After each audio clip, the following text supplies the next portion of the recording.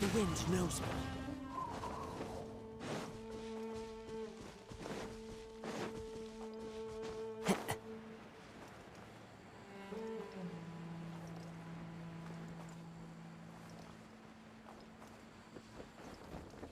I follow the wind.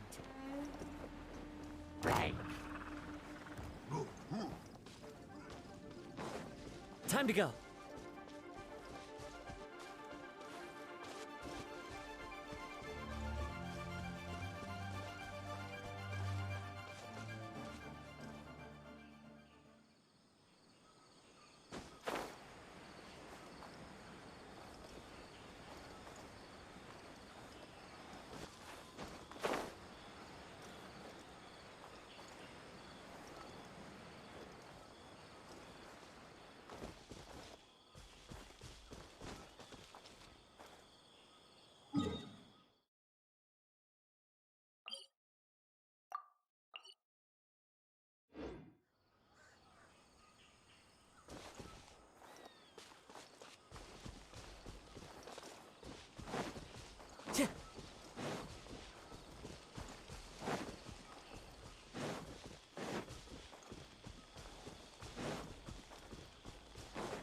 Time to go.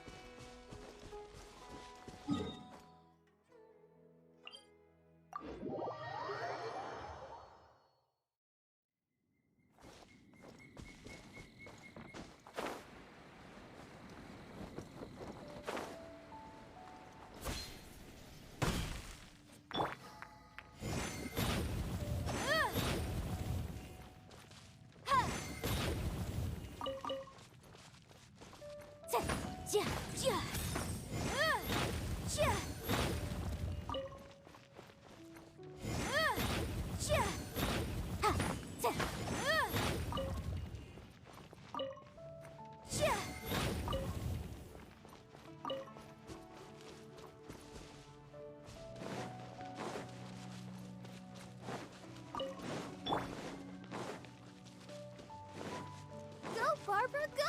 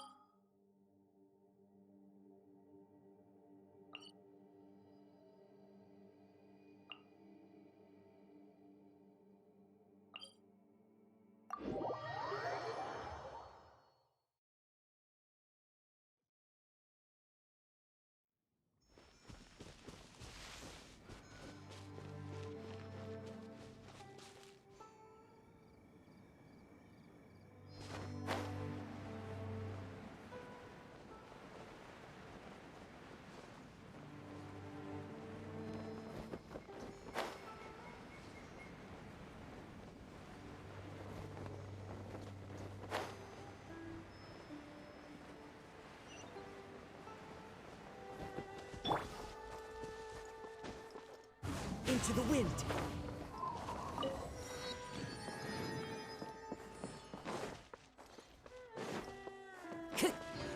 Time to go.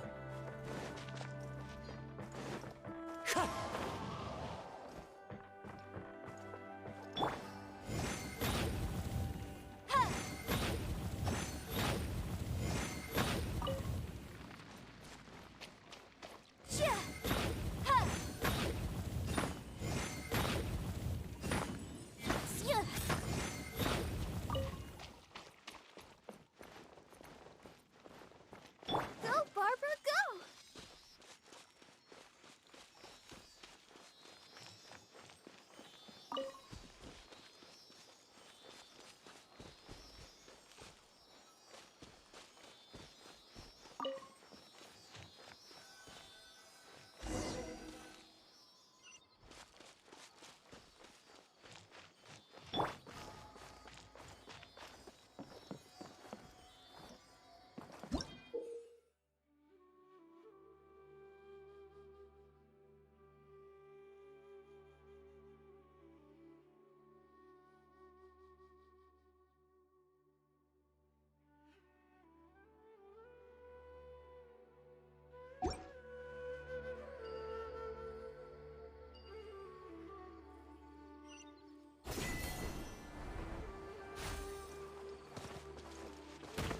hurt! Tja, ha! Who says there aren't benefits to a life of wandering?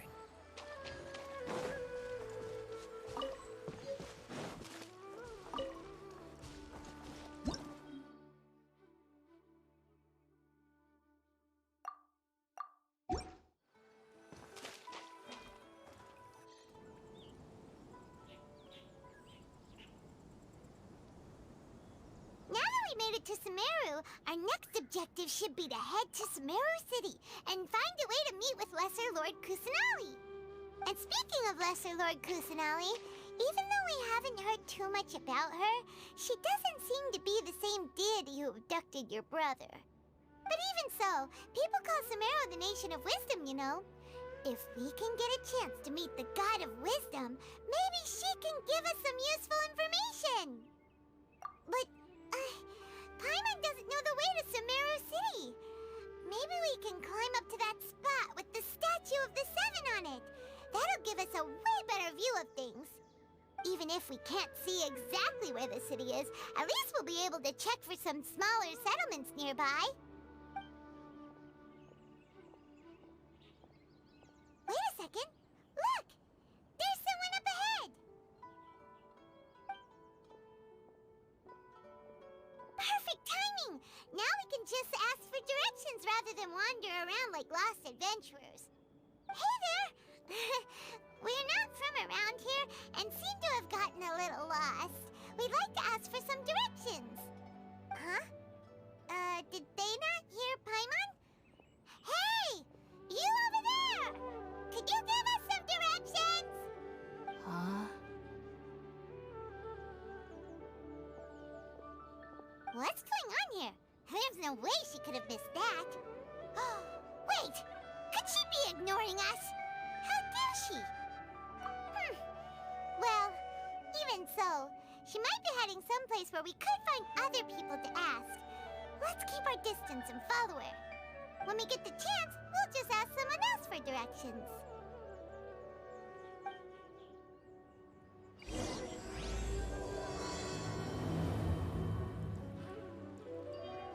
Come on, let's follow her.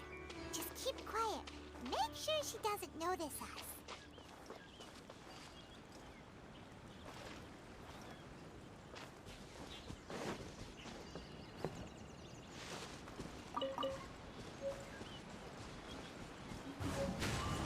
Follow the wind.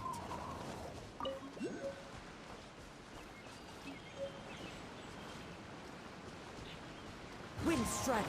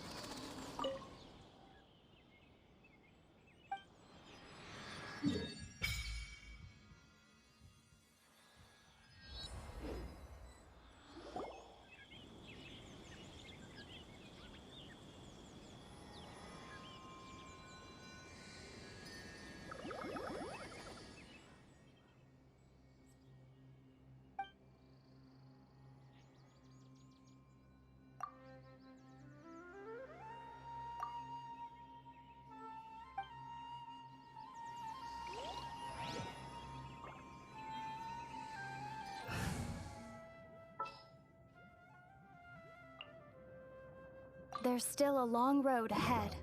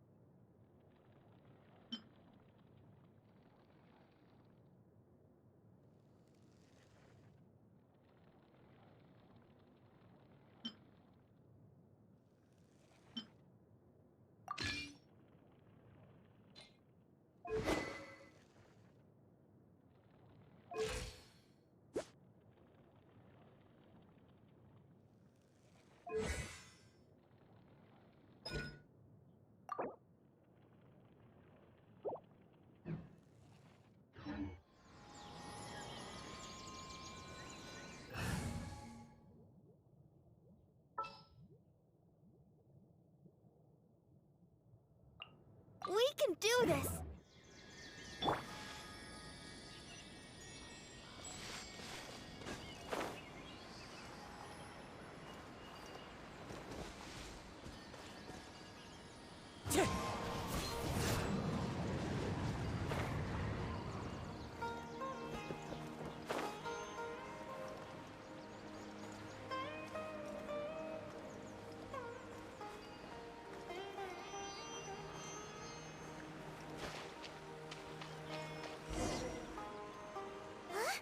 She just walked near that small waterfall and then suddenly vanished.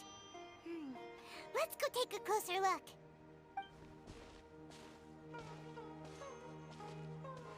Paimon thought this cave would lead to a village or something, but it looks like that's not the case. Look, she's sitting over there. Wait, she couldn't possibly be living here, could she? What should we do now? Do we try asking her? All right, then. It's not like we have anyone else we can ask. Even if she's not very friendly, we just need her to point us in the right direction. That's all. Oh. What a lovely smell. It's coming from that sensor over there. This is definitely not your typical place to call home, but at least it smells nice. Maybe living here wouldn't be too bad after all. Huh? What's the matter? You don't look too good. What? Is the smell making you feel sick? Strange. Paimon doesn't feel anything.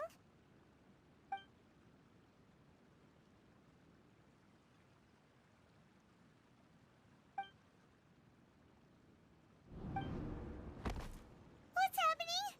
Traveler? This is no time for a nap. Oh, come on. Wake up.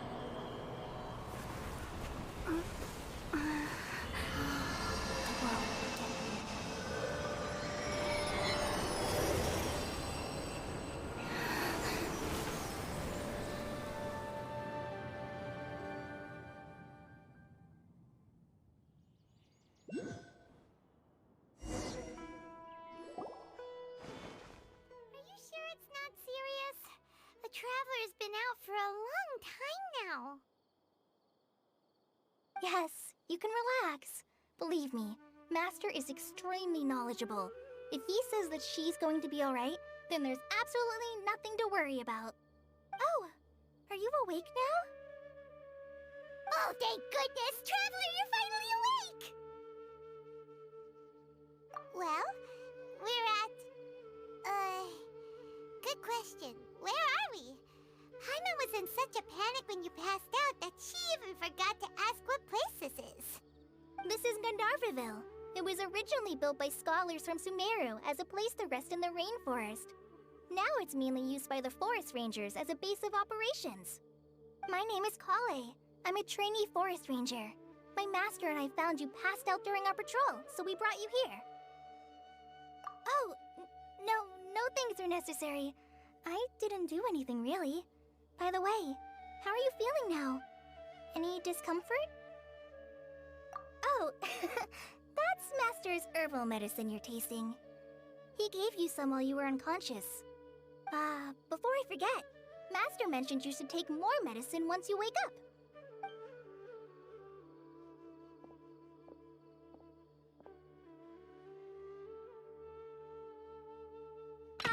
Whoops!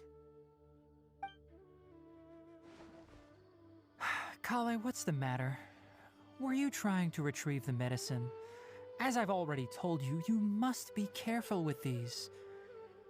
All right, I'll get it for you once I'm finished here. Sorry, Master. Now, the guide to Avidya Forest's edible fungi is clearly posted on our bulletin board. But if Farbode forgets which mushrooms to avoid one more time, I'll have no choice but to leave the guide somewhere a little more visible. Like right smack on his forehead so others can remind him to be careful. Right? This is the second time he's come down with food poisoning this month. I'll be sure to give him a good talking to. Yes, please do. If, on the off chance, Farbode simply enjoys having little imaginary fairies dance before his eyes, then we'll just let him be. But the next time he requires any of our medicine, be sure to charge him accordingly.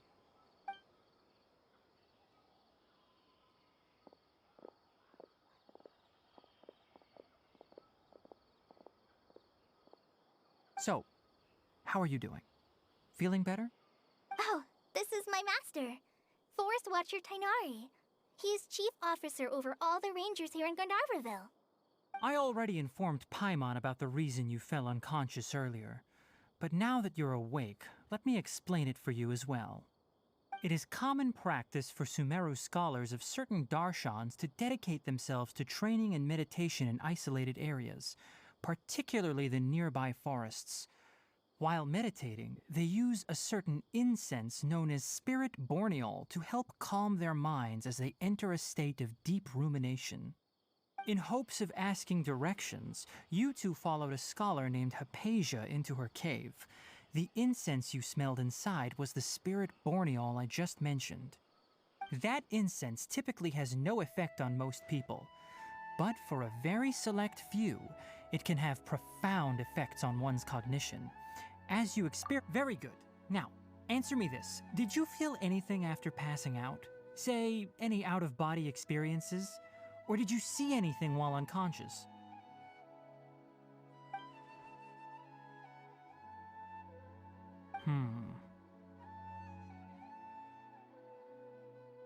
Kale, let the others know to stop bringing their patrol logs here for now. Huh? Why? Because these two will be staying here for the next few days. They can have my room and I'll bunk with Amir. Now get a move on and be sure to do as I've said. Yes, Master Tainari.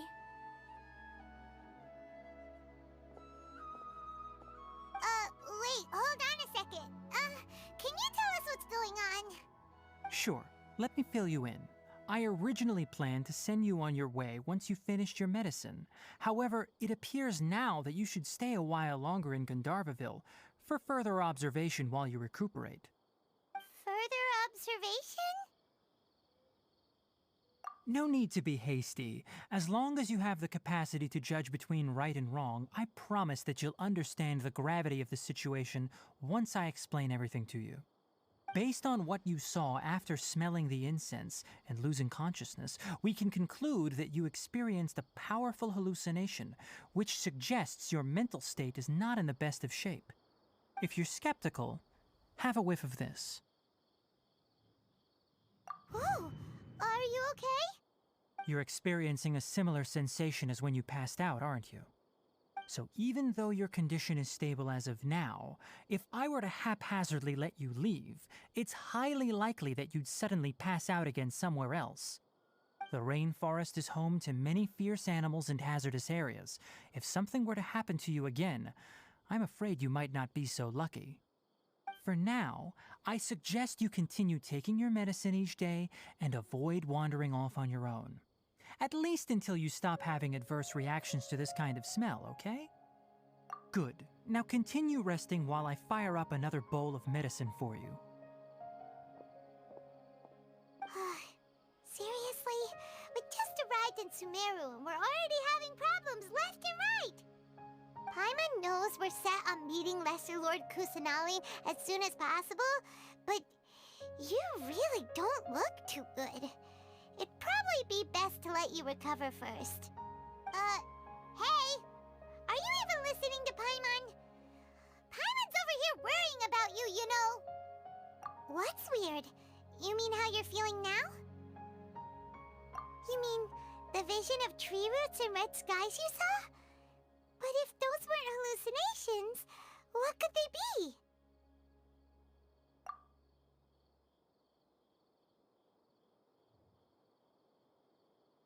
Well, considering how unique you are, Paimon trusts your judgment here. But why didn't you say anything about it to Tainari? If he misjudged your condition, then there's a chance you could get worse, right?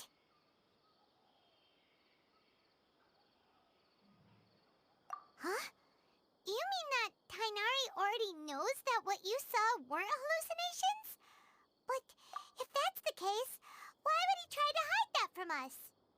Oh, Paimon gets it now. That explains why you were so quiet earlier. Well, that settles it then. We'll stay here to rest up and figure out what's going on with your hallucinations. But it seems like asking Tainari might not be an option anymore. What do you think we should do? Good idea. Kale's pretty friendly. We can ask her tomorrow about what she knows regarding the Dendro Archon and customs in Sumeru.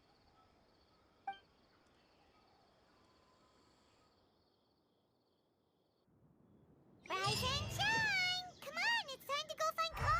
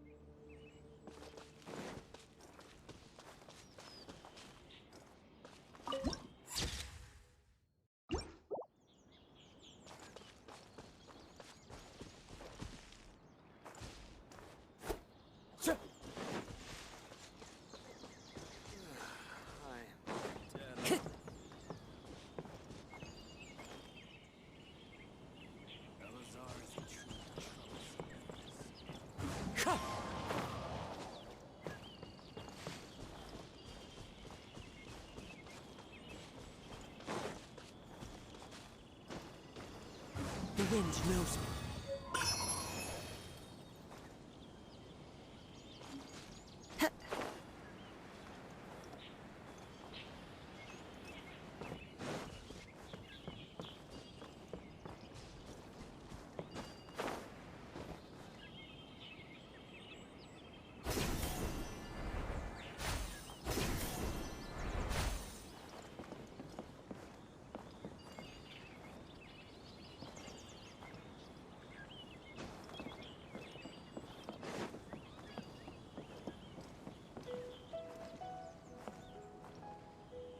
Strider.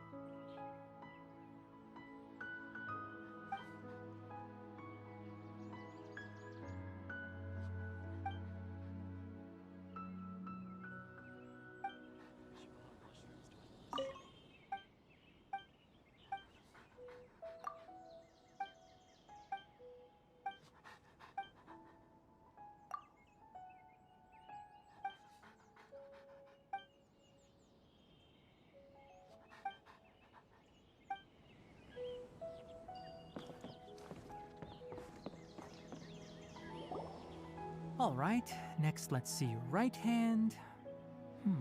Yes, not bad. But please remember that you still need to be careful. Understand? Yes, I will.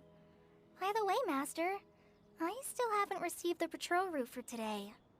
Look, Kale, today's patrol will be a long one, so you won't be coming along this time. Besides, there's a chance we may encounter... well, you understand. But I have a vision too! Am I useless to everyone now? Don't talk like that, Kale. This is not something you need to be worrying about right now. Ah, there you are. Feeling any better?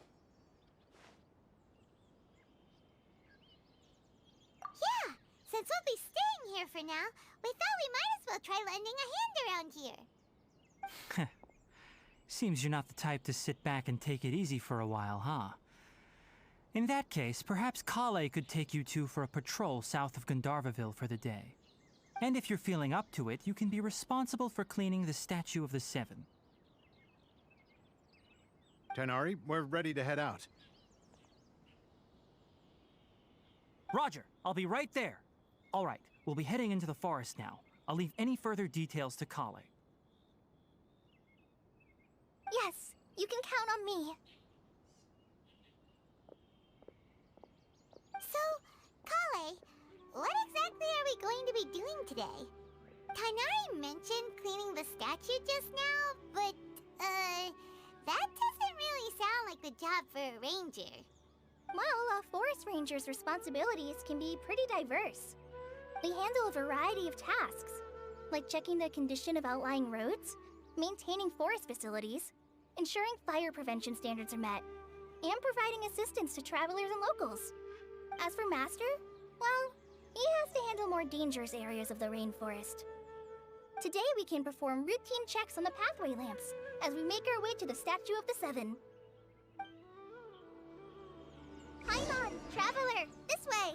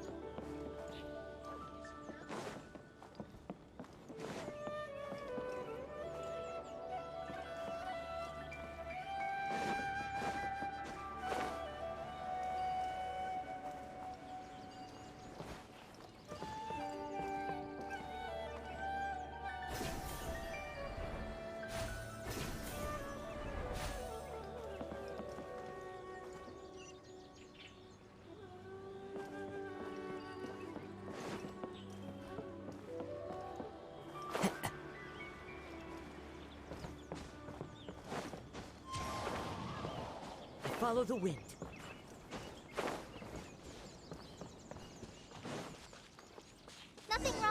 2 lamps. Let's move to the next ones. Oh, this lamp seems to be getting a little wobbly. Let me make a note of it.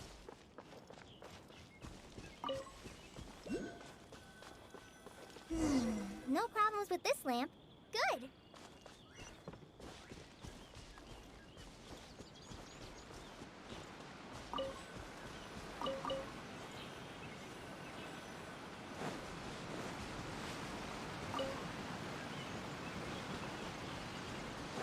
Time to go.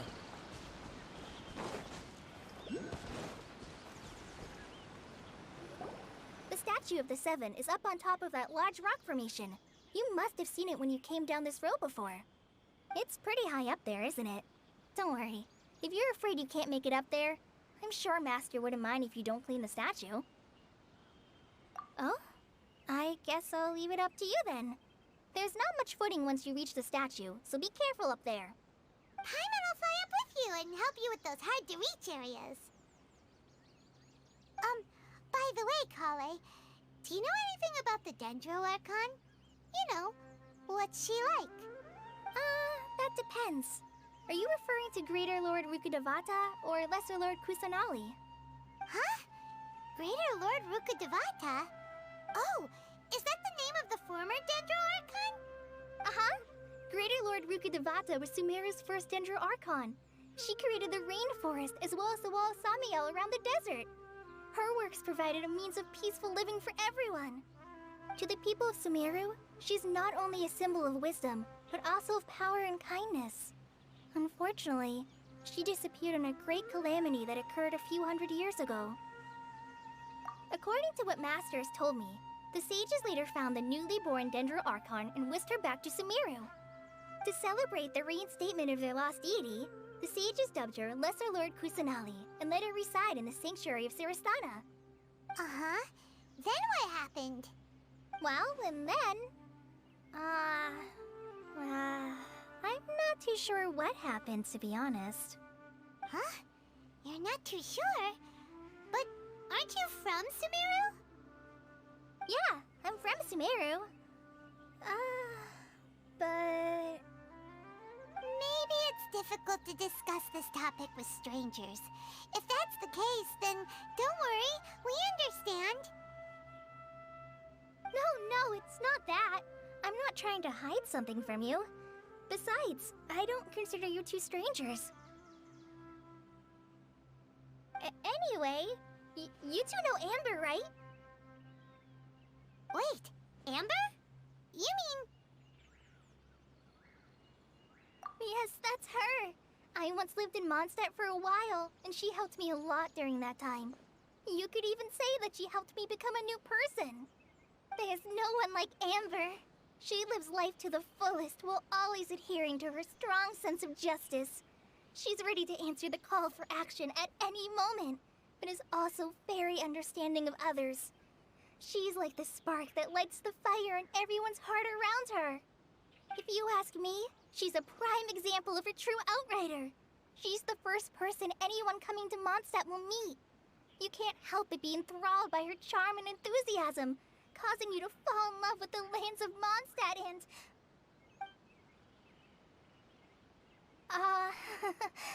sorry. Paimon thought the work of Outriders was a little different from what you just described, but one thing's for sure, you really like Amber. Sorry. I was rambling on just now. It must have sounded kind of weird. It's alright, Kale. Knowing that you're a friend of Amber somehow makes Paimon suddenly feel a lot closer to you. So, how do you know that we've met Amber?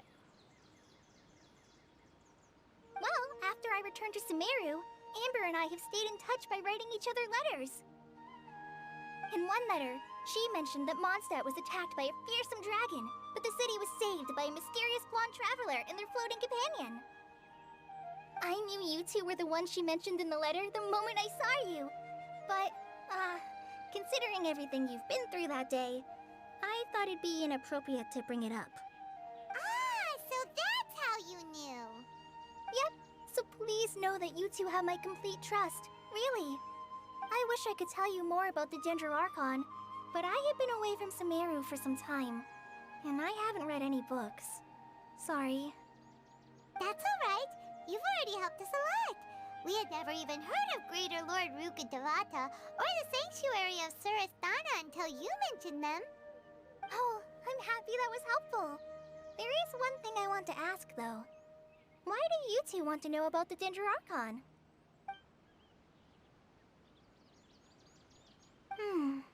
So that's why you're here. Thank you for telling me your story. Don't mention it. We are friends after all, right? Alright, we have a statue to clean. You both have my thanks. While you two are up there cleaning, I'll go ahead and inspect the forest canopy. Let's meet back here shortly.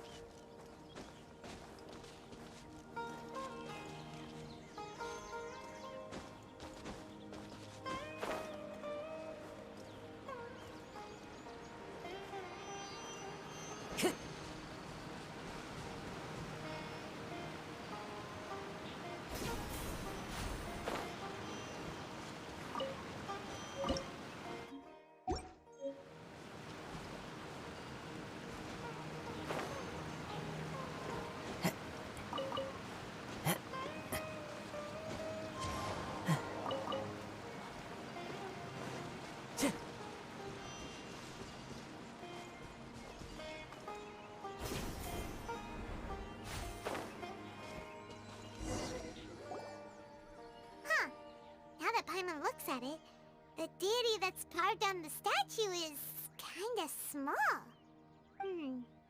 Do you think she's supposed to be Greater Lord Rukkhadevata or Lesser Lord Kusanali? The name does seem to fit the statue somehow. Well, anyway, we'll have to figure that out later. Let's get started on cleaning the statue. Paimon will fly up and take care of the top, and you clean everything below.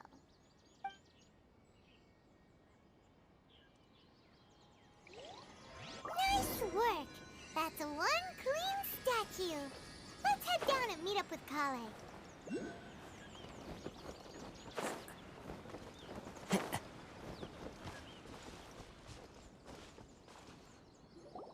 Kale, we're back! Welcome back! You must be tired after all that climbing. Let's take a little break. I brought some fruit and water for us. Yay! Food! What kind of goodies did you bring? Hey! Don't be a party pooper! It's not like Kale is a stranger or anything. Besides, the best way to compliment a chef is to show passion for their food. Xiangling taught Paimon that. I prepared a nice portable dish that forest rangers like to eat called pita pockets. I hope you'll like them. Whoops! Ah, no! You dropped it on the ground! Not to worry. I wrapped a few layers of oiled paper around each pita. They should be fine. Oh, whew. Paimon nearly had a heart attack there. Those pitas are amazing! You're quite the cook, Kale. Thank goodness you wrapped them in paper. Paimon wouldn't have been able to sleep at night knowing something so tasty had been wasted. You really know how to compliment the chef, Paimon. Since you liked it so much, I'll be sure to give you a copy of the recipe sometime. I'll even include all my personal cooking pointers, so you'll be making your own pita pockets in no time. Yay! Thanks, Kale! It's hard to believe someone as diligent as you could have clumsy moments too. Oh,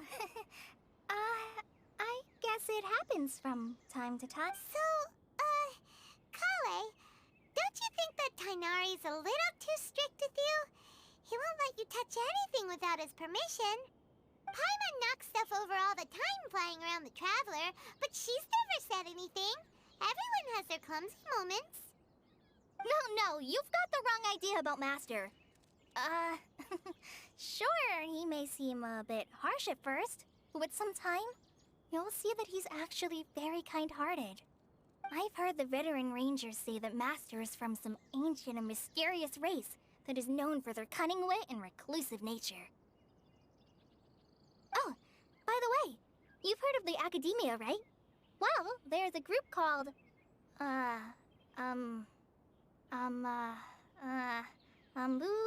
something?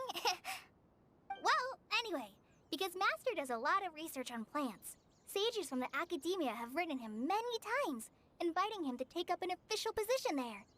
But Master declines their offers every time, saying, Sumeru City is too noisy. It'd be bad for my ears. I know, right? I've always wanted to pet them too. Anyway, Master could have easily left the rainforest to take up a position at the Academia, but he chose to stay here instead as a forest watcher, helping the locals every day and passing on his knowledge to trainees. In fact, Master's the one who taught me how to make pita pockets. Really? Paimon would have never guessed that. Oh, speaking of Tainari, he was the one who took care of you after finding you passed out yesterday. He even carried you all the way here. Paimon's still kinda upset, though. He kept scolding Paimon the entire way here. Oh no, I'm sorry. Master might have been overreacting a little. But, it's mostly because Paimon wouldn't stop yelling, Why, oh why? Is she going to die? It probably started to get under Master's skin after a while. Hey! Don't laugh! Paimon was genuinely concerned about you.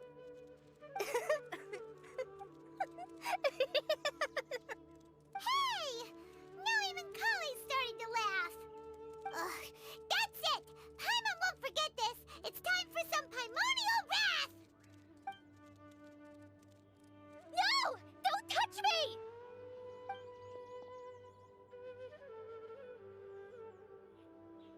Oh, sorry, Kale. Paimon didn't mean to scare you. No, I just... I didn't mean that. Kale, are you okay? What's the matter? No, I'm fine. I'm sorry. I must have startled you both reacting like that. Oh, well, it's getting late now. Let's hurry back to Gandharville. I think Master and the others should be back by now, too.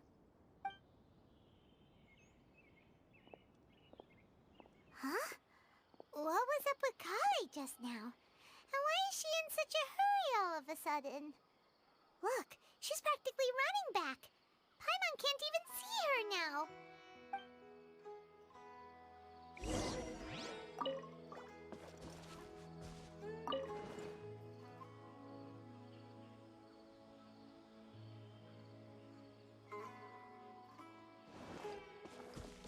Time to go.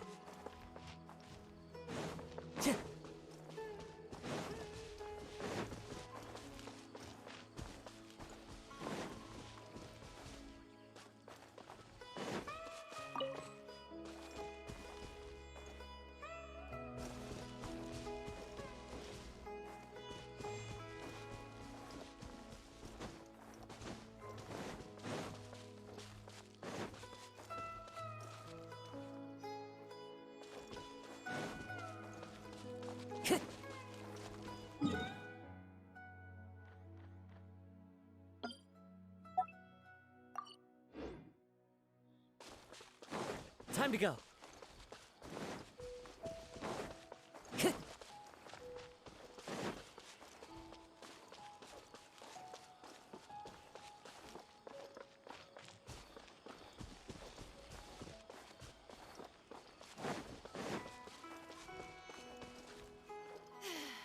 rainforest climate is far more pleasant than that of the desert.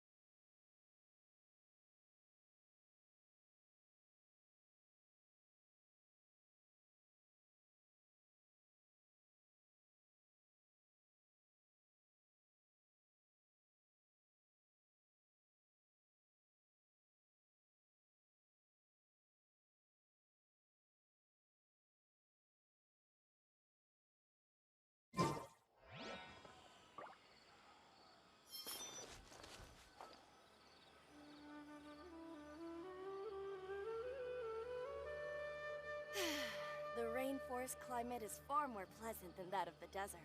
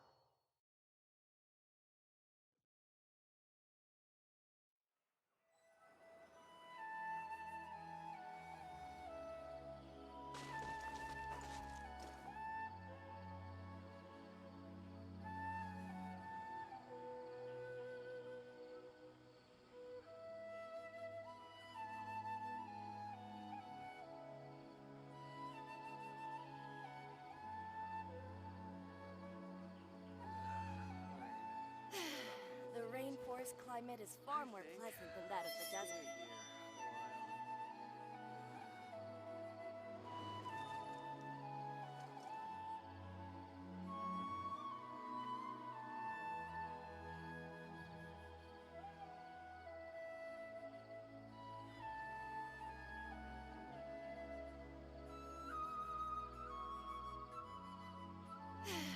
The rainforest climate is far more pleasant than that of the desert. I'm dead on my feet. I think I'll stay here a while.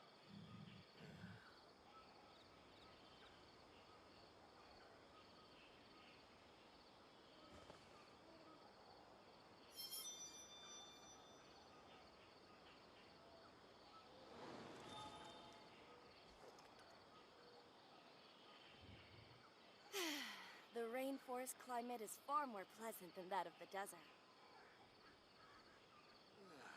I'm dead on my feet. I think I'll stay here a while.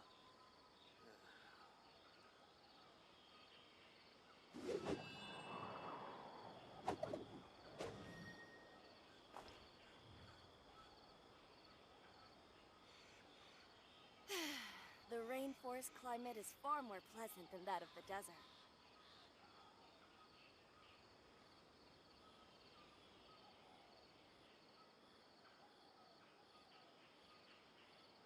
This scenery is wonderful.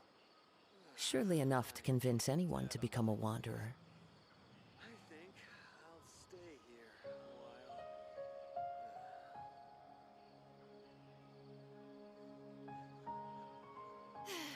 The rainforest climate is far more pleasant than that of the desert. I'm dead on my feet.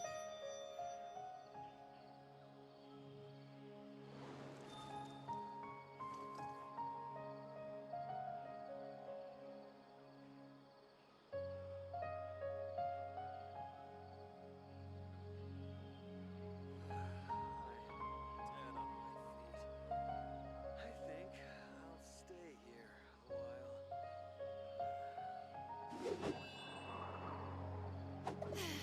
The rainforest climate is far more pleasant than that of the desert.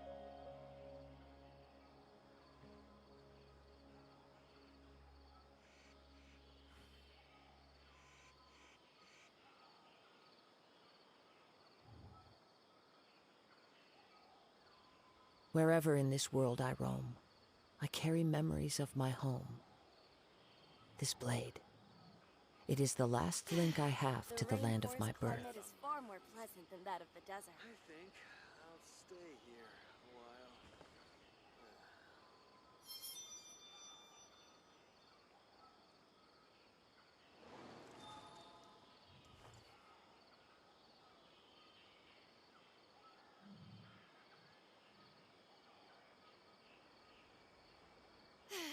The rainforest climate is far more pleasant than that of the desert.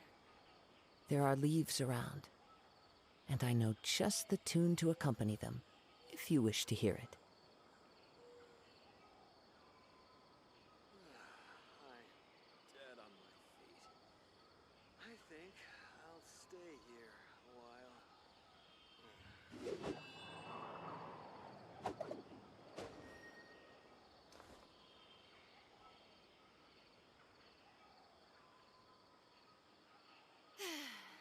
rainforest climate is far more pleasant than that of the desert.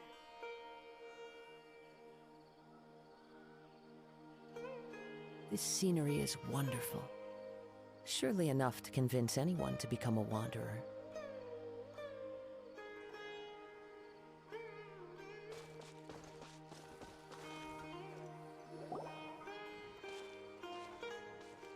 Ah, Traveler. You've returned. Yep, we're back. Have you seen Kale by any chance? Oh, Kale? Yes, I saw her go into her room just a moment ago. Oh, okay. Guess we'll just have to wait and talk to her tomorrow then.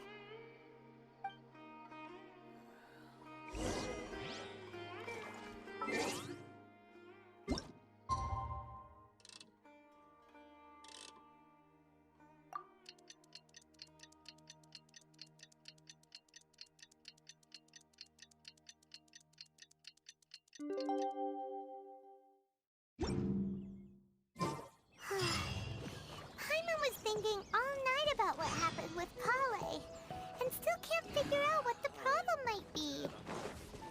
Maybe she's in a better mood now. Let's go check on her.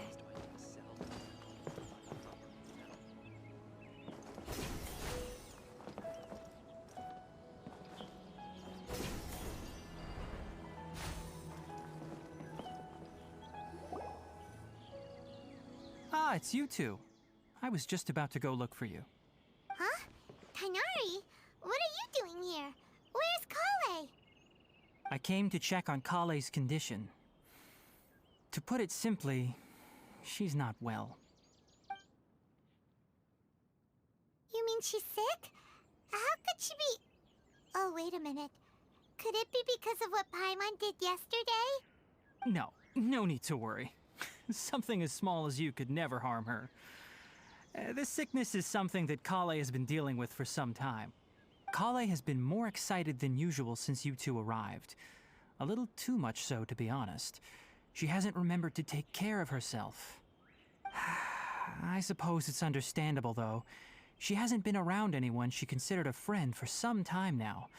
It must have been refreshing for her to have you two here. So, Tainari, what's really wrong with Kale? Let's take this conversation elsewhere. Kale just fell asleep after taking her medicine. She needs some peace and quiet.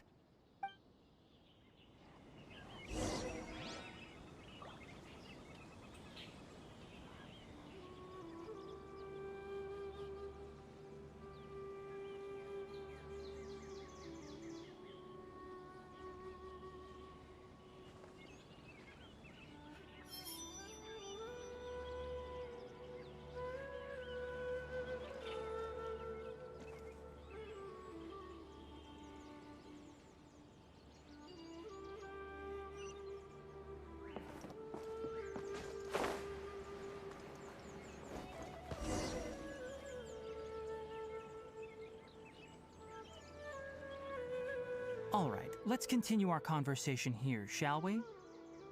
To be honest, I hadn't realized that you're that honorary knight from Mondstadt until Kale told me just now. I've also heard all about your deeds in Liyue and Inazuma. So, just to clarify, what I'm about to tell you about Kale is not because of who you are or your past feats. Instead, I am going to tell you because... well, because Kale asked me to. And honestly speaking, I was against Kale revealing her past to you. But she insisted, saying you two treated her with sincerity and as a friend. So now she wishes to reciprocate the gesture. So, Tainari, what exactly is wrong with Kale? You said this is something she's been dealing with for some time. Just how serious is it? Right. Ever since she was a child, she's been afflicted with a disease called Elazar. Elazar? Yes, it's a disease unique to the lands of Sumeru. It is characterized by dark and hardened scales that form on the body. At first, the afflicted may only feel mild numbness on the affected area of the skin. However, as the disease progresses, one may begin feeling fatigued and even experience peripheral paresthesia. In its final stages, The disease strips a person of the ability to control their own body, and they effectively become completely immobile. That sounds terrifying. Wait, hold on. So when Kale seemed to be acting a little clumsy earlier, it was because... Correct. That would be the effects of Elazar, which is precisely why I do not want her carrying or holding anything, lest she ends up hurting herself. With appropriate treatment, the disease can be effectively controlled before it progresses to a more serious stage. However, there is unfortunately still no true cure for Elazar. Nevertheless, Kale's mother still hoped that there was something out there. She handed Kale over to an organization known as the Fatui after one of their members lied and said they had a cure. What? The Fatui? Ah, it appears you're already familiar with them. That'll save me some explanation. Anyway, the person who eventually rescued Kale and brought her to me for care said that she had been given to a harbinger known as the Doctor. I have no idea how this doctor managed to do it, but her case of Elazar was completely stable for all the years that Kale was with them. However, Kale's days with the Fatui were anything but pleasant. Kale is a resilient individual and always tries to appear cheerful, but her experience with the Fatui has left deep scars. Even now, she can still feel deathly afraid of someone touching her.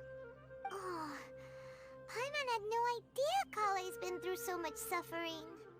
Oh, by the way, Paimon, Kale wanted me to tell you that she's sorry for scaring you yesterday. She also wanted both of you to know that she's sorry for hiding her illness. She doesn't need to apologize. None of this is her fault at all. Well said. I hope you'll get a chance to tell her that in person the next time you see her. Kale once thought that it would be impossible for her to have any real friendships. I trust that you two will never let my trainee experience such emotional pain again. Don't worry, Tainari. We'll take good care of her. Well, it's not too serious at this point.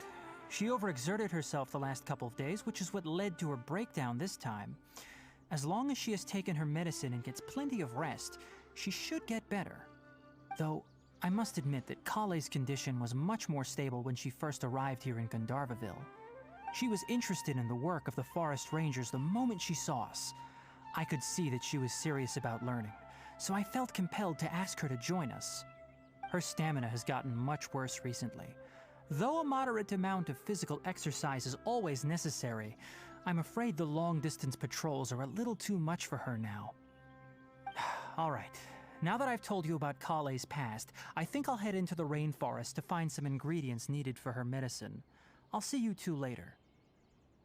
Yeah, we'd like to do something to help Kale too. All right, but I must warn you two. The rainforest is a dangerous place, especially for someone who's still recovering like the Traveler. You must follow closely and listen to every instruction. No problemo. Let's go then. We'll be looking for a plant known as lunar lotus. It's often used to help those afflicted with Elazar recover their energy. Hey, Tainari? Where exactly are we going to find this plant? Lunar lotus...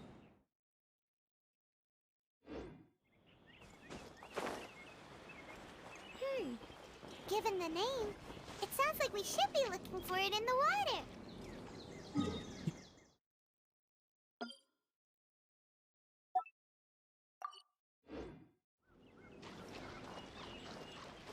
The large petals are actually the plant's leaves and sepals, which surround a very small flower.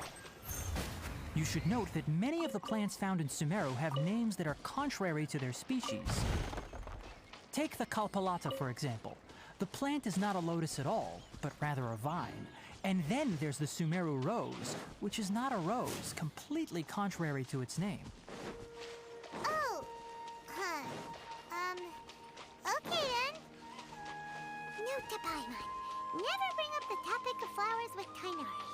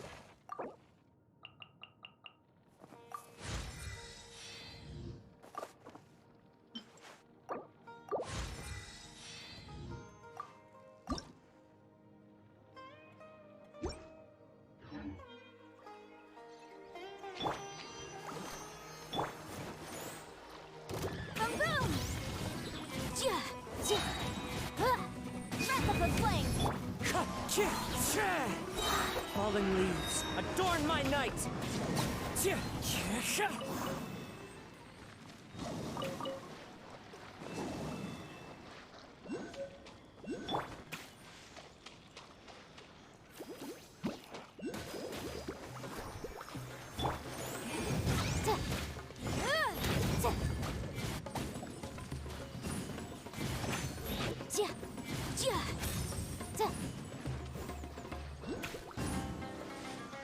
Incinerate!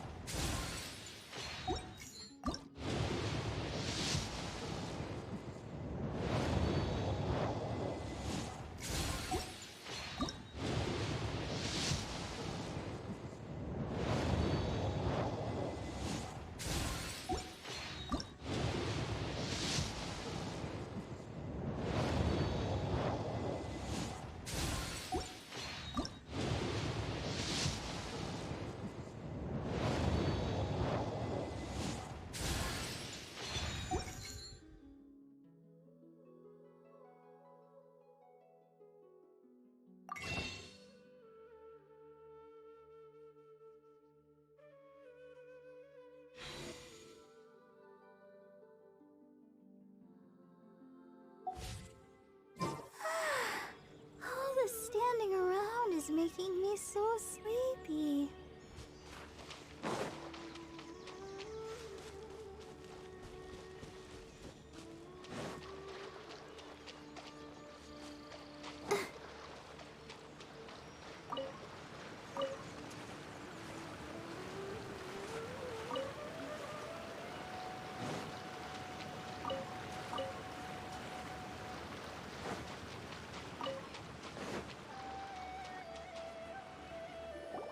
There should be lunar lotuses growing somewhere in this area.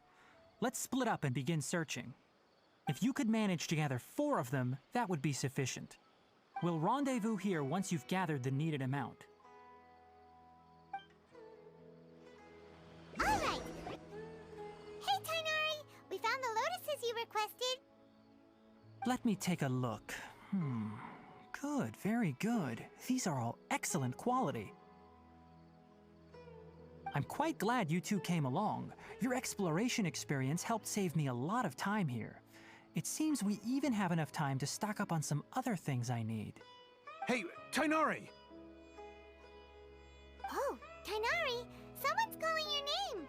They're dressed like a forest ranger. Ah yes, that's Amir and the others. But didn't they just set off not too long ago? What are they doing back so early? Let's go find out what's going on.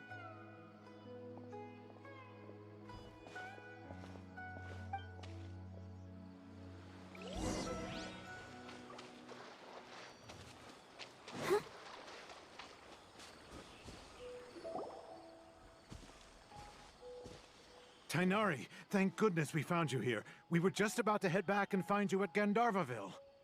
What's going on? We just discovered a withering zone. The withering is back? But the patrol route you were on should have been already clear just a week ago. It reappeared so quickly.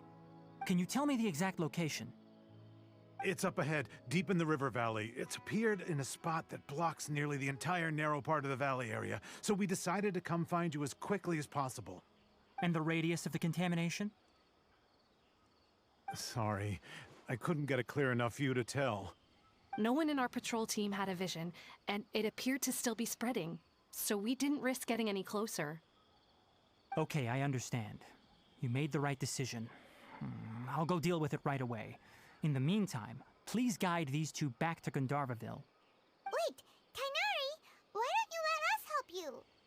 You two have only just arrived in Sumeru. You're still unfamiliar with many things in these lands. There's a unique type of anomaly that occurs in the Sumeru rainforest. It's called the withering. The affected areas not only cause nearby vegetation to wither, but it's also lethal to wildlife and even people. If you don't carry a vision, then you should think twice before approaching such places. Yes, Amir is absolutely right. I wasn't kidding when I said the rainforest is a dangerous place. As Amir said, only someone with a vision, that is, the power to manipulate elements, will be able to resist the withering's corrosive effects for a time. That's right. If any of the forest rangers without a vision come across a withering zone, we first make a record of the location and then have a ranger with the proper abilities deal with it, like Tainari here. Only someone with a vision can venture within a withering zone and find a way to deal with it. But you don't seem to carry a vision. Don't worry, she may not have a vision, but she's a real pro at using the power of the elements. It seems the rumors about you are true. In that case, all right, you two may accompany me. We typically only teach visitors how to identify the withering as they're about to leave Gandharvaville. We'll make an exception today and show you what it looks like up close.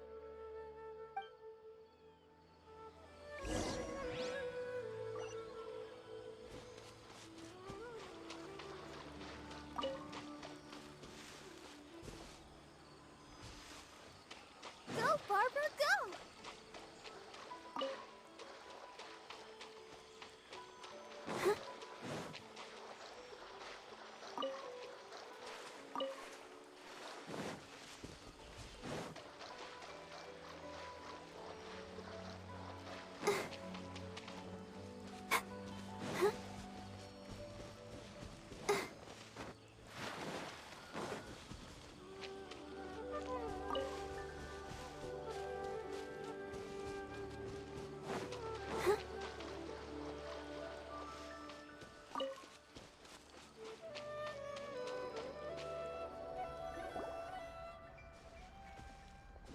Stop. Don't move any further. Look there in the distance. Huh? Where? Oh, look! Those plants have withered! That whole area is kinda gloomy. Even the air looks like it's filled with ash. Oh, Paimon doesn't like the look of this. That is the withering. All right, traveler. We're going to have to enter that withering zone. Once inside, we'll need to look for what we call tumors of the withering. If we eliminate those, then the area will be saved. Thank you, but I must warn you. Don't push yourself. This is your first time handling this sort of thing, after all. Even with elemental powers, once you step inside the withering zone, you may experience extreme discomfort. If at any point it becomes too much, return outside the zone and take a breather. It could become a matter of life and death. You ready then? Let's go.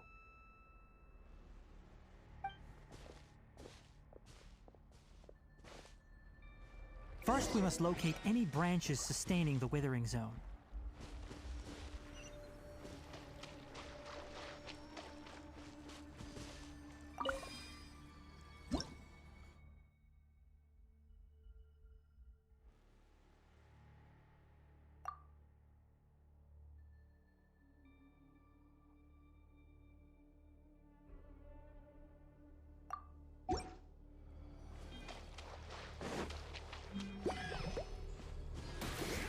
Wind strike! Motion to compel!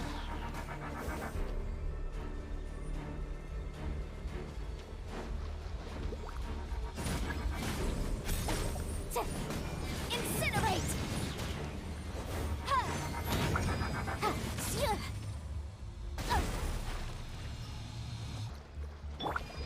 Let's dance. Motion to compel.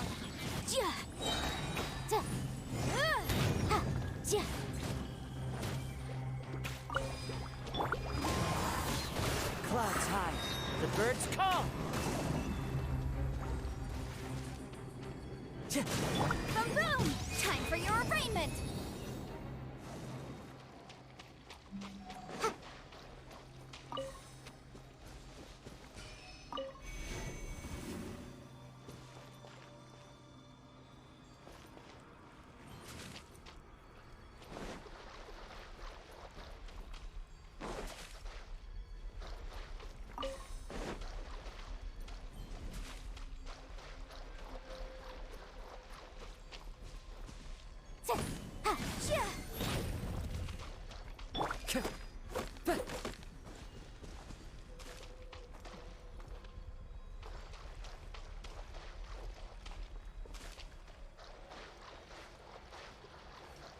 Motion to compel.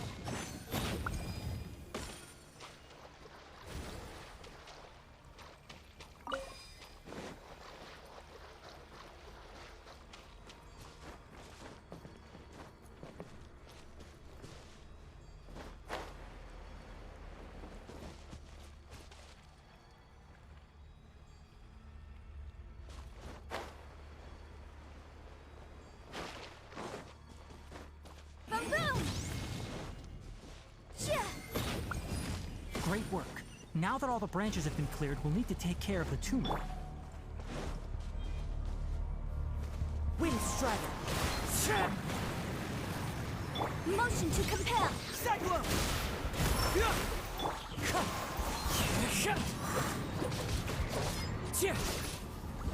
Wind Strider. Now, destroy the tumors of the withering.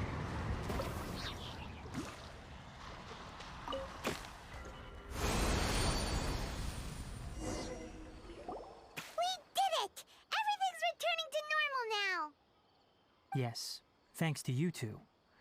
We were able to quickly restore this area back to normal. Tainari? You make it sound like we did well, but why does Paimon have the feeling you're worried about something? It's that obvious, huh? Alright, it's like this. Recently, the rate at which the withering zone appears has been increasing. Even though we were able to quickly clear that withering zone, it won't be long before another one appears. If that simply meant more work for me, then that wouldn't be an issue. But it's far more severe than that. The withering is leaving lasting effects on the rainforest itself. For instance, even though we cleared out the withering zone, many of the plants that were affected will not recover. This presents a crisis for the ecosystem itself. Many plants in the rainforest are already in decline, directly impacting the wildlife that depends on those plants. And most disturbingly, as the appearances of withering zones have started to increase, Kale's case of Elazar has also become more serious. Huh? But why's that? I'm still not sure of the exact reason. However, I've received word from acquaintances at the academia that similar cases are being reported for patients with other conditions. No, none that we know of. The withering has been recorded in Sumeru for millennia. It's said that it originates from the depths of the world. By the way, have you heard of Irminsul before? Irminsul is a tree located deep beneath the surface.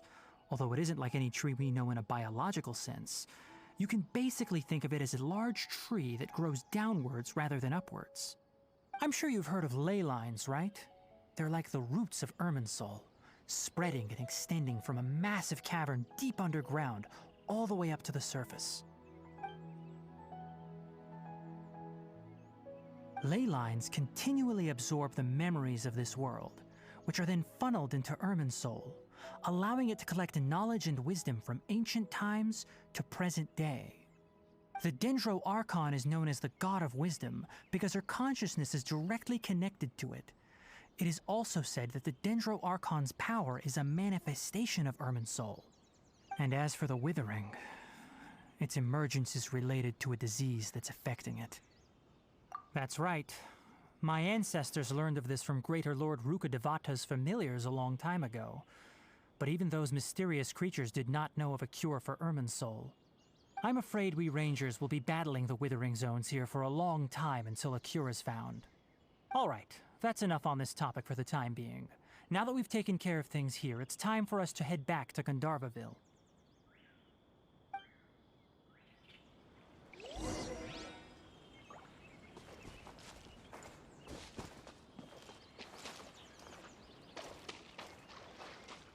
Into the wind.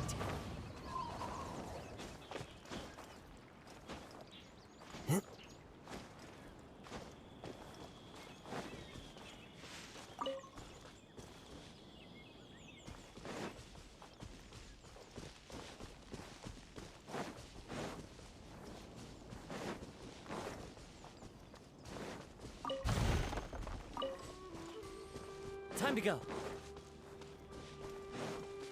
Come.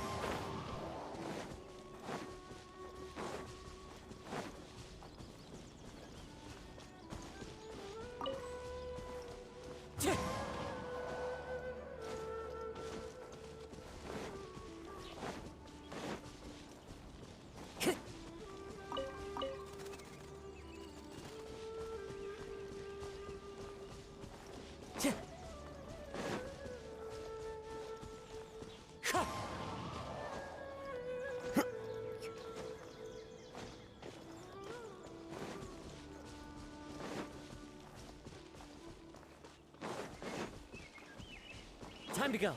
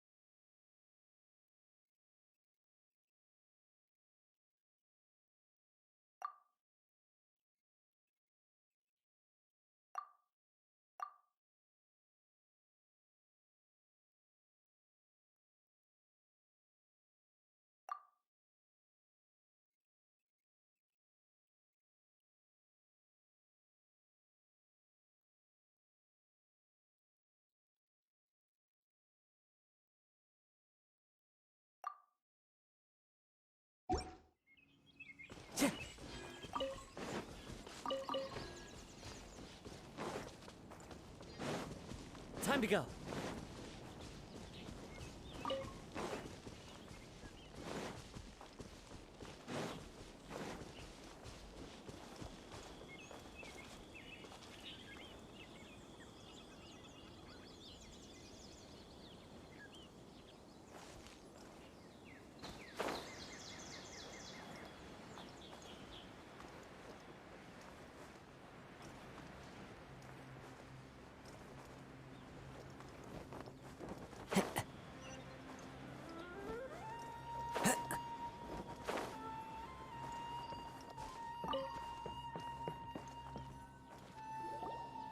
Oh, Tainari, you all made it back.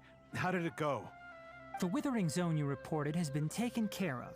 No need to worry. Huh. Wait, is that? Oh no, Hypatia!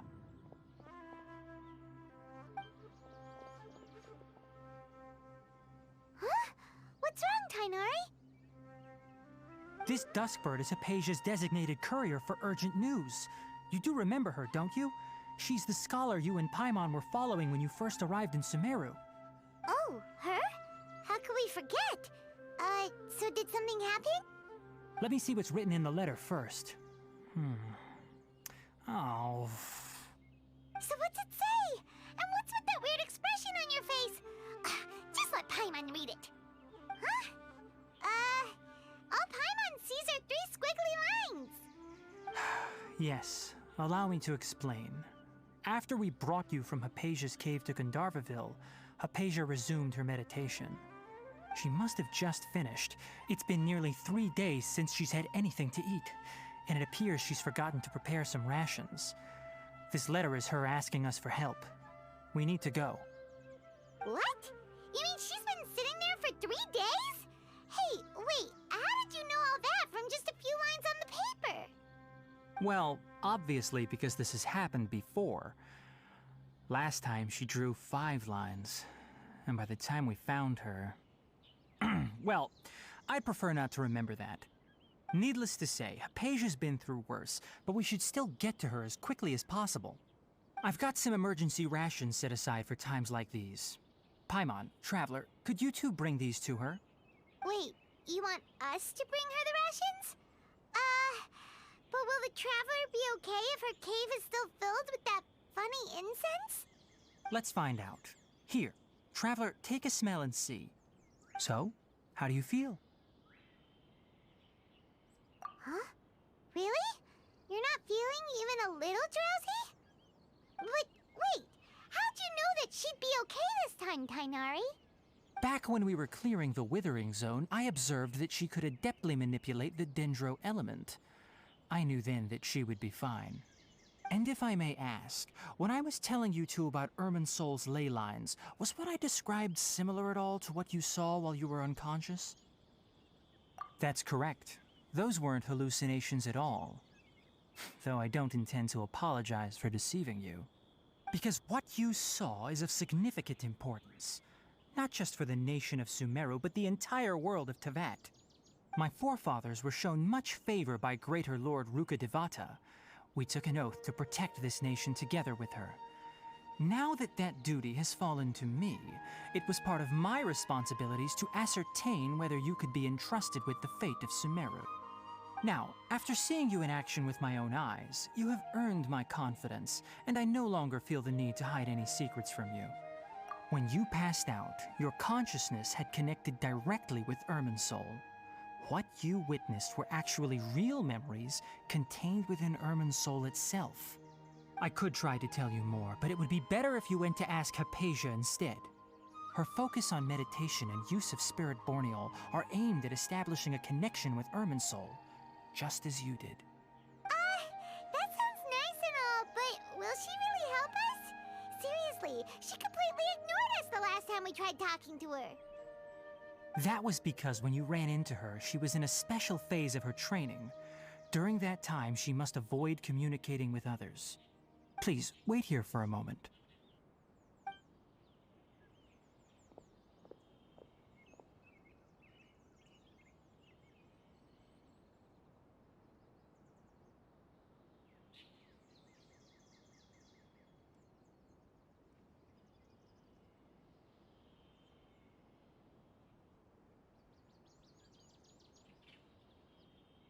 Here, take these. It's a meal I packed for Hypatia, as well as some other ingredients.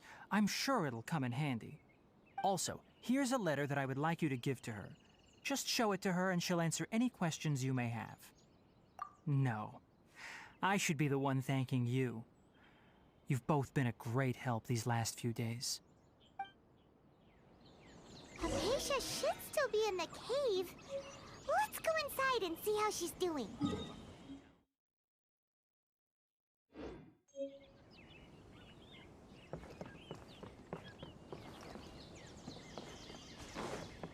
Yesterday, a total of 5 Duskbirds flew by.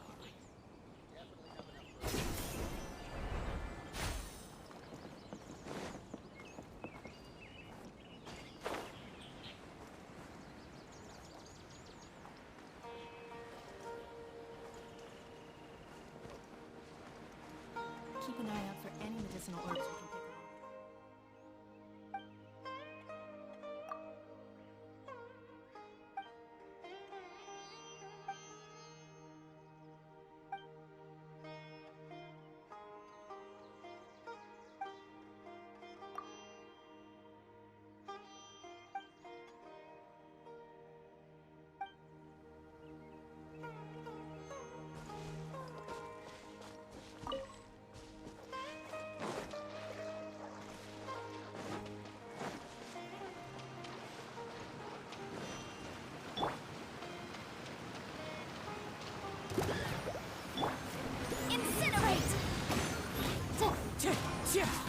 Fallen leaves, adorn my night! Fateful offer.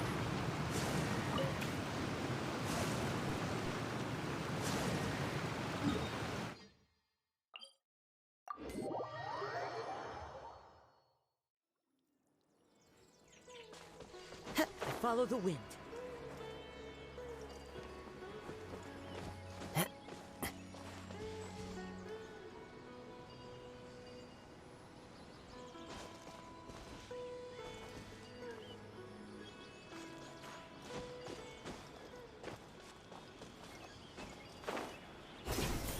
Hypatia should still be in the cave. Let's go inside and see how she's doing.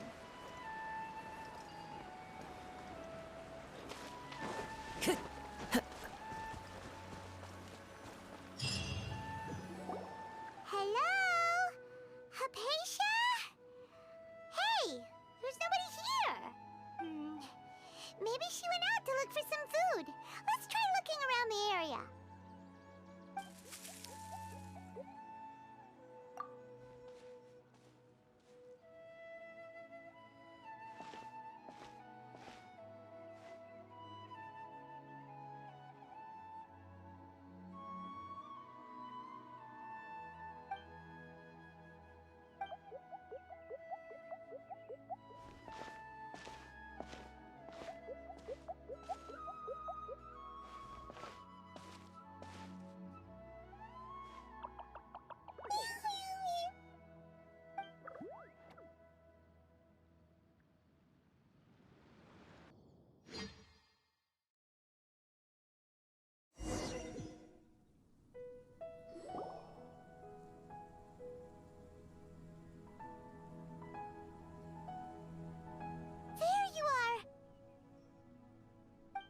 Hypatia, are you alright? So hungry. Need water. There's no way we can get her to eat in her current condition. Let's try finding some water first. Huh? Wait. Why does it look super foggy outside all of a sudden? Anyway, let's go look around.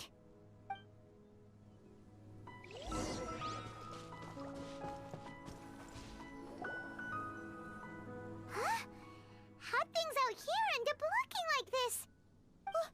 What happened? And where are we? Really? Oh, maybe you're right. Let's go investigate the area.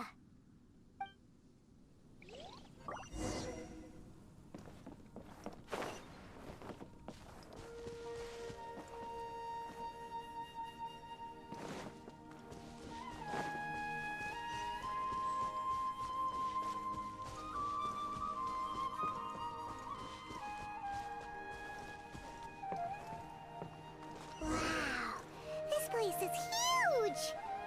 Paimon knew there's something off about that cave. Let's think of a way to get over there and have a closer look. Who knows? Maybe we'll find a lead of some kind.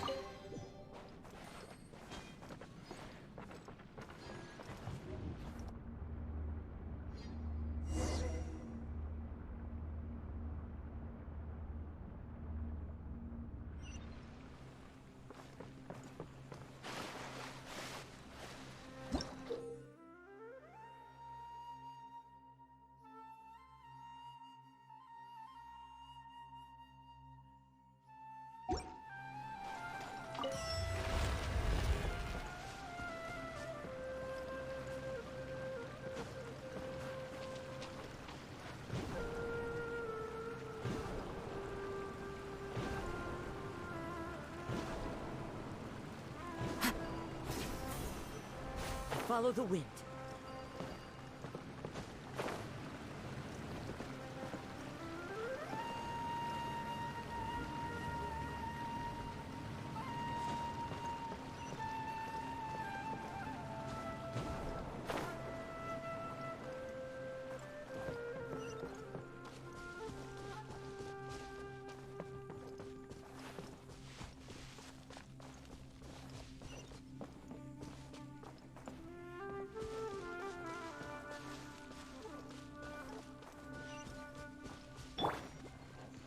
Go, Barbara, go! Yeah! Protect us! Motion to compel!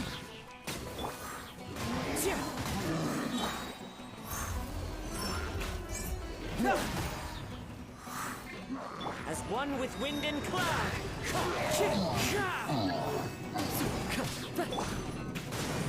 Boom! Inadmissible evidence! Motion to compel! Wind strider. Fallen leaves, adorn my night. Get moving!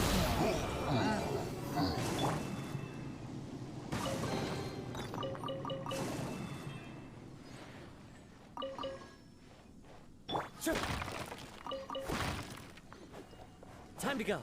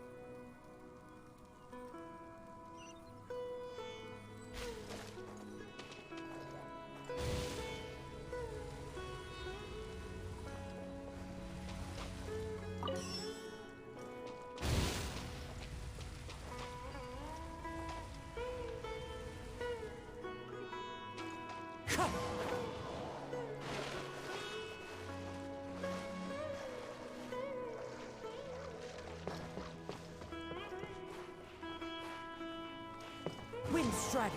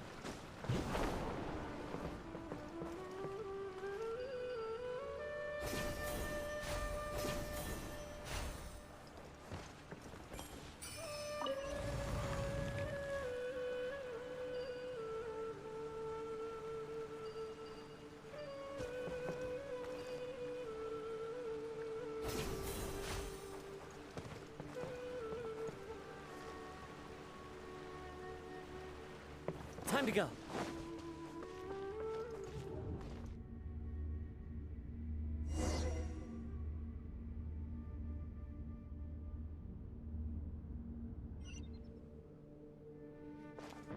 What in Tibet is going on here? This place is getting weirder by the minute! Hey! What's the matter? You don't look so good!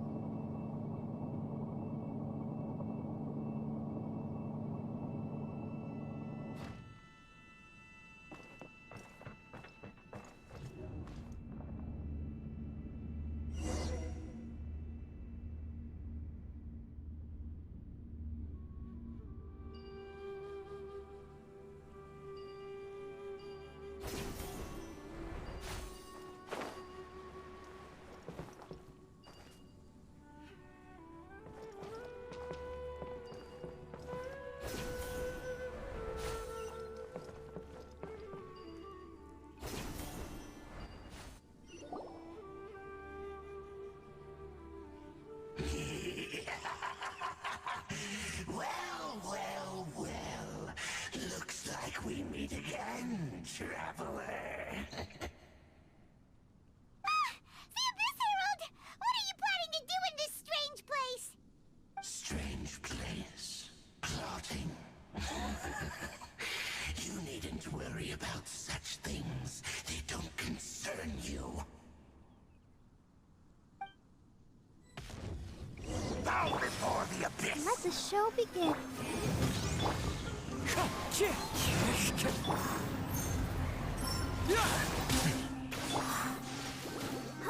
Incinerate! Wind strike!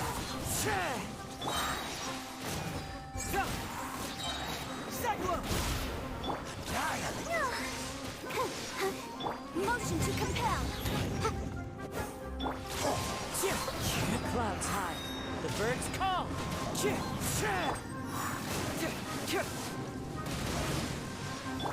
Come on, we can do it. Breath of the flame! The room!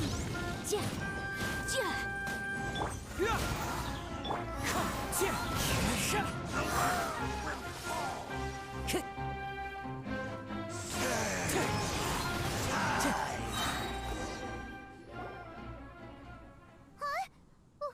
Why can't we beat this guy? Oh, Paimon doesn't get it! We faced others like him before! What's wrong this time? Traveler, though you may have managed to avert countless crises before, your good fortune was bound to end sooner or later. It's time you realize how weak and powerless you really are. Your brother. Oh, pitiful traveler. Are you really so ignorant?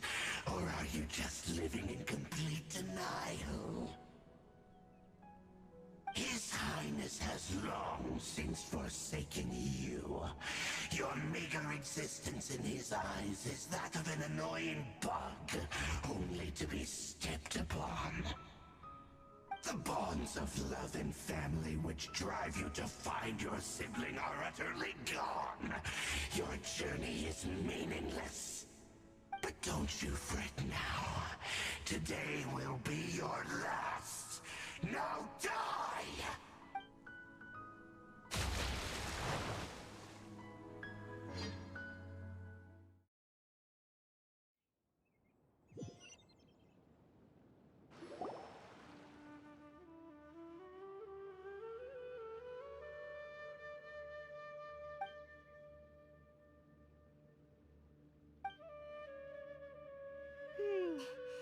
What do we do?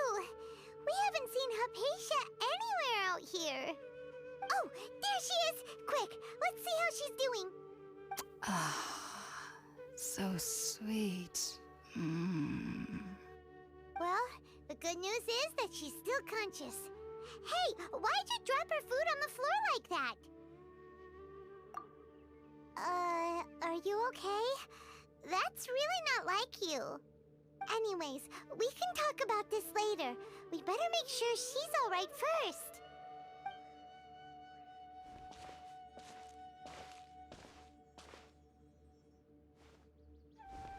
Whoa! Wait a sec. Look at all this fruit lying around her. We can put that to good use.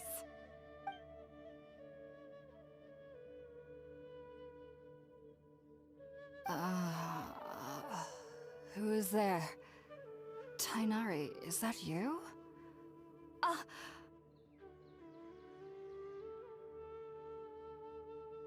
Huh? It's okay. You can relax, Hypatia. Tainari sent us here to bring you some food and water. Here, we have a letter that he asked us to give you.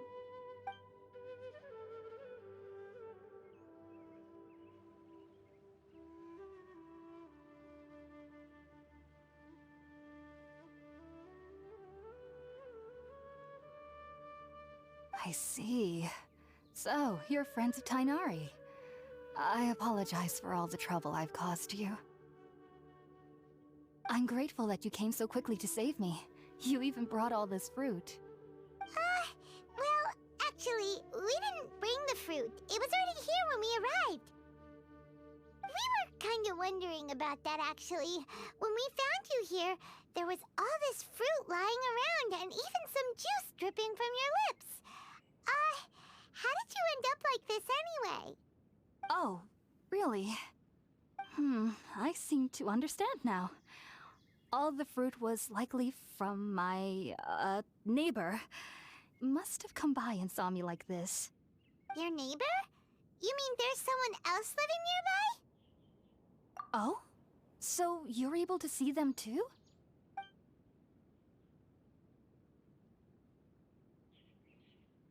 Wait, hold on a second, Traveler. You say that before we arrived, you saw some mysterious creature and suddenly had a strange dream? Isn't that a little too crazy to believe? No, I actually do believe what the Traveler is saying. I myself had a similar experience once before and ended up scaring my timid little neighbor here. You needn't worry. They mean you no harm. They only dragged you into the dream because they hoped to buy themselves a little time in order to scurry away. So, Hypatia, just what kind of creature is your neighbor exactly? I'm not sure what it's called, to be honest. But I do know that they have some sort of deeper connection with the Dendro Archon.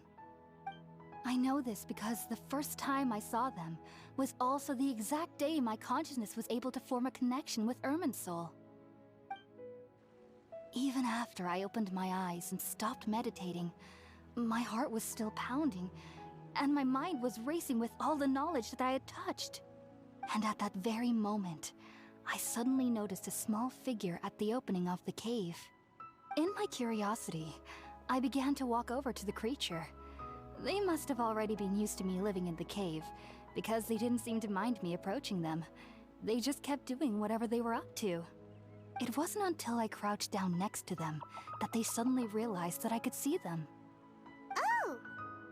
And then? And then I had a dream. By the time I came to, they were nowhere to be seen. I was convinced they'd never show up again. But sure enough, I saw them nearby a few days later. And they weren't alone. I feel like they aren't as afraid of me as the first time I approached them. But I never would have expected them to save me. Yes, no doubt about that. By the way, Tighnari mentioned in his letter that you had questions for me regarding Irminsul.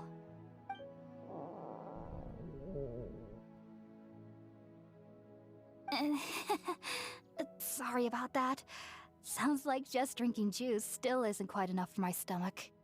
Well, if somebody hadn't dropped the food earlier... Anyway, looks like we'll need to prepare something ourselves. Besides, Paimon's getting hungry too. Let's eat first and talk about Irminsul later. Alright, we're up, Traveler. Today's menu will feature Sweet Madame and a radish veggie soup. You'll love them, Hypatia. They're our specialties after all. Sounds good. I've never tried any dishes from other nations before. I certainly look forward to it. It's been so long since I've had a decent meal, too. To be honest, the last time had to be when Tighnari came to visit.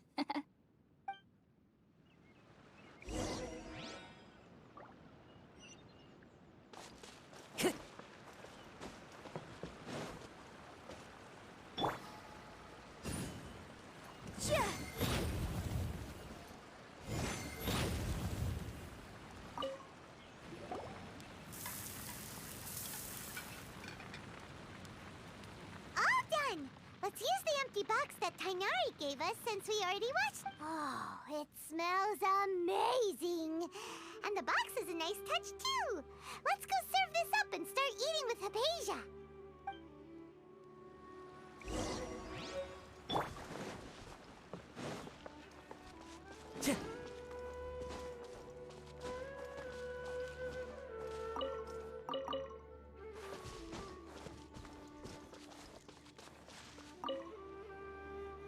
Are you already finished cooking? Smells delectable. I'm truly thankful whenever I can enjoy a proper meal like this. Cooking really isn't my forte.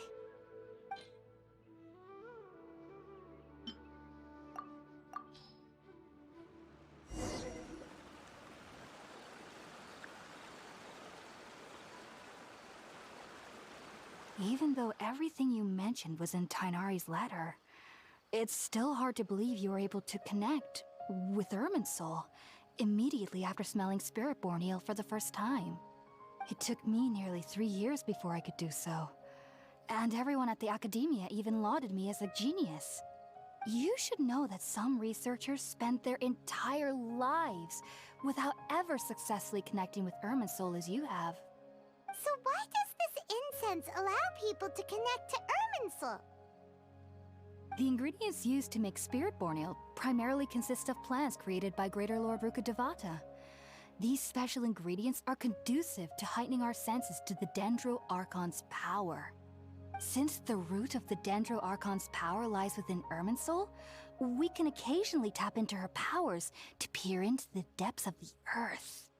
Naturally, anyone who can establish a connection with Irminsul in their first ever attempt must be a person of great understanding.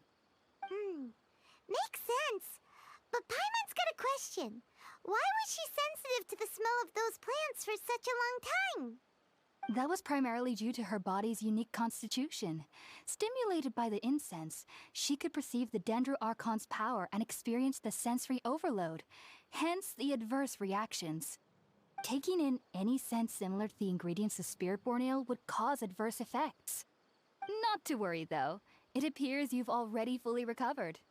Technically, your body should still be sensitive to the powers of the Dendro Archon, but unless you're using intentional meditation techniques, the scent of Spiritborn Ale should no longer trigger such reactions. Whew. Well, that's a relief. I must admit, I am quite envious of your abilities. Even if it meant suffering from pounding headaches for the rest of my life, I'd consider it worthwhile so long as I could connect with Irminsul at will. Whoa, you're really serious about this whole thing, aren't you? I am a researcher after all. As a member of the Ritaoist Archon at the Academia, my main area of research is the stars and their connection to the fate of living beings. But there is still so much we don't know, especially regarding the mysteries that lie in the starry skies. Which is why I must turn to the all-knowing Irminsul for answers. If only my perception wasn't so limited. Unfortunately, I cannot guarantee that my every attempt to attune with Irminsul will be successful, or that doing so will leave my consciousness intact. I am currently in the stage of training known as Satyavada life. Many researchers in Sumeru have lost their minds while seeking to attune with Irminsul during this stage. Sages have said that Irminsul contains divine knowledge, and touching such knowledge without the proper preparations and abilities will only lead to one's mind caving in on itself. That's why we meditate alone. We need to ensure that our minds will be calm while minimizing the possibility of involving anyone else. Whoa, so knowledge from Irminsul can be super dangerous. Aren't you afraid of the risks, Hypatia? Of course I do. Especially during nights that are pitch black with no moonlight, and dead silent without even the sound of insects. However, I've been feeling better as of late. I don't get as scared anymore knowing that I have a little neighbor living nearby. I believe that being able to see them is a sort of blessing from the Dendro Archon. But what's strangest of all is that they're clearly an envoy of the God of Wisdom herself, and they have the curious power to make people dream. What's so strange about that? It doesn't sound so out of place for a divine being, does it? Well, it's strange because nearly nobody in Sumeru can ever dream. Huh. Is that true? Yes, well, to an extent. Only children can dream in Sumeru. Adults, however, never do. The sages say that wisdom implies rationality, but that which occurs in dreams is often neither rational nor logical.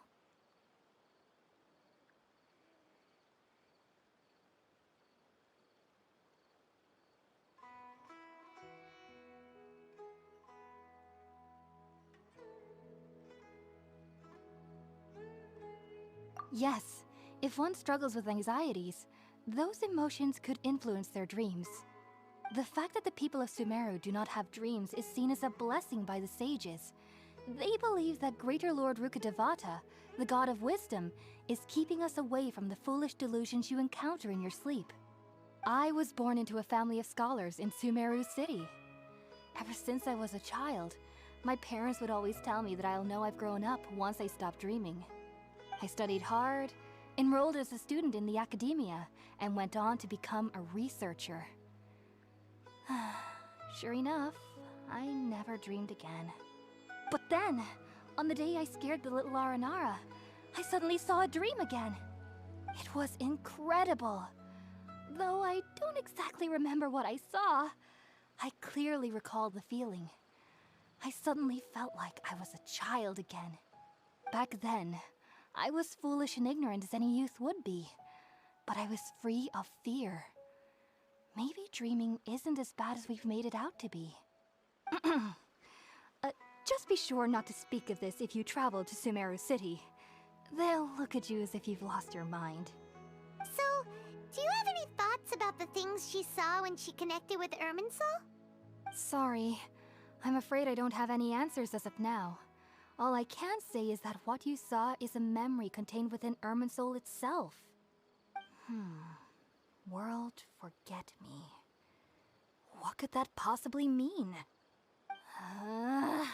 If only I could ascend past Satyavada life and begin Paripurna life, I might have some more answers for you. If you two are ever in the area again, please be sure to come and see me. There's no need to be thanking me. You two are my saviors. Besides, I'm already looking forward to tasting some more of your cooking.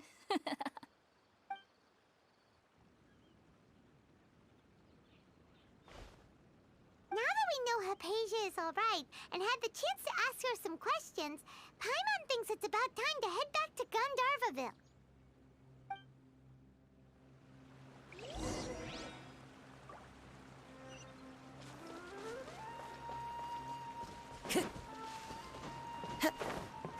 Follow the wind.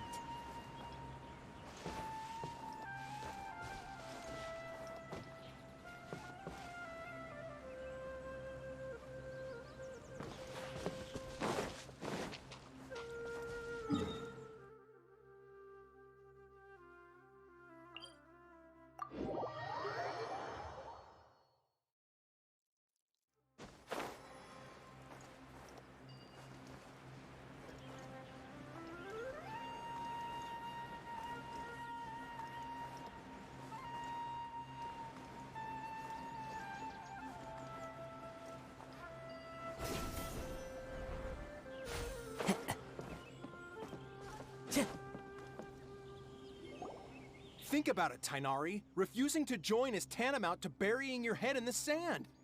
I understand that you're a forest watcher, and that it's your duty to combat the effects of withering zones. But isn't it evident that such work is not a lasting solution to the problem?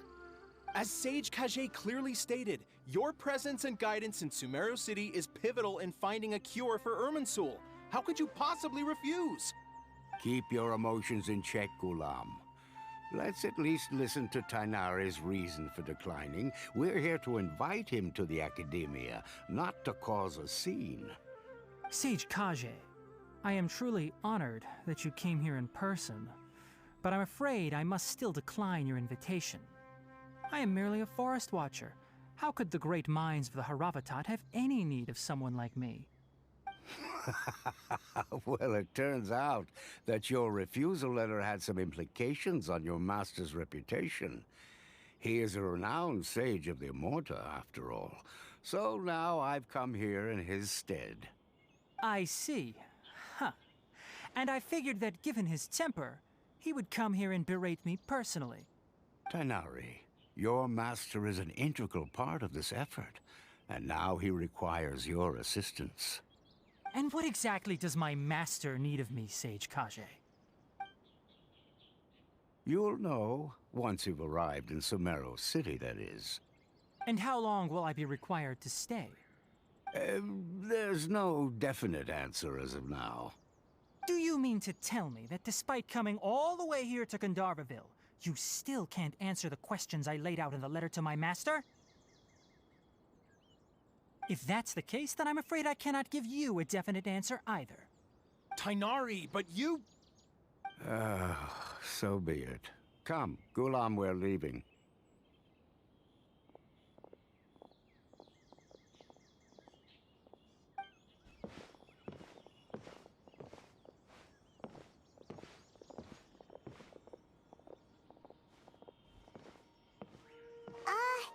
Tainari, what was that all about? It's nothing. Some people from the academia wanted me to go to Sumeru City to assist them with a project, but I had to refuse on account of all my responsibilities here. But all that can wait. How did things go with Hypatia? It was quite the eventful trip, but the main thing is that she's safe and sound. She answered a bunch of questions for us, too. Very good. Now that the traveler has made a full recovery, there shouldn't be any reason for you to tarry here longer.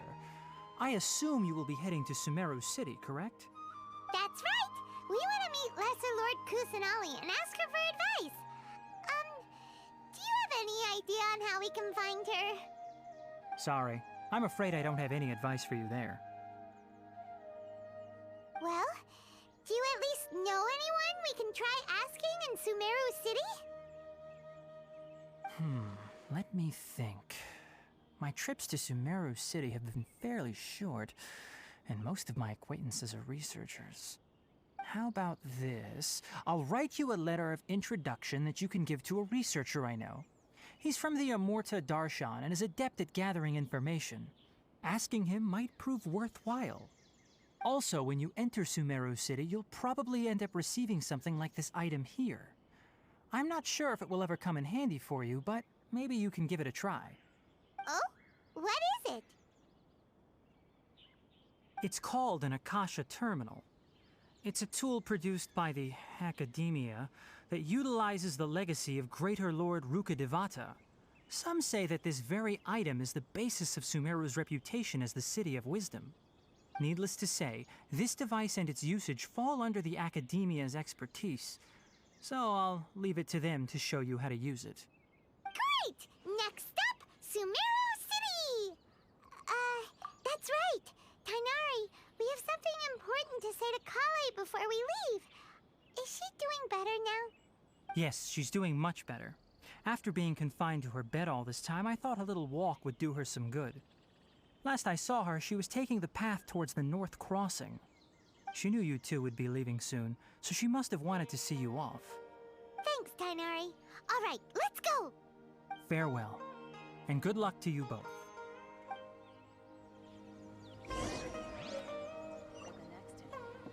Time to go.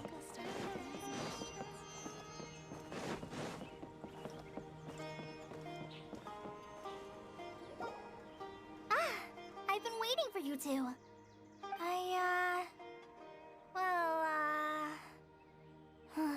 Never mind. I guess I should just wish you two a safe and successful journey. Thanks for waiting here just to see us off, Kale. We're headed to Sumeru City. Don't worry about me. I can take care of myself. My condition won't be getting in the way of my duties. I want to be a forest ranger after all. It's up to me and the others to protect the rainforest here. And, I'm sorry. I should have told you both about my condition when we first met.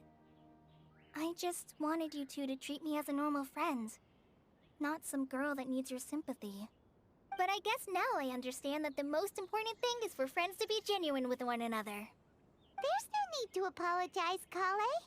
We should be thanking you for trusting us enough to be your friends and sharing your past with us. We're probably still gonna worry about your condition, but that's because we're friends and we care about you. Thank you. That means a lot. Before you leave, I have something for you. Oh? What is it? It's my recipe for pita pockets. I told you that I'd give you a copy, remember? My handwriting is a little, messy, so please don't laugh. Yay! Thanks, Kale. Now we can eat those scrumptious little pitas whenever and wherever we like.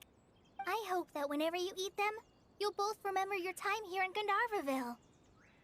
Well then, I, trainee Forest Ranger Kale, bid you both farewell. Please visit Gandharvaville again. The Rangers will always be ready to assist you here.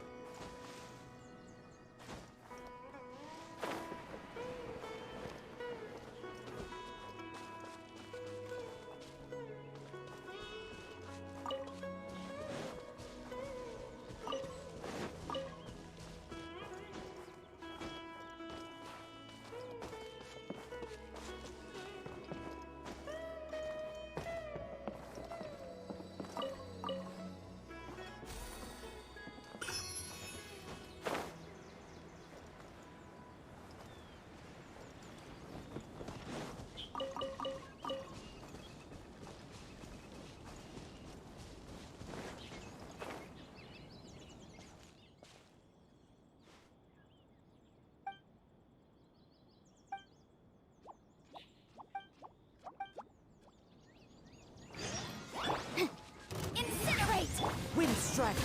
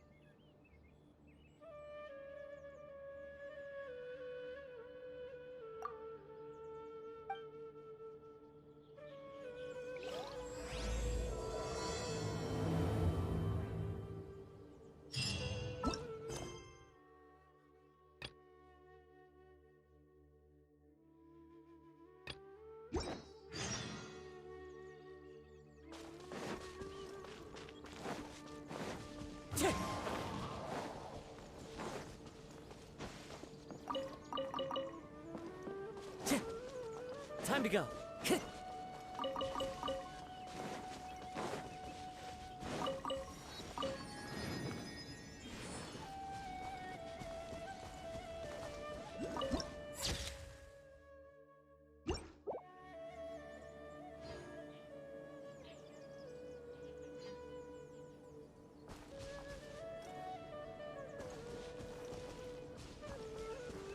Yeah.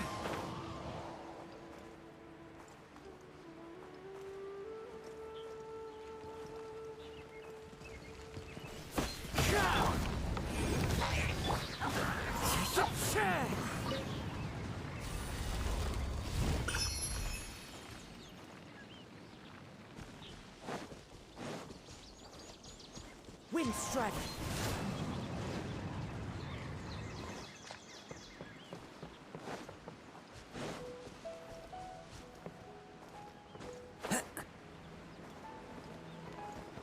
Follow the wind.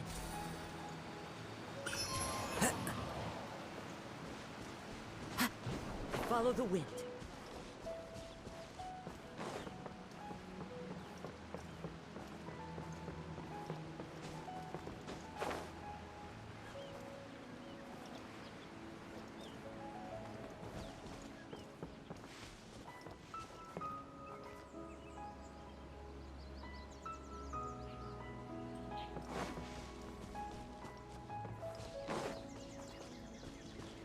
One with nature.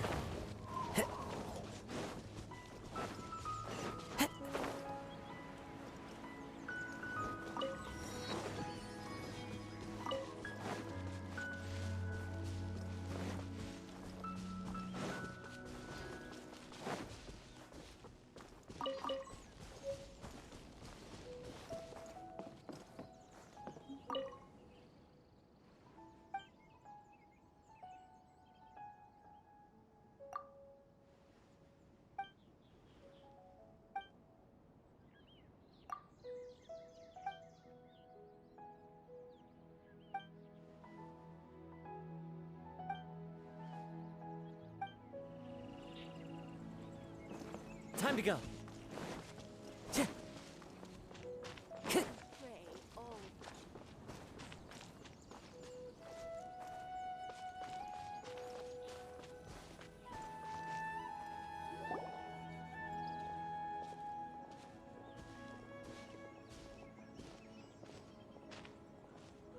Sumeru City!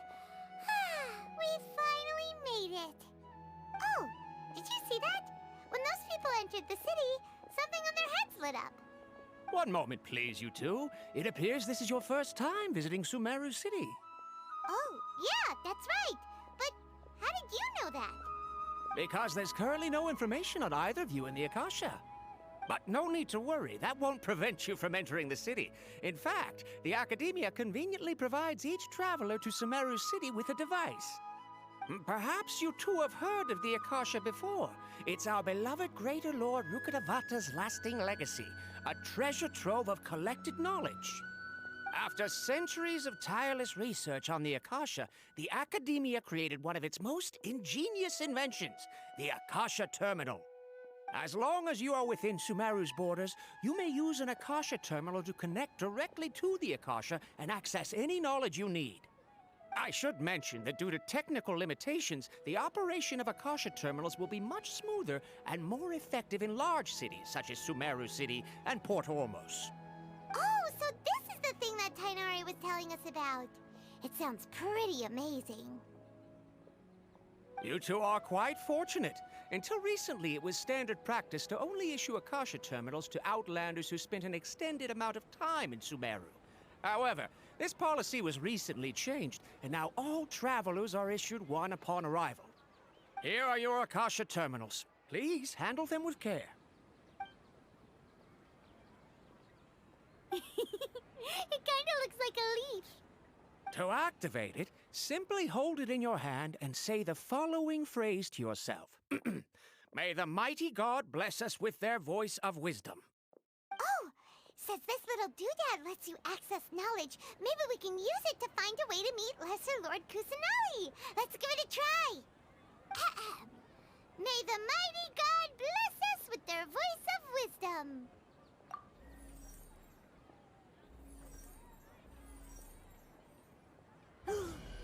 Whoa! Just now, something clicked, and Paimon suddenly knew how to use this thing. It seems all we need to do is concentrate on what we want to know, and bam! You get it. Oh, that'll come in real handy. Exactly. That is the power of the Akasha. And with that, let me officially welcome you both to Sumeru City. May the wisdom of the Dendro Archon always be your guide. Okay, now that we're in, we can check the Akasha about Lesser Lord Kusanali. Let Paimon try. 500 years ago, the sages found a newly born deity from within some scorched ruins. The deity now resides in the sanctuary of Suristana. Seems pretty similar to what Kali was telling us. Okay, next, let's concentrate on asking how to meet her. Oh, come on! Ugh. Focusing on this question feels like when you have something you're trying to remember and it's on the tip of your tongue, but you just can't think of it. Ugh, Paimon's brain is exhausted. Oh, smart idea. But what are you going to ask it?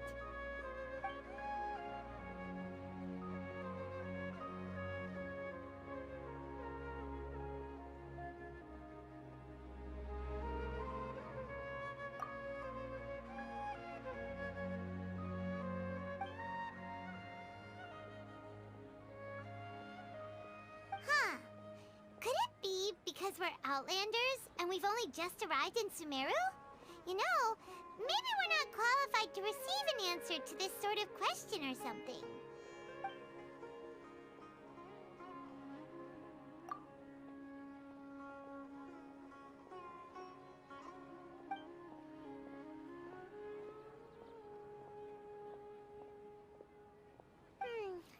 You too? Well, glad it's not just Paimon.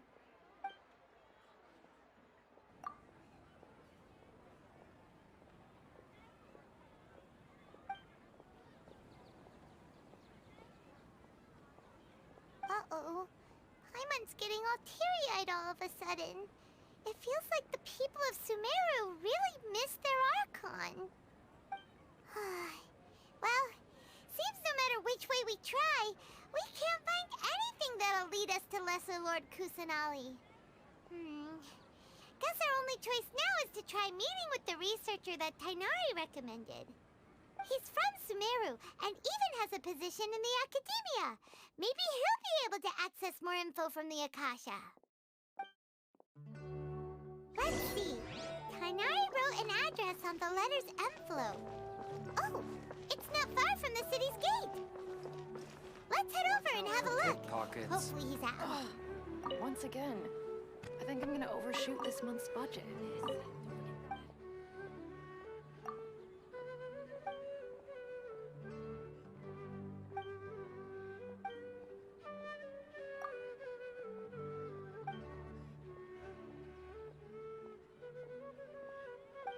You have to accept a little less profit and sell a little more product.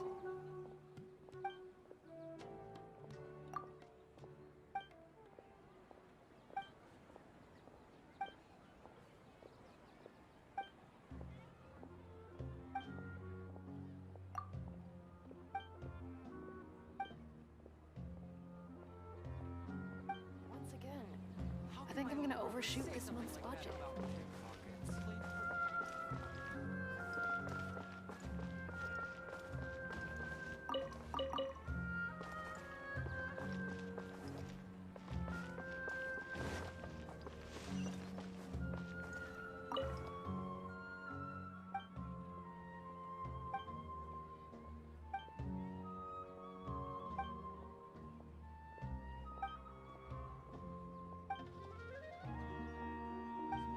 Deserves a higher price.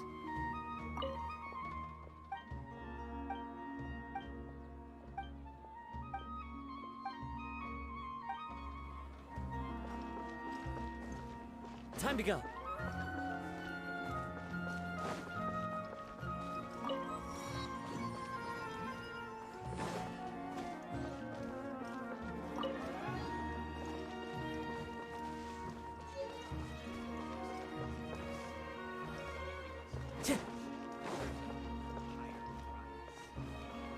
Add Astro.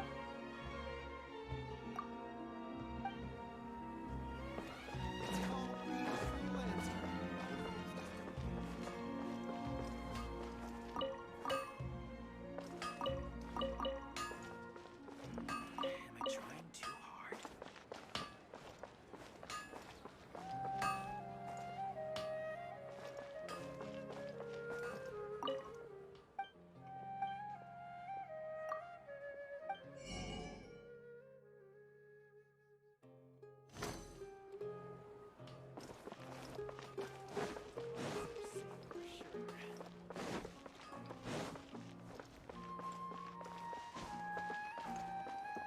Trust me, just take my word for it.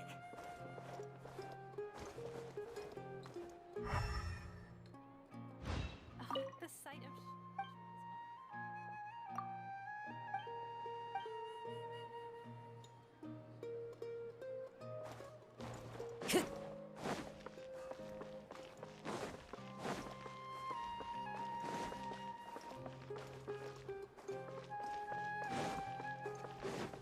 Time to go.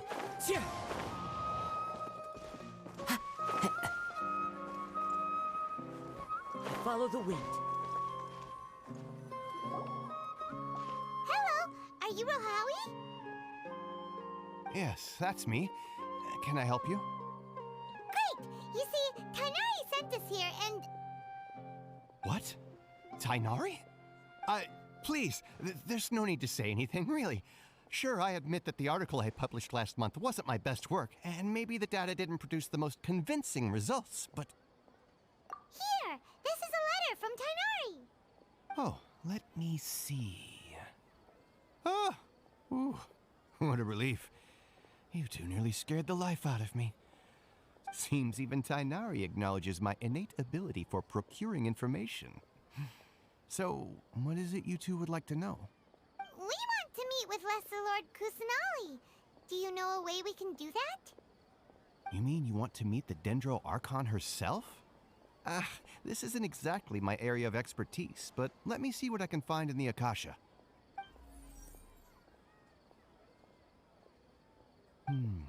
Sorry, the Akasha didn't respond to my query. What? You too? But what about your abilities for getting information and all that? Well, as I said, this isn't my area of expertise. I am but a lowly researcher, so the Akasha doesn't see a need for me to know more about the Dendro Archon. All I know is that ever since Lesser Lord Kusanali returned to Sumeru, she's never left the Sanctuary of Sorasthana or made a public appearance. Huh. Didn't expect her to be such a mysterious figure. The Dendro Archon is somewhat of a recluse. Perhaps she just doesn't want to entertain visitors, which would explain the lack of information in the Akasha.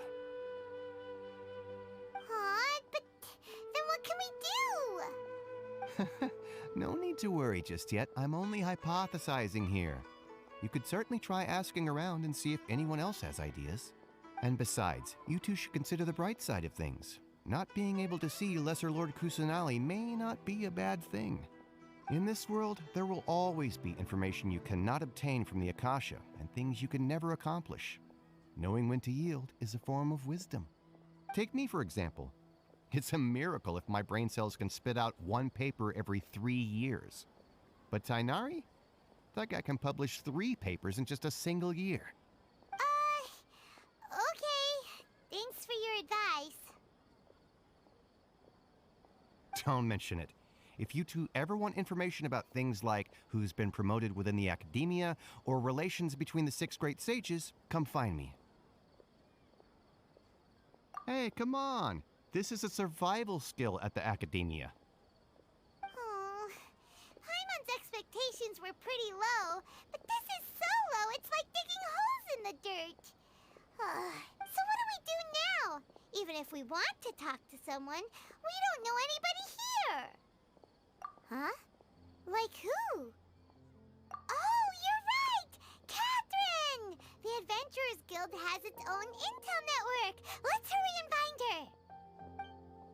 Handed all the cumbersome tasks again. Watch out for pickpockets.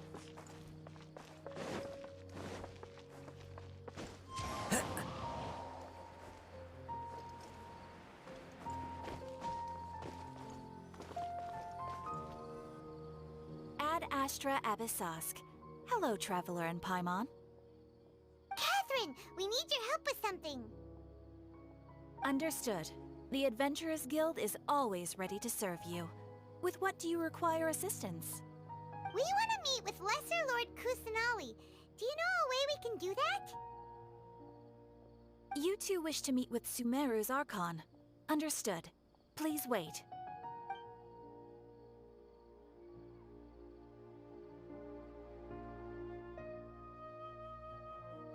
I apologize, but I am unable to call up any relevant information in the Akasha.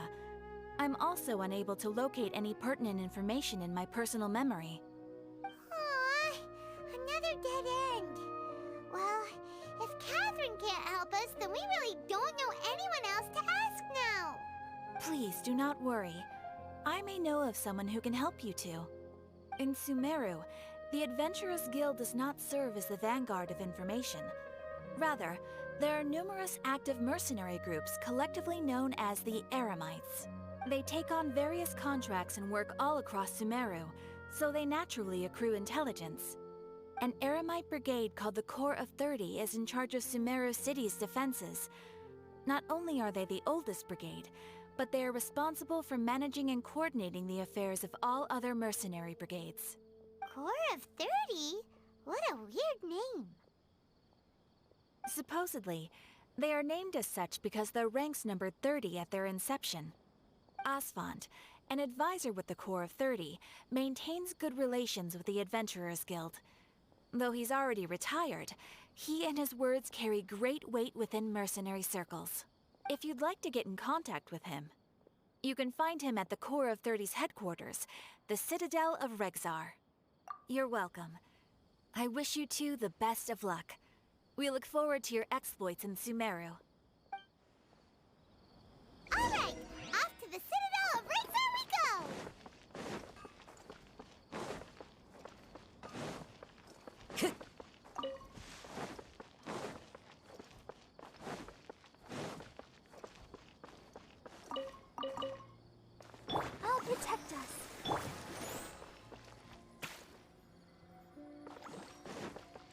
Time to go.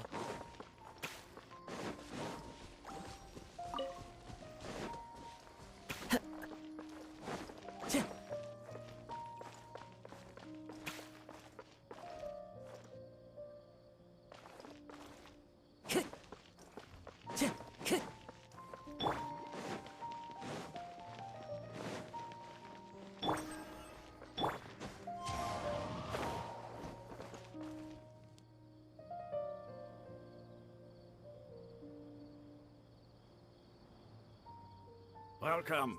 The Adventurers Guild told me to expect you two. It's nice to meet you, Osfond. We'd like to ask you about something.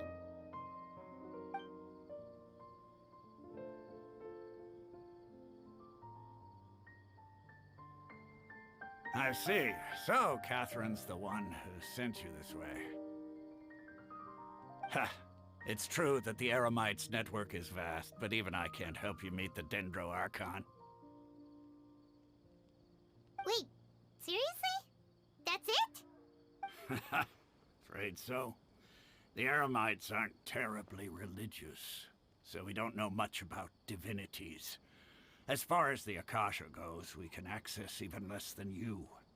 We originally came from the desert. The gods there died off long ago. Since those days, we've used our own two hands to carve out a living. We don't beg gods for their aid. It isn't just us, though. If you ask me, I think most in Sumeru aren't interested in Lesser Lord Kusanali. Oh? Why's that? Just take the Academia, for example. They're the ones who truly rule Sumeru. Although they believe in gods, most of them only care for the late Greater Lord Rugudevada. In their eyes, she was the one who founded Sumeru and gifted us with the Akasha. Lesser Lord Kusanali just happened to inherit her legacy. Because of the Academia's influence, most citizens are more familiar with Greater Lord Rugudevada and hold her in greater esteem. Not to mention that Lesser Lord Kusanali never makes an appearance, and the Academia never announces anything about her. As far as the people of Sumeru are concerned, she's just a god that exists. And that's all. Really? Aw. After hearing all of that, Paimon sort of feels bad for Lesser Lord Kusanali. Ha! But who knows? We're all just guessing when it comes down to it.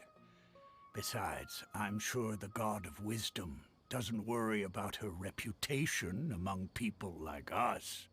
All right. Well, thanks for the info, Osfond. No problem. Always happy to help out the Adventurers Guild.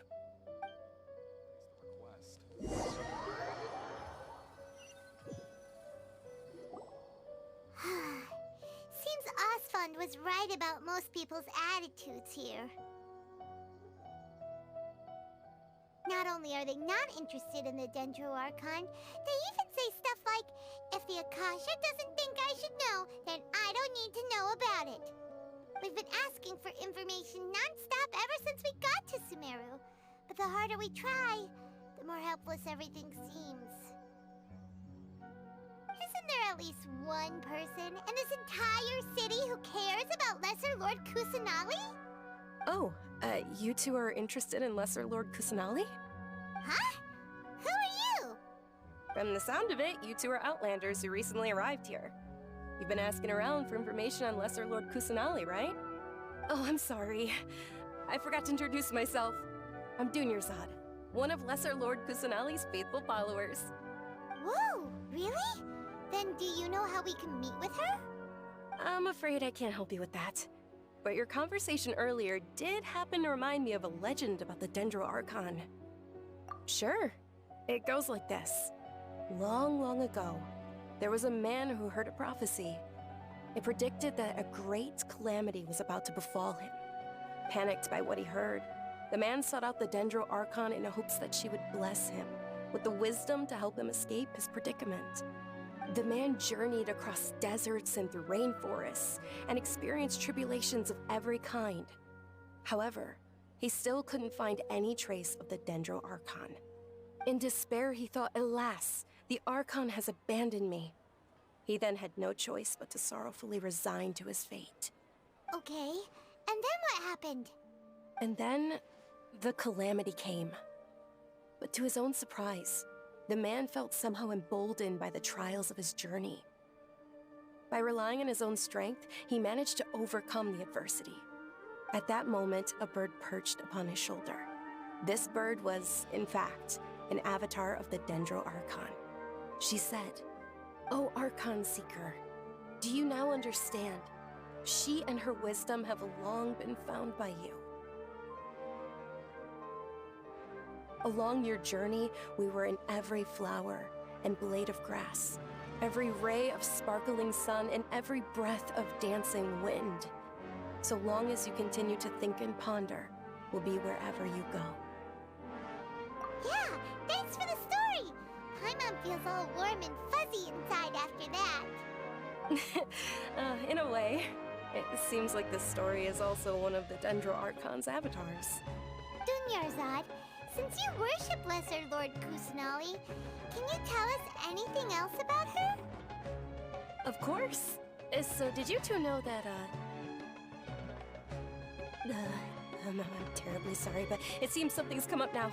Let's chat another day.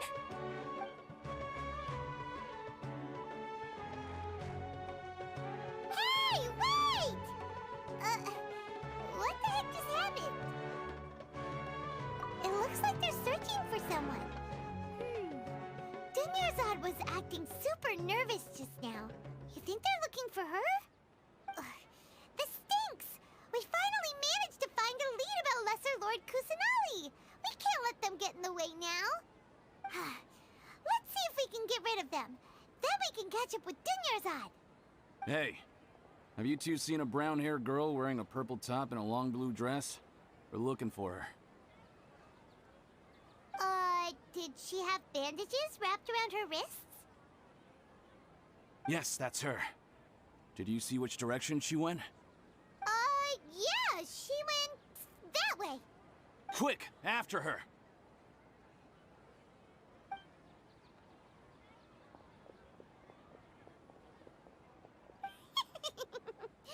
That should keep him busy for a while.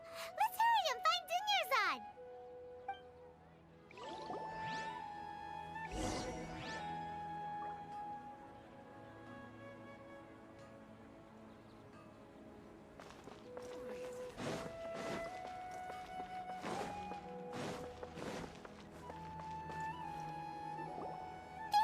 Dunyarzad, we thought you might have been long gone by now.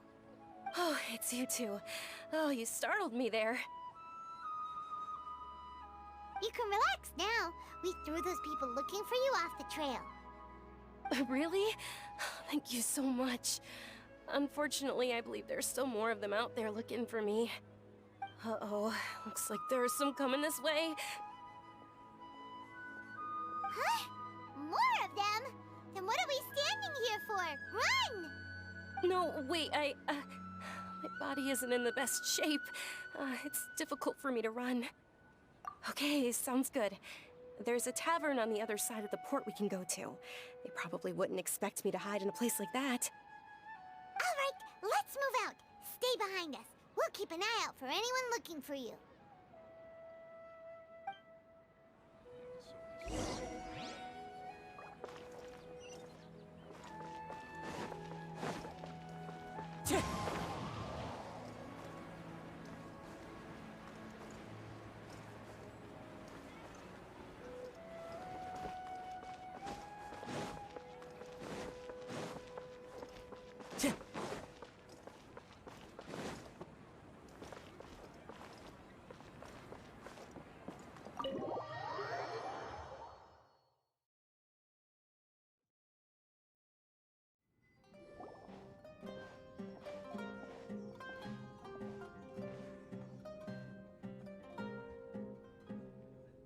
We made it. Oh, they shouldn't be able to find us now. Wait, stand down, Dia.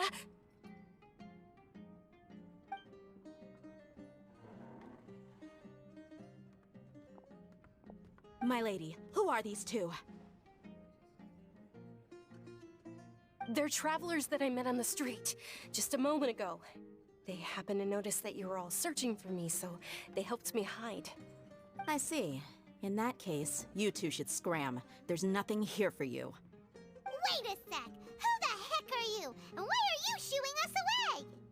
I'm Miss Dunyarzad's bodyguard, here to see that she returns home safe and sound. My lady, let's get going. You've been gone for so long that your parents are worrying themselves sick.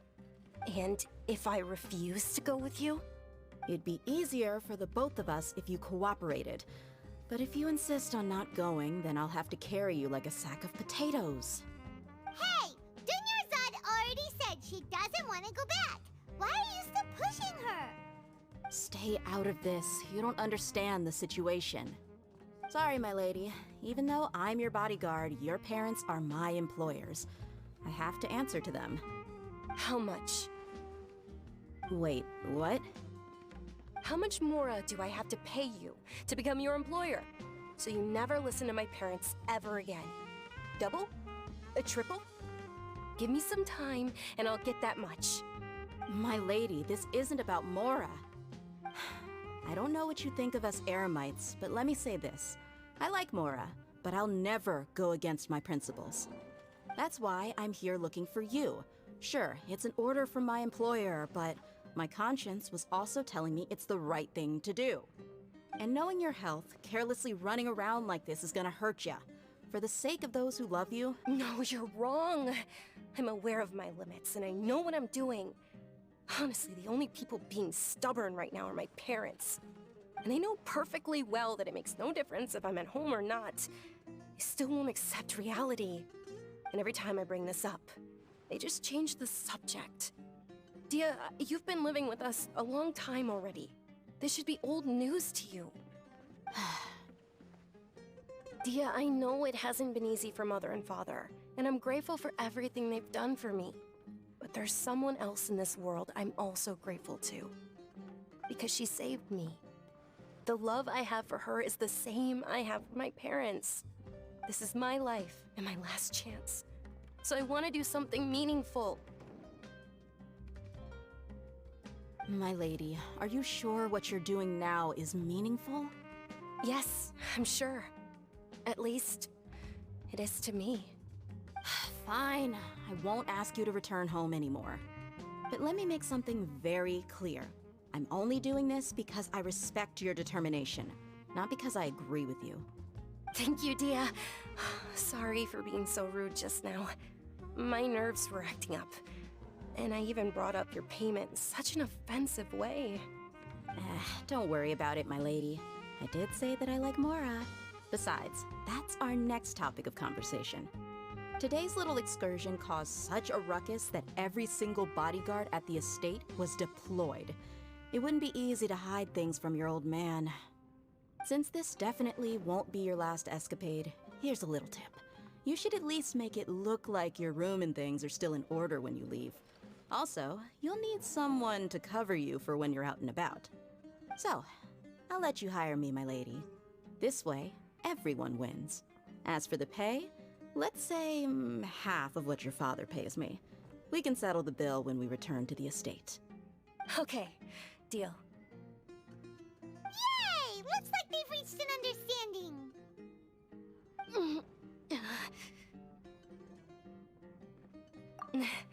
I'm fine, really. I just feel a little tired now that things have calmed down. My lady, stop trying to look tough. We're already in a tavern, so let's rest up and grab some grub. I'm sorry for worrying you two. If you don't mind, I'd like for you to join us. Sure! After you rest up, we want to hear more about Lesser Lord Kusanali.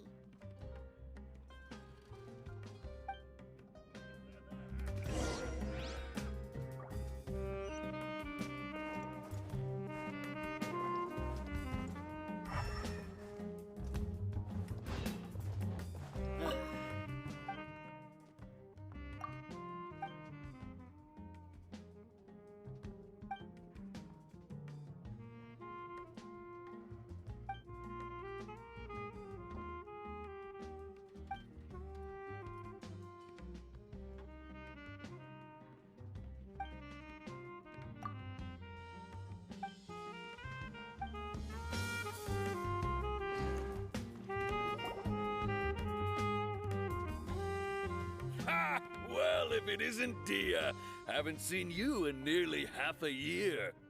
Word on the street is that you're a bodyguard for the Homayani family now. Ha! Don't you find that kind of work boring? Nah, you get used to it. How about a menu over here?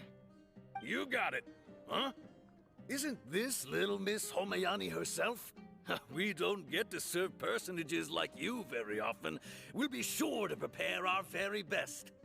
Thank you, sir, but there's no need. I don't have a lot of Mora on me, and I really ought to save as much as I can.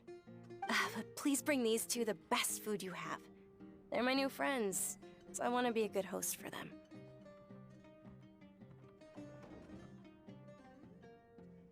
Wait, we're paying for ourselves now? Aw, Paimon kinda wanted to try something fancy, but we aren't exactly loaded. Guess Paimon will settle for something ordinary. How about our coconut charcoal cakes? They're our signature snack, and they run cheap. Look, other customers over there are eating some now. They look kind of burnt and dry. Paimon will pass. What do you have against my slime dishes? Dunyarzad, we asked a lot of people when we first arrived, and almost nobody was interested in Lesser Lord Kusanali. So, what made you want to follow her? Well, remember when you asked me if I knew how to meet the Dendro Archon? Even though I don't know how, I think I've actually seen her before. Huh? Really? Yes, it was when I was a child. At the time, my illness had kept me bedridden for the better part of a year. I was stuck inside and couldn't make any friends, and my parents did their best to find treatments for me. But even then, the Akasha didn't have any helpful information. My younger self no longer had any hopes or dreams. One flare-up was so bad that I was in a semi-conscious state for several days. Then one night, I woke up alone in my room. I was terrified. My body was paralyzed. Even if I cried, there was no sound. At that moment, an ethereal voice spoke in my mind. Dunyarzad, don't be scared. You don't have to cry. Dunyarzad, don't be scared. You don't have to cry. Who are you? How do you know my name? How do I explain this? You might not be able to understand, but actually, I know everything about you. Really? Of course. I know that you're scared of thunder, that you hate taking medicine every morning, and that you love counting the petals on your mom's skirt. Wow, you really do know everything. Dunyarzad, is there anything you want? What? Not really. I can't go anywhere or do anything. Huh? But aren't you a child? All children have wishes. Tell me what you want, and maybe I can make it happen. But can you make my illness go away? Oh. I'm sorry. But I'm not powerful enough to do that right now. Then, can you be my friend? After that, the voice said, "Okay, I'll be your friend." Although my body was suffering during those days, that voice encouraged me and told me many wondrous things. Beyond my window was the flourishing Sumeru city. Beyond the city was a lush rainforest. And beyond that was the wall of Samiel, deserts, and all of Tevat. Once I finally made it through that bout of illness, I couldn't hear that voice anymore. I told my mother about it, but she said that I must have been dreaming. But I know that that voice wasn't a figment of my imagination. Before that, I had never heard of Tevat. Yes, for sure. If it weren't for that voice, I would have never grown curious about the outside world. nor would I have learned how to read and enjoy so many books. That voice sparked a desire for wisdom. It had to have been the Dendro Archon. I've been hoping for a chance to repay her kindness. In fact, I was running around today to help prepare the Sub-Zero's festival for her. What's the Sub-Zero's festival? It's Lesser Lord Kusanali's birthday, which was the day that she was found by the sages. It's actually an old holiday that originally celebrated Greater Lord Rukkhadevata's birthday. When she passed away, the holiday eventually became a celebration of the Lesser Lord's birthday. I heard everyone was overjoyed when they welcomed her back to Sumeru. In those days, the festival was a huge deal. But because of the Academia's influence, people have gradually lost interest in the festival. The Academia actively participates in Sumeru's many holidays dedicated to Greater Lord Rukkhadevata. But when it comes to the Sub-Zero's festival, forget any funding. They practically act like it doesn't exist. Maybe they see Lesser Lord Kusanali's birth as confirmation of Greater Lord Rukkhadevata's death, so they're reluctant to celebrate it. Aw, but that's awful. It is. It's absolutely terrible. Sure, the Greater Lord founded Sumeru, but hasn't Lesser Lord Kusanali been the one quietly protecting us for the past few hundred years? Just remember that we're still out in public. Don't get too carried away now. I know that people over by the Grand Bazaar still hold the Sub-Zero's festival to this day. But I hadn't met any of them before, so I was never able to contribute. But recently, I made a friend there who also follows Lesser Lord Kusanali. I gave her my savings because I want her to throw a wonderful festival this year. That's the least I could do for Lesser Lord Kusanali.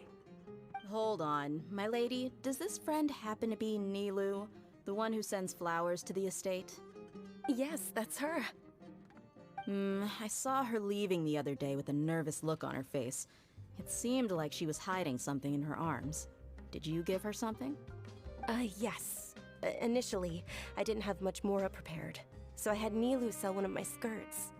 I've agreed with Nilou to meet up at the Grand Bazaar today, and see how things are coming along. Dia, would you accompany me? Sure. That's quite the trip, though. I'll carry you. No, that would be too much, even for you. You might as well just accept the lift. If I let you walk, who knows how long it'll take us. And if anything happens to you, then I'd really never hear the end of it from your father. But of course! Nilou will be thrilled to hear there are more people interested in Lesser Lord Kusanali.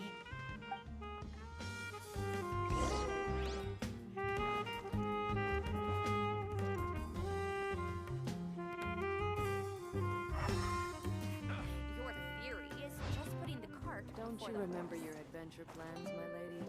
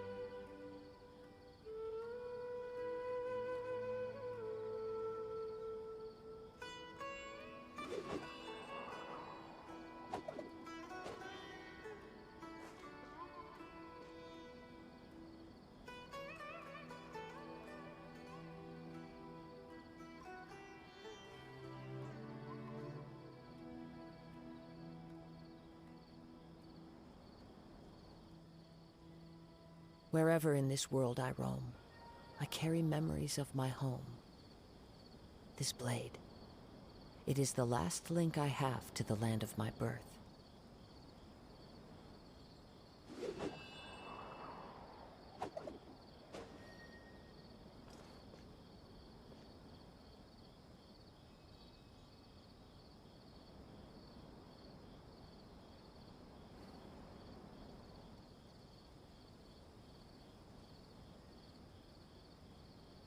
This scenery is wonderful. Surely enough to convince anyone to become a wanderer.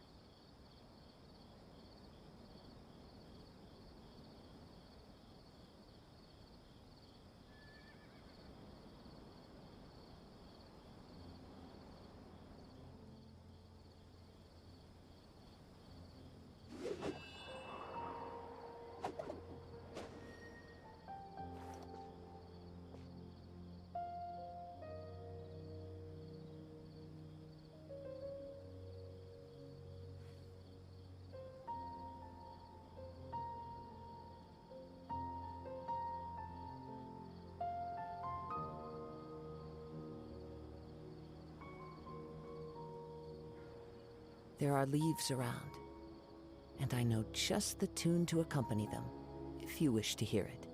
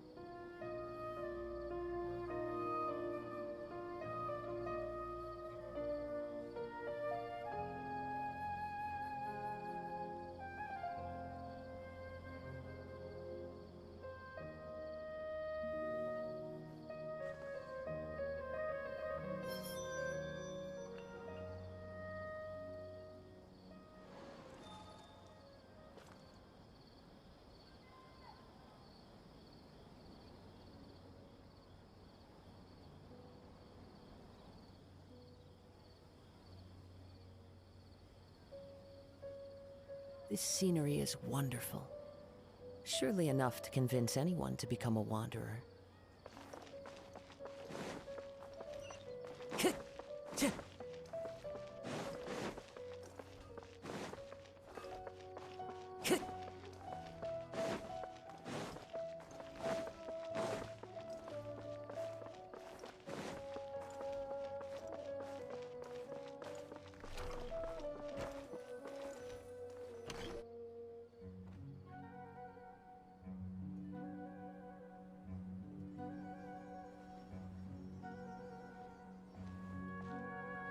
Sorry I'm late, Nilu. Oh, Dunyarzad. It was taking you so long that I assumed you got trapped at home, but you made it in the end. Uh-oh. But if Dia's here, that means you got caught, right? You could say that, but everything worked out. She's on our side now. Not completely. Oh, and who are these two? Oh, meet the Traveler and Paimon, my two newest friends. They're visitors who just arrived at Sumeru City and are looking for information on Lesser Lord Kusanali. So you're followers from another land? Oh, really? Well, that's okay. You're still invited to the Sabzeruz Festival. By the way, Dunyarzad, we've already started decorating the Grand Bazaar. It looks spectacular, thanks to your generous contribution. You're very welcome. It's the only thing I could do. Do you still have enough Mora? Probably? But don't sweat it. We've already finished renovating the stage. Come on, I'll show you. Every comes with its own fascinating story.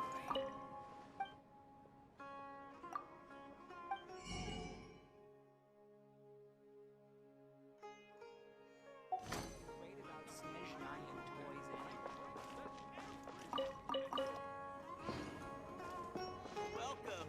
Get your spices here. We've got all kinds.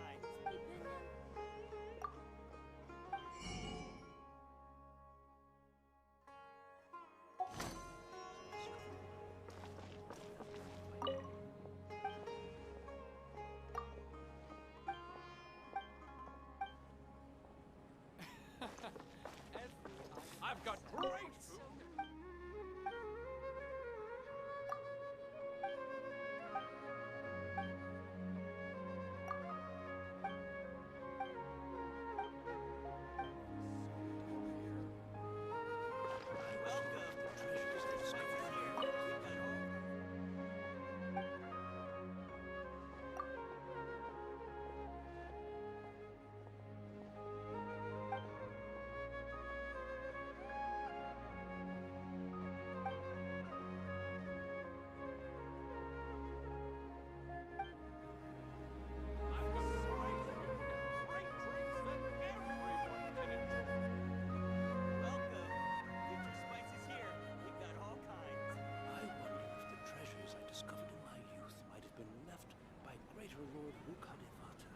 my opinion, Jutes is the best stall in the whole bazaar.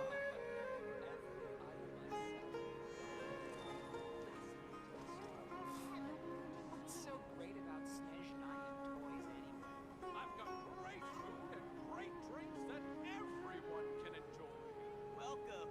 Get your spices here. We've got all kinds. Time to go. Studying is far less fun.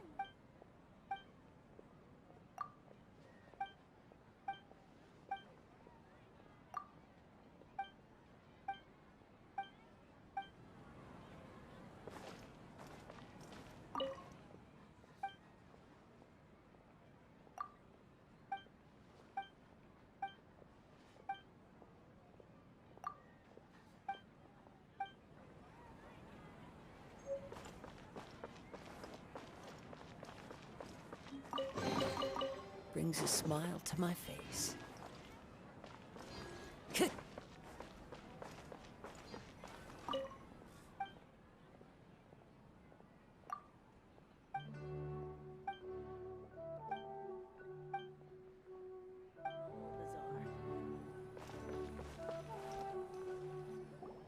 Wow! This place is amazing! Not bad. Last time I was here, the stairs were full of holes. The stairs were nothing. A little while ago, we discovered that the tree above the stage had a huge chunk of bark ready to fall off. Mr. Zubair was worried sick. We reported it to the academia many times, but they never sent anyone to deal with it. Oh, probably because it was the theater asking. The academia looks down on performers like us.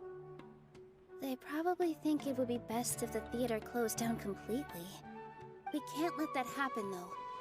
Not only would everyone involved in the theater go hungry, but then we wouldn't be able to hold the Sub-Zerus festival anymore. Thank the Dendro Archon for Dunyarzad. But the more she gave us, we hired someone to patch up the tree, and we also gave the stage a much-needed makeover. The stage is going to be even prettier when it's festival time. I can't wait for you to see it.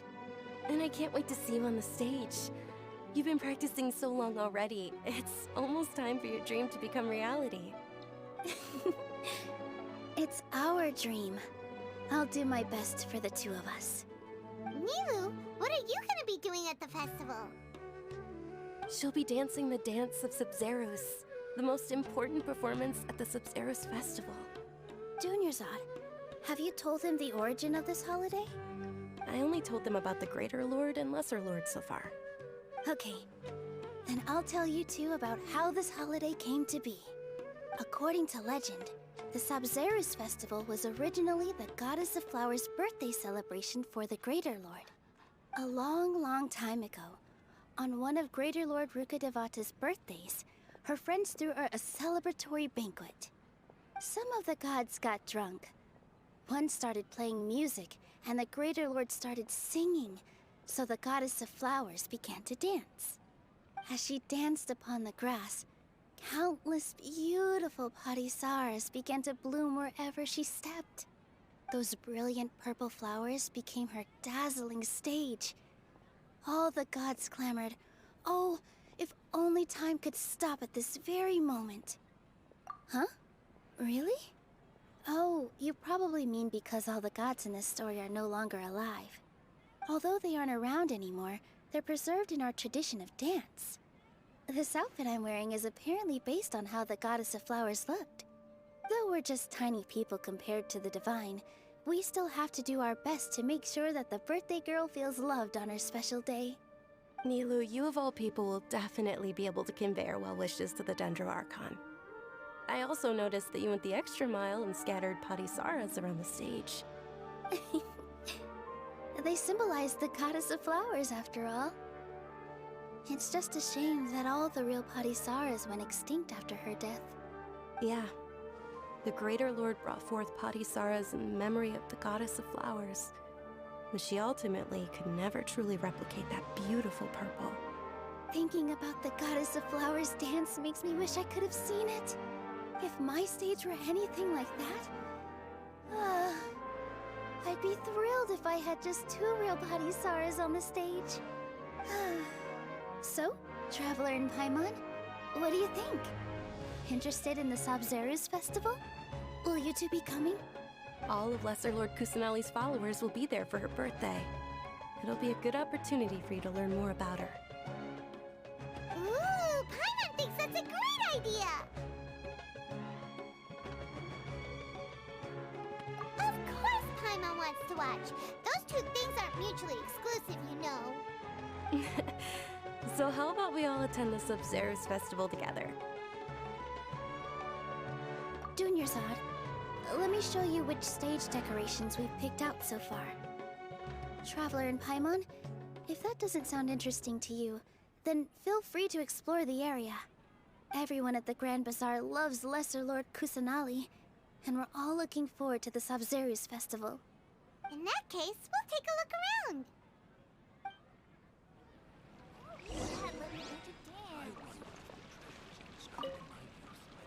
Whoa! What's with your yellow hair? And why do your clothes look so funny? Are you an Outlander? Did you know that the Sabzeruz festival is about to happen? There'll be loads of fun things to do at the festival. But the best part is when Ferris, the Knight of Flowers, passes out candy to everyone. Life is so dull here. Ah, dancing at the Sabzeruz festival.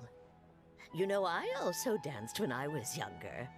As a child, I even asked my grandmother why we performed the dance for the Lesser Lord when it was originally done to honor the Greater Lord. My grandmother said that Greater Lord Rukkhadevata is a beloved deity and honored by all. And Lesser Lord Kusanali is too. If the Goddess of Flowers ever knew Lesser Lord Kusanali, then she would certainly have wished to be her friend and hold celebrations for her too. The Sabzeruz festival has been losing its appeal over the years. That is, until a wealthy benefactor stepped in this year and brought the festival back to life. I heard she forked out a lot of mora to make it all happen.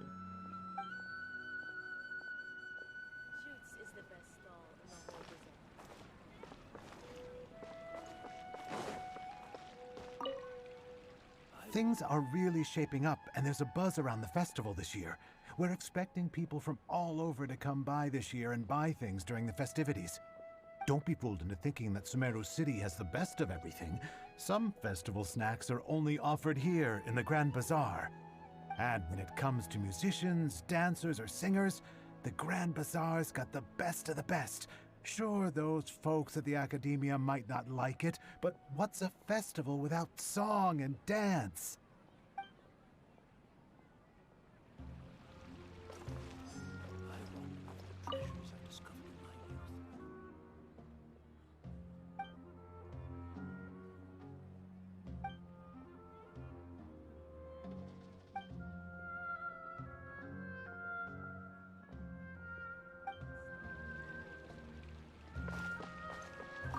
Huh.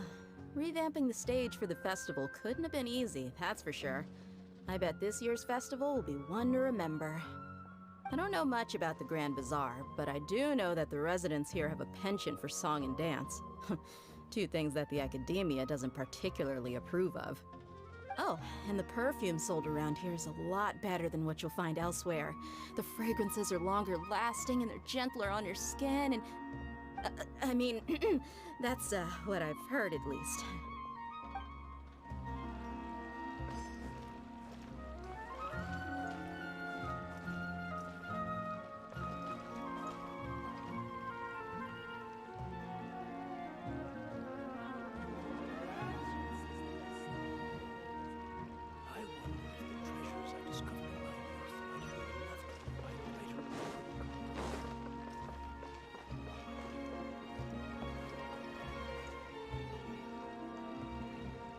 Nilu, your outfit looks amazing. There's also something different about you from when we first met up. I thought I'd add a little extra pizzazz to my dress for the festival. See? Wow, did you sew all that yourself? Uh-huh. Sewing is a fundamental skill for everyone in the theater company because we make all our own costumes. Did you know that Mr. Zubair not only can make costumes, but props too? I've noticed that you can't keep your eyes off that crown over there. Would you like to try it on? May I? Of course. The legends say that the goddess of flowers had beautiful horns on her head, so this crown was made to reflect that.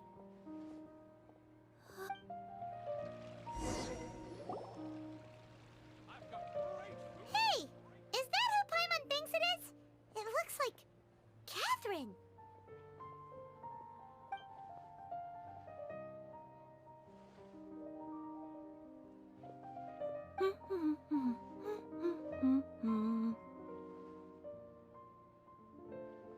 Huh. Come to think of it, Paimon's only ever seen her behind the counter at the Adventurers Guild. This is the first time we've ever seen her taking a break. Hey, Catherine! Huh? Oh, hey! It's the Traveler and Paimon! What's shaken? Whoa. Break time Catherine sure sounds a lot less formal than usual. Paimon was still waiting for her to say Ad Astra Abyssosk. Sure. Standing behind the counter at the Adventurers Guild doesn't require any complicated functions. But saying and doing the same old things over and over again can get pretty monotonous. Like watching the same Fontaine movie day after day. But take you two, for example. You travel across Teyvat to enrich your lives and gain new experiences. Well, we enjoy traveling across Teyvat and all that, but we're mainly looking for clues about her brother. Yes, and you should keep searching. Sometimes the answers we're looking for aren't necessarily at our intended destination. Instead, they're found along the way. Huh. Haven't we heard someone say something pretty similar recently? No, not particularly. I guess you could say that I'm loving the recent atmosphere here. If festivals bring happiness to everyone, then that's where their true value lies. Oh, it looks like it's about time for me to be heading back now. Alright, we'll see you next time at the Adventurers Guild. Oh, by the way, thanks for connecting us with the Eremites. We've already made some great friends in Sumeru City thanks to you. I'm sure you two will get along well with the people here. You've already been blessed by the element of Dendro after all. See you around.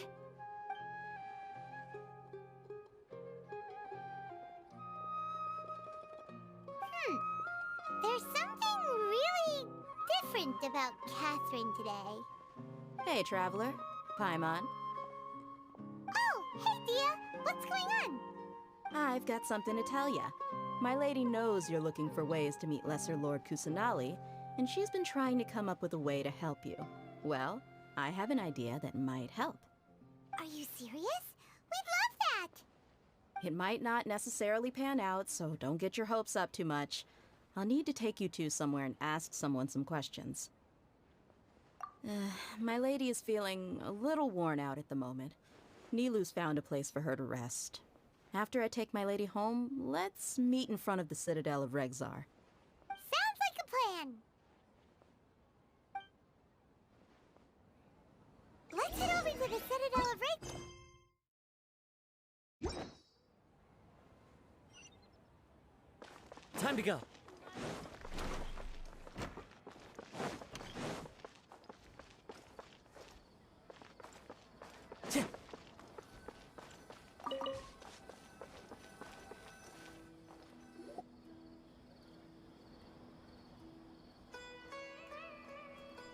Sorry, I'm late. It took some convincing for the Master and Mistress to believe that Miss Dunyarzad was only sitting in the port for a while because she was in a bad mood. Anyway, I guess I should be thanking you. I haven't seen Miss Dunyarzad that happy in a long time. If it wasn't for you two, she probably would have been caught and dragged back much earlier. You sure sound a whole lot nicer than when we first met, Dia. Who would have thought you had such a soft spot for Dunyarzad? It's called being a professional. I'm a bodyguard, and I work for whoever's paying. Look, Dia's blushing. Ugh, listen, you two. I don't expect to be working for Miss Dunyarzad very long, but I hope to finish things on a positive note if possible. Let's cut the chit-chat and head into the Citadel. We'll see if the person I know has a way for you two to meet with the Lesser Lord.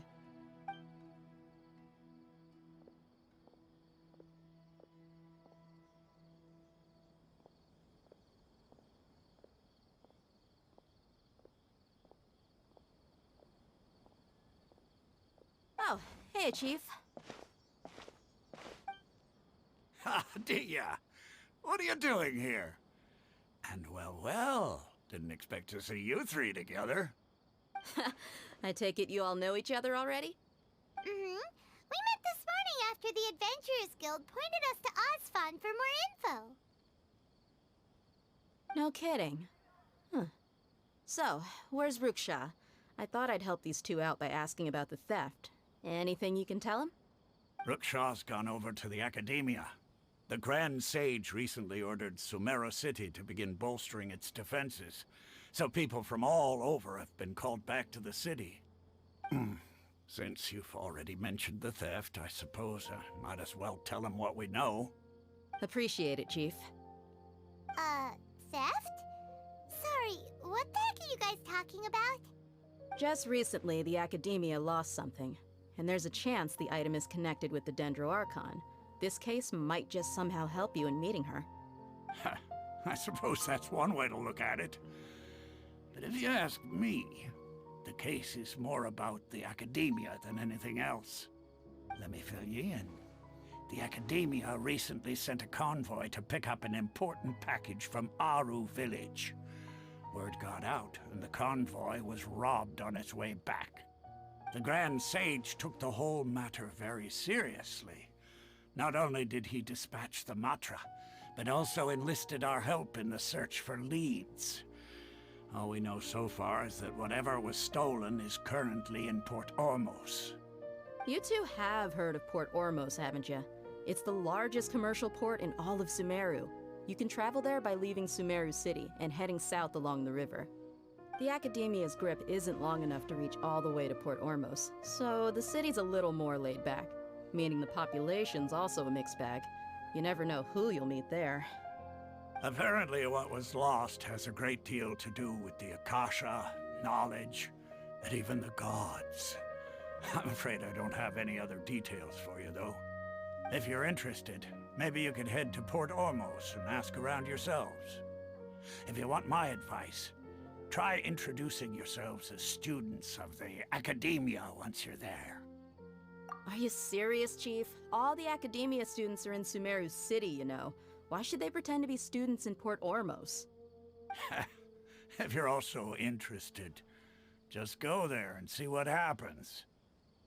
Count me out. I've got plenty of work to do here for the Homayani family. And take it from me, if you two really do decide to visit Port Ormos, you'd best watch your backs. Let's just say that the Eremites there aren't nearly as friendly as those here in Sumeru City. There are even some extremists who go around shouting slogans like, "Retake Sumeru for the Scarlet King." Word is that more and more are joining their movement. They're becoming a real headache for Chief and the others. You bet they are. The Scarlet King's been dead for thousands of years. Now they start spreading rumors of his return. Ridiculous. Not everyone's like you, Chief. Even the desert natives who abandoned their homes in the wilderness still wish to have a god of their own. Well, Traveler, that's about all the information we have for you. Thanks, Dia, and you too, Osfond. Since we've gathered all we could for the moment in Sumeru City, let's head to Port Ormos and see what we can find next. Miss Dunyarzad is looking forward to seeing you both at the Sub-Zerus Festival, so be sure to get yourselves back here in time for that. Good. Then we'll see you both at the Sub-Zerus Festival.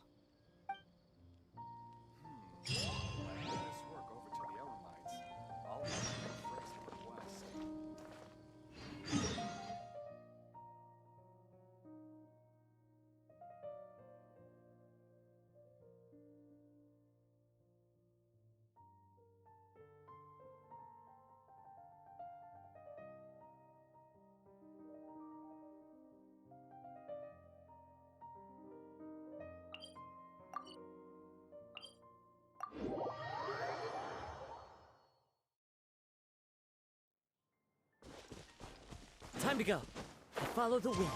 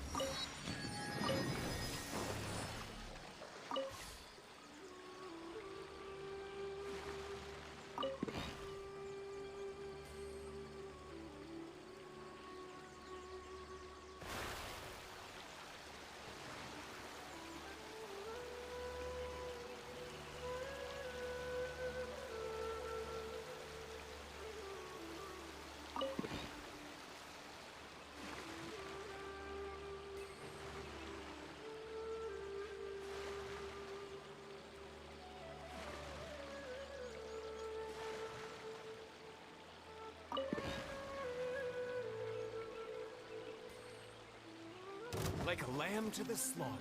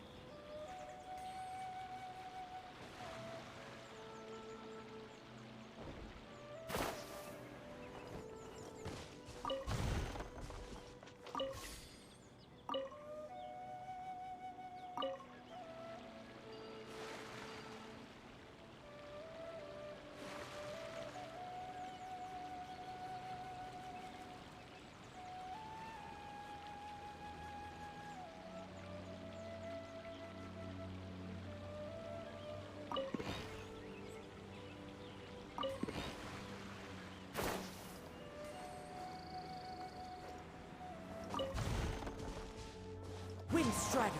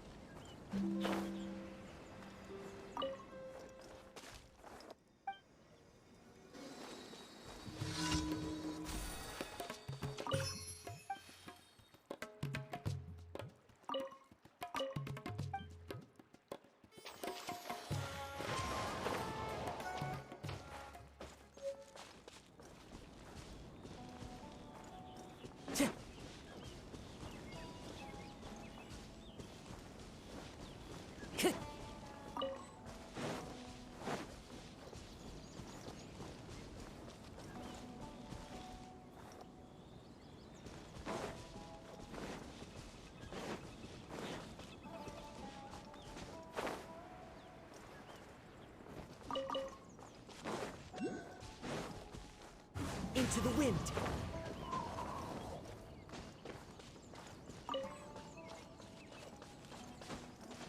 Yeah.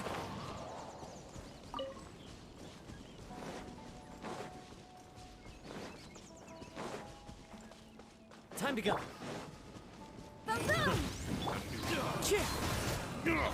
Fallen leaves, adorn my night.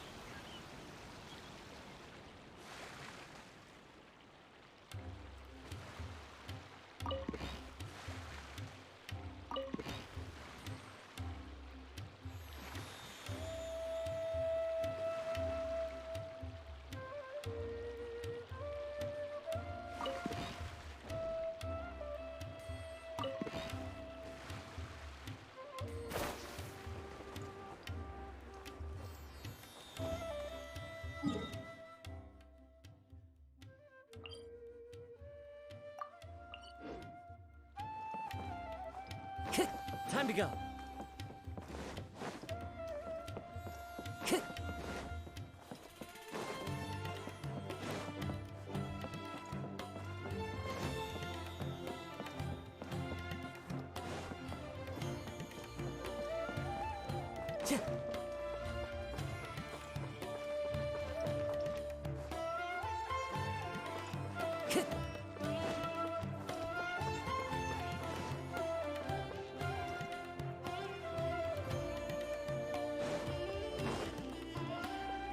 Time to go.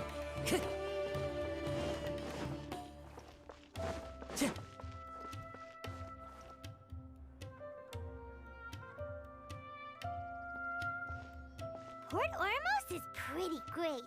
There's so many new and interesting things, not to mention all the tasty food. Sumeru's largest commercial port sure lives up to its name. Look at all the merchants, and everyone seems excited just to be here. How did things end up like this? All thanks to your artistic license. That's how. I should have made you wait until we got an update from Tanja. But when I finished the prototype Aranara yesterday, you agreed that the kids would like it.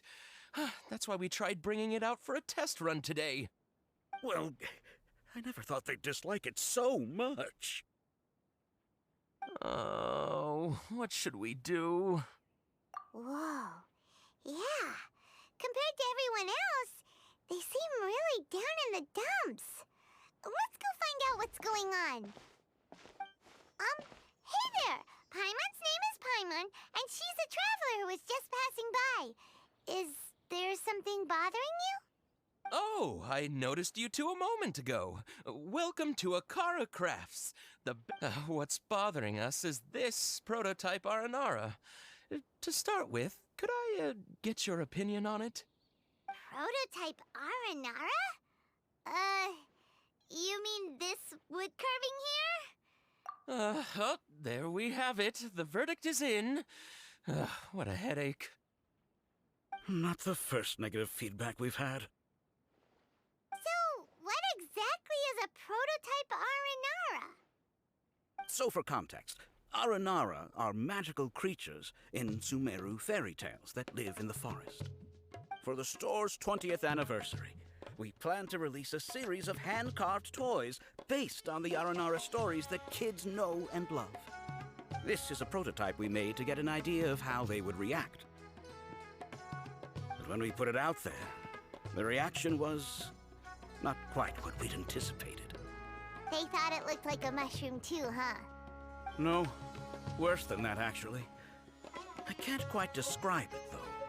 And I'm also not very good with kids.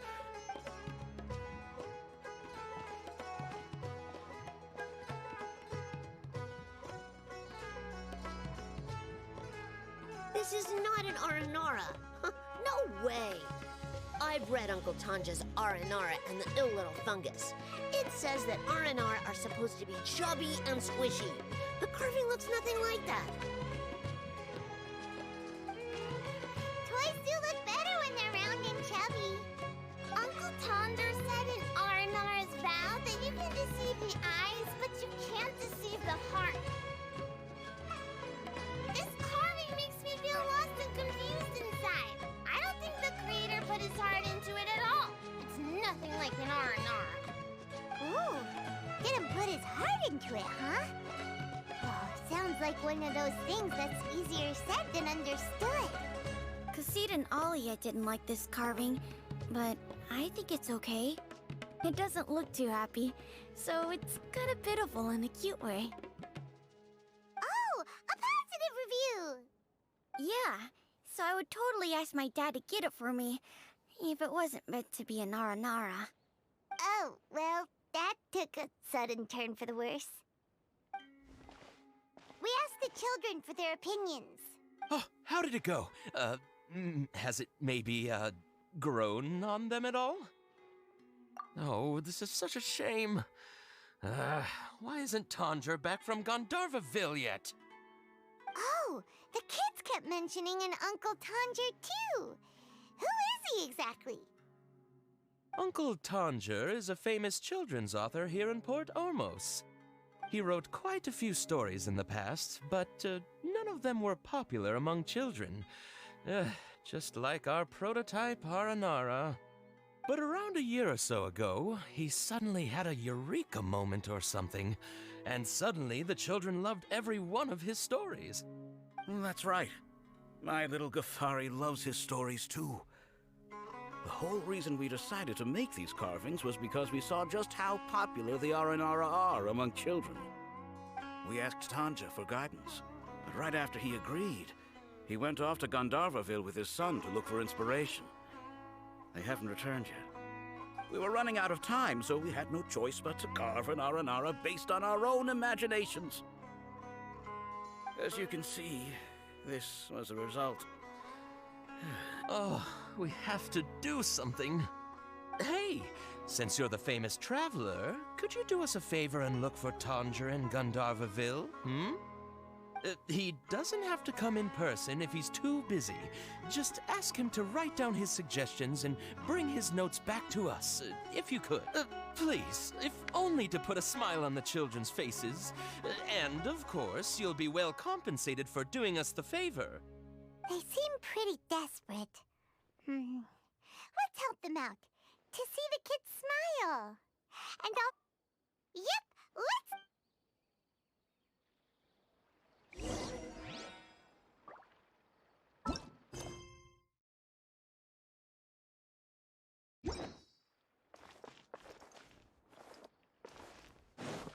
Time to go.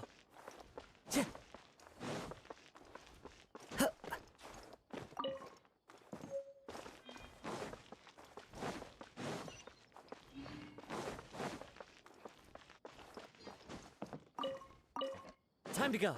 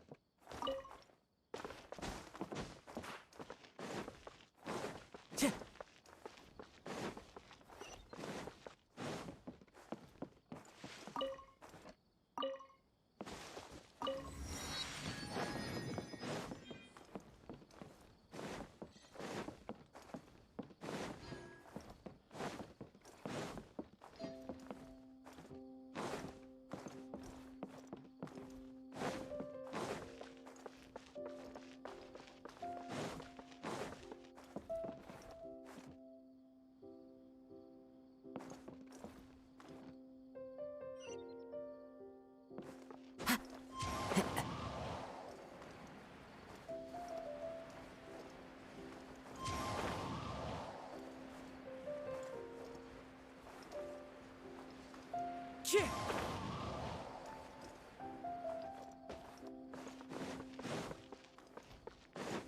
Shit!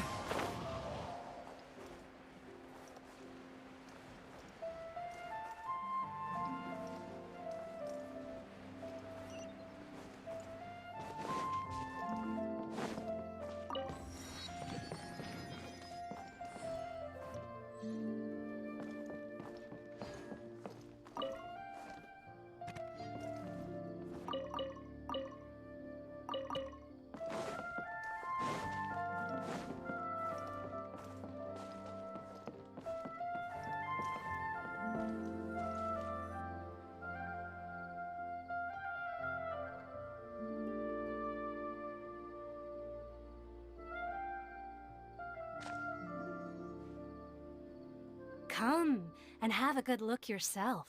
Traditional spices of the highest quality, made with pride and experience. You've got a deal. I can't thank you enough for always looking after my business. Believe me, I'm not making this up. Several Eremite mercenary groups are nearly in open conflict, but does the core of 30 care? And that's not all. Did you know that... Wow! Talk about hurly-burly! This place is busy! Guess that's only to be expected for the largest port in Sumeru. Maybe it's because of what Dia told us earlier, but Paimon can't seem to shake the feeling that there's also danger lurking in these crowds. Ooh. Let's get our bearings so we can start looking for leads. We know that whatever the Academia lost is related to the gods. But other than that, we don't have much else to go on. Osfun told us to try posing as Academia students while asking around. Paimon checked the Akasha on the way here, and the Academia doesn't seem to have any research facilities in Port Ormos.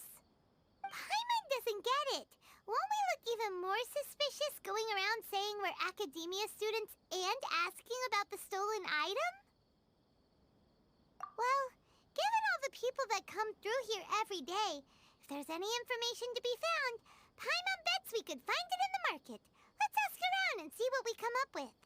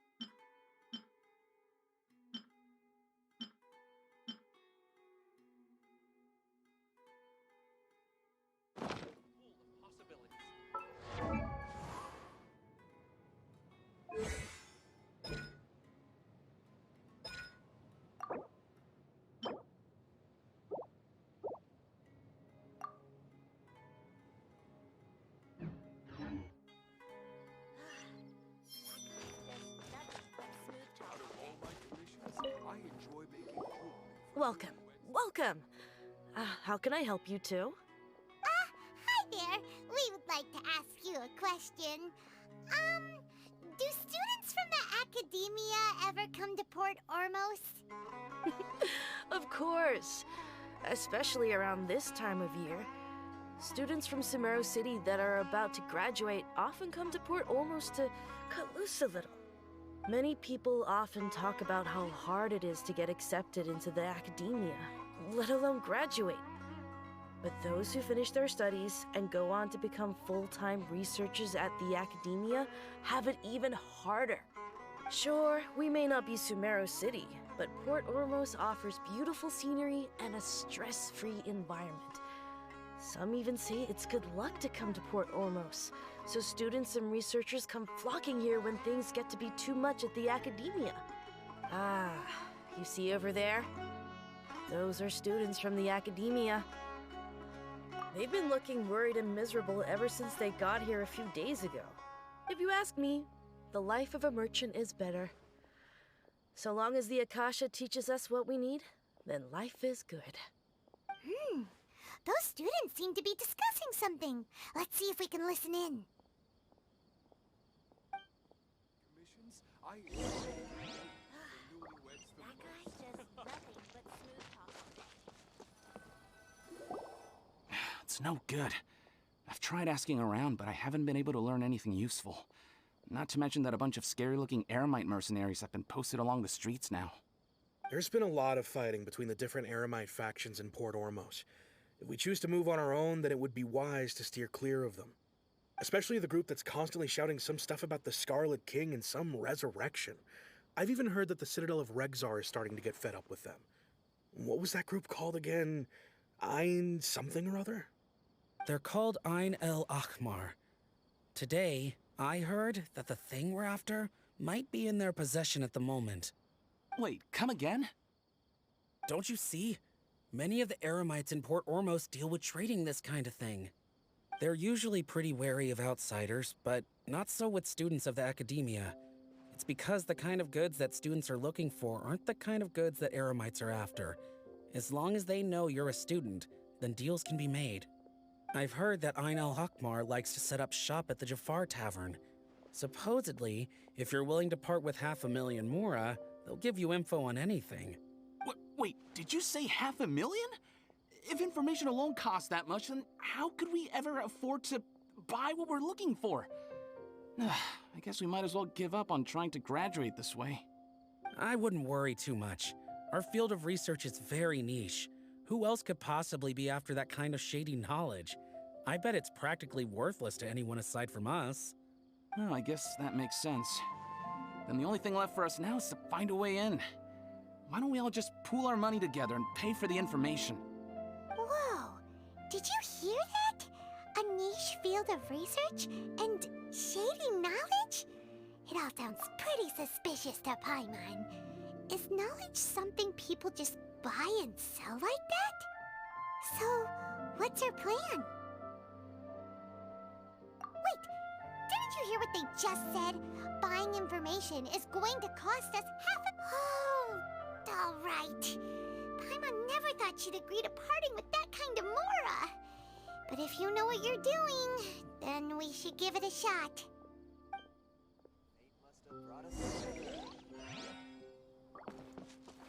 Out of all my commissions, I enjoy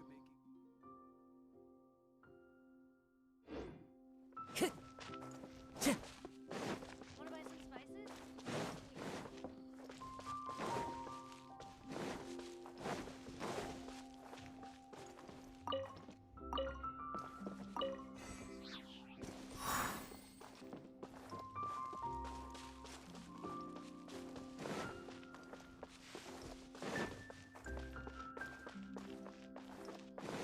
Time to go.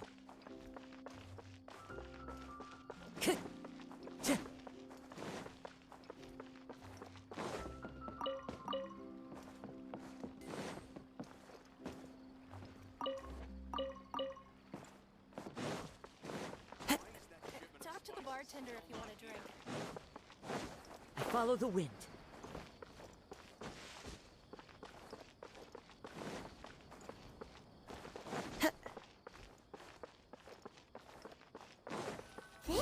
place we heard those students talking about. Let's find a seat somewhere and see if we can spot the group they mentioned. Why does it have to be? Oh, you've arrived. Please, take a seat.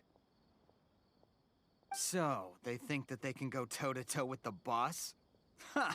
Once we reclaim the power of the Scarlet King, they'll be the first that the boss punishes. They're nothing to be afraid of. Our main rival now is the Caracal Battalion. They've also amassed a significant amount of Mora this time, so we mustn't underestimate them. How can the Caracal Battalion compete with the boss when they're nothing but a bunch of money-grubbing opportunists out for a quick Mora?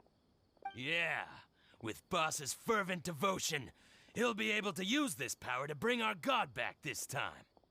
Huh. All these guys talk about is the Scarlet King, so they're probably the ones we're looking for.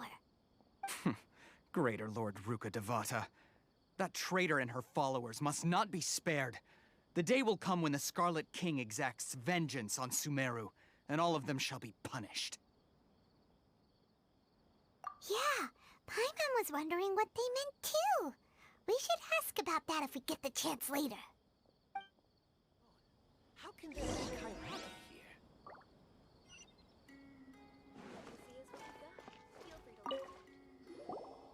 Huh? Who are you? What do you want? A student? Huh. What's a student from Sumeru City doing in Port Ormos? Ah, well, if it's info you want, you've come to the right place. The question is, can you afford it? Oh, Paimon can't stand to see so much more go.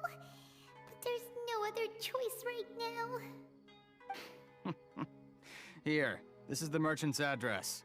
Whatever you're looking for, you'll find it there. Hmm? Well, what are you waiting for? Oh, that's right. We heard you mention the Scarlet King just now. We're actually interested to know more because we're, archaeology students! Fine. Since you've already handed over the Mora, I guess I can throw in a little extra info. As you can see, members of Ain al-Ahmar are devout believers of the Scarlet King. Years ago, the Scarlet King founded the great desert nation that was our homeland. It was an advanced civilization, far beyond anything you'll see in present-day Sumeru. The Scarlet King was the rightful god of wisdom, but he was betrayed by a companion he trusted. She even stripped him of his title, God of Wisdom. So, you mean the traitor was... Greater Lord Ruka Devata, yes. That shameless wretch destroyed the Scarlet King's civilization, and our ancestors were forced to flee to this land where we were made to suffer the tyranny of our enemies. Furthermore, she conspired with the Academia to cover up the truth of her actions, and create the merciful and benevolent facade for which she is now known. Ugh, just thinking about it sickens me. But the story doesn't end there, oh no. The Scarlet King isn't truly dead. The voice of the Oracle has been heard in the desert, prophesying his resurrection. Mark my words, our god shall return. And when that day comes, all followers of the traitor and all the desert dwellers who have forgotten their true god will suffer retribution together. If what I'm saying makes you shiver with fear, it might not be too late for you to become a believer of the Scarlet King. I don't have anything to say to you Academia people about that. I think this conversation has reached its end. Not just yet. This man is a fraud. Huh? You again? Deranged Academia lunatic. Yes, it's me again. I already warned you that if you weren't willing to sit and discuss things with me, I'd take measures to make things uncomfortable for you. Listen to me. That address he gave you is fake. Or at least, you won't find a merchant waiting for you there. This group has been boasting all around that they can provide information on a certain item as a means of luring people into their territory. Once you show up, they keep up the act until they have hard evidence that you want to purchase said item. Then they use that to squeeze you for all the Mora you're worth. Hey! Shut it all, Hatham! What are you playing at, trying to ruin our business like this, hmm? I told you the other day. I wish to discuss my terms with your boss. Ha! The boss made it perfectly clear that he won't negotiate with you. Yes, and in no uncertain terms. But that was then. It does not preclude him from changing his mind in the future. I'm warning you, don't push us, or this could get ugly. We don't usually get rough with people from the academia because it just complicates things. For a lunatic like you, though, we might just have to make an exception. If you're suggesting that we escalate this from a verbal exchange to a physical one, I accept. After all, even the Archons used war to negotiate the ownership of Tevat. If, on the other hand, we can't agree on any means of negotiation at all, then I'm afraid my next course of action will sting a little more than the mere following through of a few business deals. I will jeopardize the Eremite's reputation, which I know you value above all else. I am quite confident that if I began to take such action, your boss would willingly approach me himself. However, I fear that by then, some things will have happened that cannot be undone. Also, a word of advice. I suggest you tell your boss exactly what happened here today. Otherwise, he might blame you for not telling him in the future. What did you say? Consider this. Have I ever failed to follow through on my word in the past? This guy is really out of his mind. Okay then. If you really have a death wish, let's meet a week from today. The pier in front of the Pharos Lighthouse, 4 o'clock in the afternoon, sharp. Don't expect us to hold back. Not so fast. First, you return the 500,000 mora to them.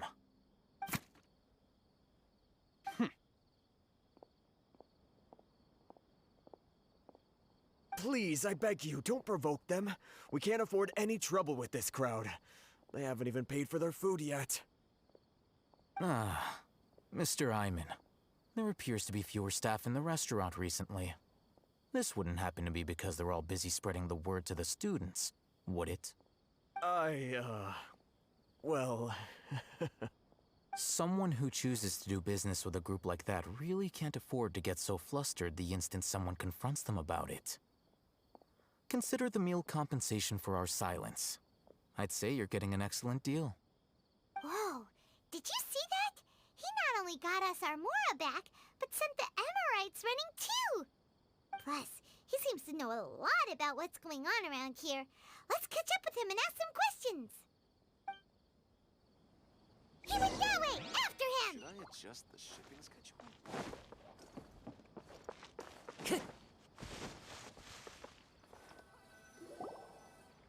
Wait up!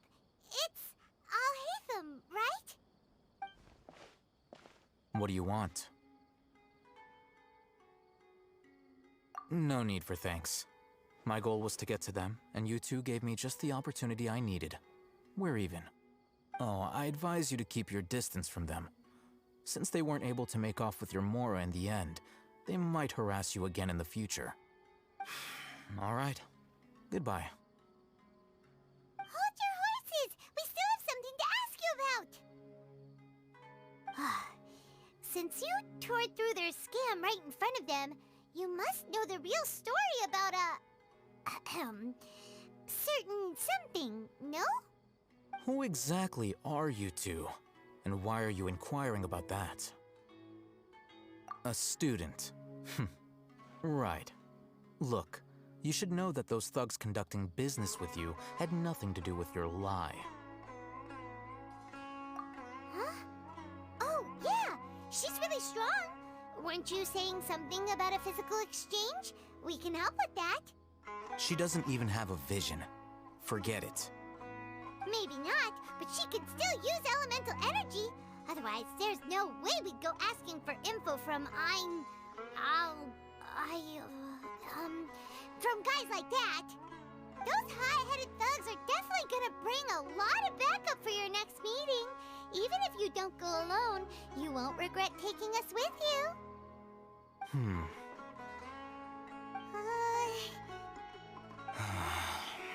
All right, I accept. Got a pen and paper? If you're searching for someone who sells that kind of merchandise, I'll give you one of their addresses, and you can try your luck. We'll reconvene at the appointed time by the pier. It doesn't matter if you show up or not. So, since you were happy to give us this merchant's information, does that mean you can tell us exactly what we're after? You were willing to part with 500,000 mora for something and you didn't even know what it was? Okay. Well, if you truly are as skilled as you claim, then you can beat the answer out of them when they become hostile. Look, if you've been making inquiries, then you have to know something by now. Tell me what you know so far, so I don't waste time repeating information. We know it's connected to the Academia somehow, and that not only do the Eremites deal in it, but some students want to get a hold of it too. What else? You know almost everything there is to know, but you're unable to compile this information because you've never seen the object before. This is what you've been looking for. Huh? Paimon can't tell what it is. It looks like some kind of ornament. This is a knowledge capsule. To put it simply, it's a vessel that can store a fixed quantity of canned knowledge. It's like a miniature Akasha. Anyone who links it to their personal Akasha terminal instantly becomes privy to its contents. Correct. Anyone. Unlike the Akasha, which heavily regulates who can access what information, knowledge capsules confer their contents without any requisites. That's amazing! It's essentially a convenient and harmless vestibule for knowledge. Unfortunately, it's illegal in Sumeru to privately possess or trade them. They were created as a means for scholars to transfer knowledge gained from Irminsul into the Akasha, and are intended to be destroyed immediately after use. But despite strict regulations, some of these knowledge capsules will always escape destruction. After all, there will always be those in this world who are dissatisfied with life as designed for them by the Akasha and wish to change their fate. Over the past century, a wide variety of canned knowledge has been leaked from the Academia. Now, in Port Ormos, the valuable ones are a means to mora for the Eremites. Meanwhile, those which the Eremites deem to be useless to them occasionally prove useful to the common citizens and hapless Academia students. Well, I think that about sums it up. Ah, so that's your true objective. With our current arrangement, I don't believe I can offer an answer. You're still resolved. Fine. Let's talk somewhere with fewer people.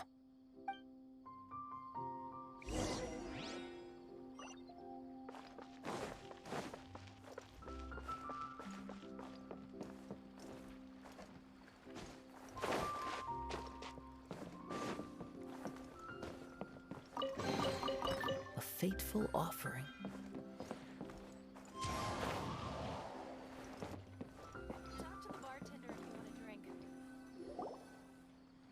Let's continue our conversation here. If you wish to learn more about the knowledge capsule that the Academia lost, then you must help me with something. I need you to find someone named Dory, a traveling merchant. Unlike the peddlers who hawk inferior knowledge capsules, she often has quality goods in stock. Some say that as long as there is profit to be made, there is nothing she won't dare to sell. She's guarded against people from the Academia because most of her wares don't comply with Academia regulations. I think she blacklisted me. I met with her informant, but it soon became clear that they had no intention of letting me get any further. Become one of Dory's customers and earn her trust. This is my condition for further collaboration. Why do you want us to meet with her? Until you complete this task, you don't have question privileges. Fine. So how do we go about doing this? You two are outlanders who haven't been here for long, so Dory should view you as safe clients. I'll give you the informant's address and their contact password. Beyond the password, though, I have no way of knowing what other tricks she might have up her sleeve. You'll have to improvise. This is kind of nerve-wracking. The true challenge begins after you meet her. She has a keen nose for mora and a shrewd eye for wares, and she only likes customers who she deems to have good taste. I'll prepare some funds for you. Buy her highest quality wares and earn her approval. But we only just saw a knowledge capsule for the first time. We don't know how to tell which ones are good and which ones are bad. Is that something we can learn quickly? That's true. Have you two heard of elemental sight? Oh, that's a surprise. Guess I'll have to hold you in higher regard. Anyway, that ability should resolve your issue.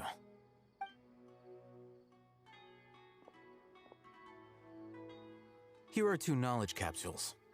Tell me, can you detect any difference in their quality?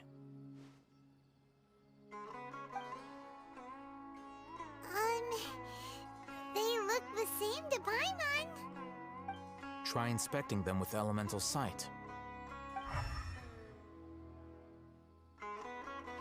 How'd it go? Did you see anything?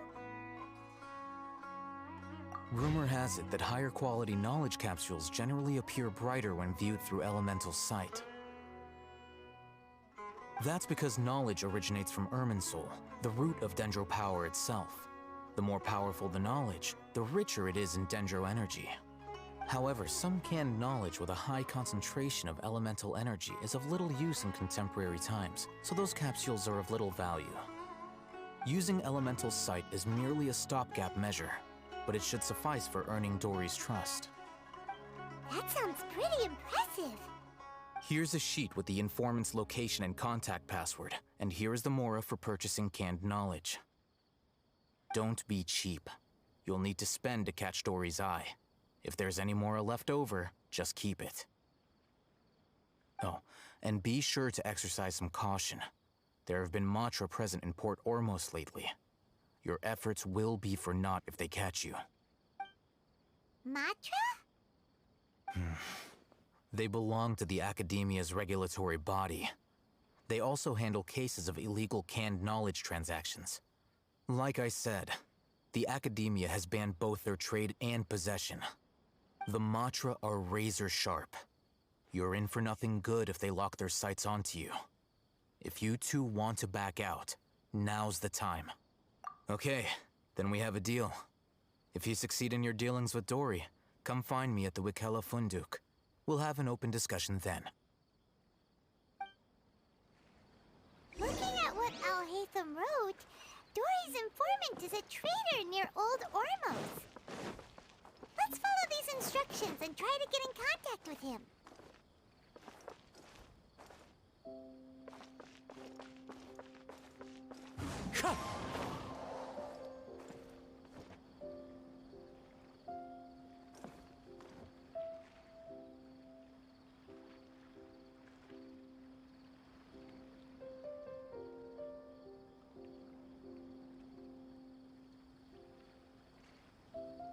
There are leaves around, and I know just the tune to accompany them, if you wish to hear it.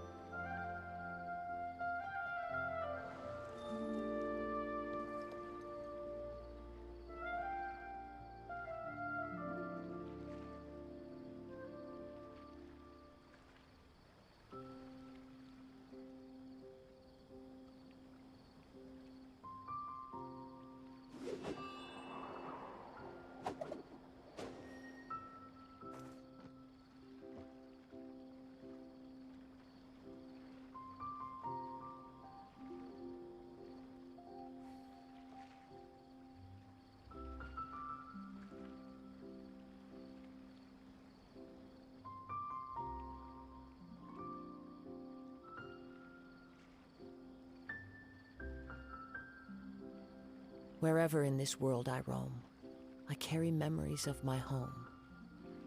This blade, it is the last link I have to the land of my birth.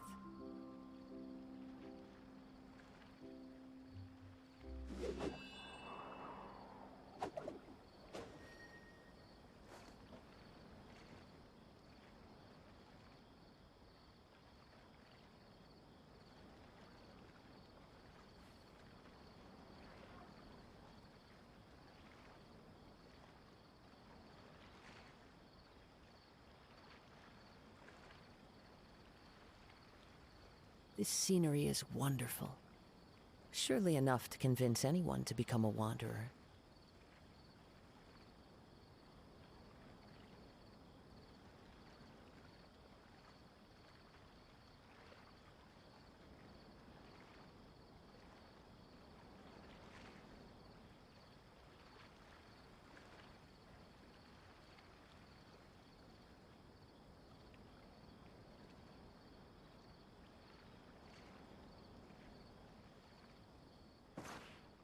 Time to go.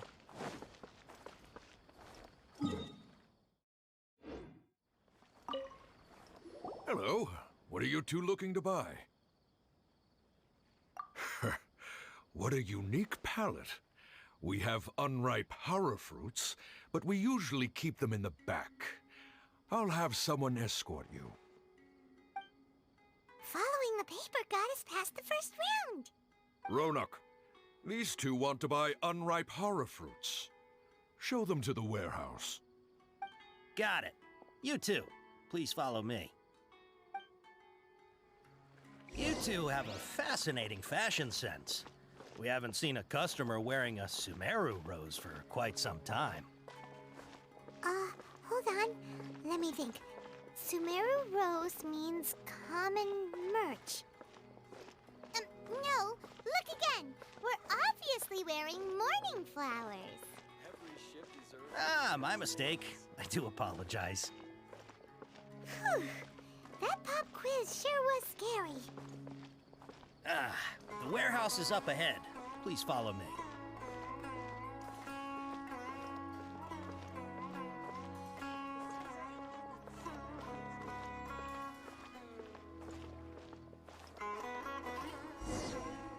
Before I retrieve your products, I need to confirm a few things. Please forgive me, but we may not have sufficient stock for you today. Earlier, many of our hara fruits were taken by mice. Hold on. That's not right. Taken by mice means they sold out. I'm sorry. But as things currently stand, we won't be able to... He's cautious of us. Let's take a closer look at the... Before I retrieve your products, please forgive me, but we may not have sufficient stock for you today. Earlier, many of our hara fruits were taken by mice. Thanks. If better goods come in, you'll be the first to know. You look like you have some skill. Why don't I pick out some fruits that'll make you dizzy? No, that's not it. The paper said that heat stroke is the answer to erudition. Eating something that... He's cautious of us. Let's take a...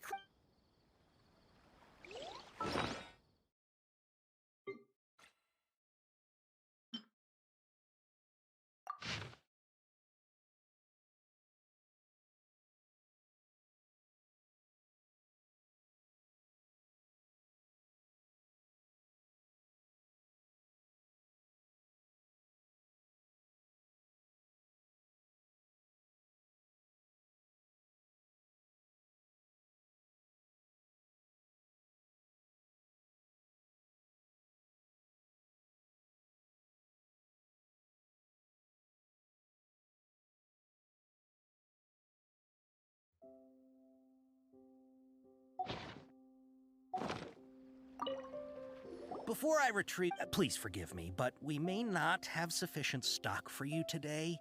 Earlier, many of our hara fruits were taken by mice. You look like you have some skill. Why don't I pick out some fruits that'll make you dizzy? Yep, that's the right answer. But eating hara fruit that makes your head and ears ring sounds like a bad life decision. Would you like your hara fruits to be packaged in the Sumeru City or Port Ormos style? Wow, you two sure are generous customers. We'll be sure to package your products beautifully. Okay, everything has been confirmed. Miss Dory is waiting for you up at... Shoot, it's the Matra! Run! What? The Matra? Where? Oh, Hatham said we're done for if they catch us. We gotta get out of here.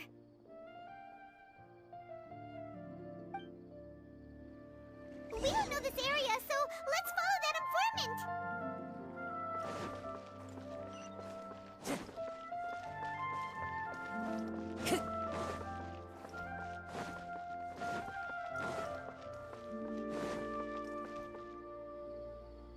He ran that way!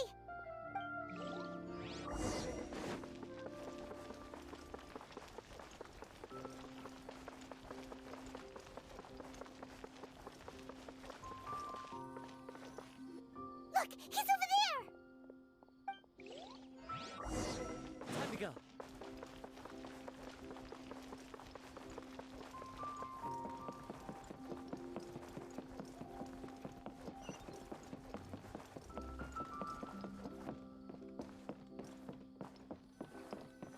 Hey! If you're hiding from the Rishbaland tiger, come this way! Another password! Huh? Oh, that voice came from behind the... Here, over here. You can stop running now.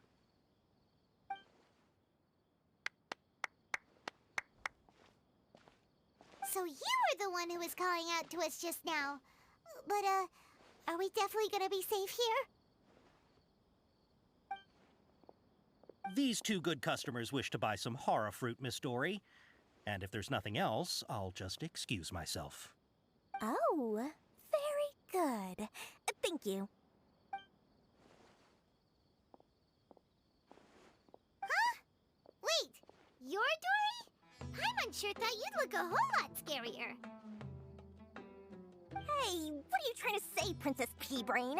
I can be scary enough when I need to be, believe you me. If you don't watch what you say, then you can forget about doing any business.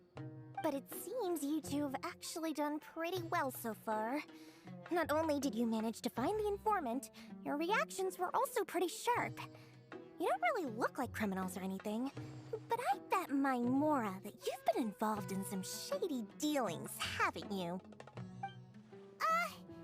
Paimon's not sure if that's supposed to be a compliment, but we'll take it. I can't risk doing business with people who start huffing and puffing after just a few paces. No matter how much Mora they might have. Not only will they get caught by the Matra, but they'll also get us into trouble. As decent folks trying to run an honest business. We don't need any of that. Wouldn't you agree? So that's why I prefer to have customers like you. It's your first time here, but don't worry. I won't ask too many questions. Even if you wish to buy enough knowledge capsules to decorate your house with, please, knock yourself out. As long as you have lots of round, shiny Mora, then we're all good. Ah, yes, of course, of course. Go ahead, help yourselves. Voila! Wow, she has a trove of canned knowledge. Whew. She'd probably be in serious trouble if the Matra caught her with all this. What kind of products do you seek, my dear customers? Don't worry, I'm not interested in your reasons for buying. I can, however, offer some suggestions. Take this one, for example. An analysis of the sociological ideology and dialectics of the Hilichurls. Only 3 people in all of Teyvat have ever studied it, making it extremely rare. It's on sale now for 350,000 Mora. Yeesh, who would want to be an expert in that topic? Or how about the architectural styles and construction methods of Teyvat in the early Archon War period? With this one, you can become an expert in historic architecture preservation and find an excellent, well-paying job in nearly any nation. Ooh, now this sounds like it could be useful. 2,000,000 mora, and it's yours. No discounts. Whoa! That's a lot of mora! Of course, you are free to pick whatever your heart's desire. The contents and price of each knowledge capsule are indicated in small text on the body of each one, down at the bottom. Alright, let's try the method that Alhaitham mentioned.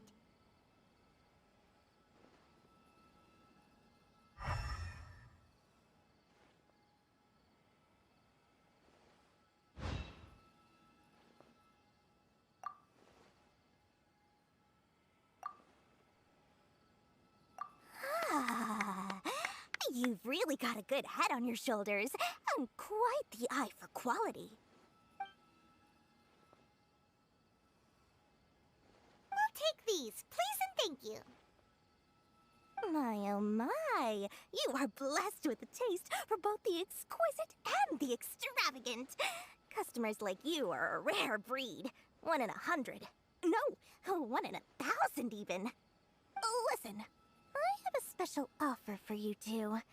If you spend just 100,000 more, you can pick any knowledge capsule of your choice up to a value of 1,000,000 mora.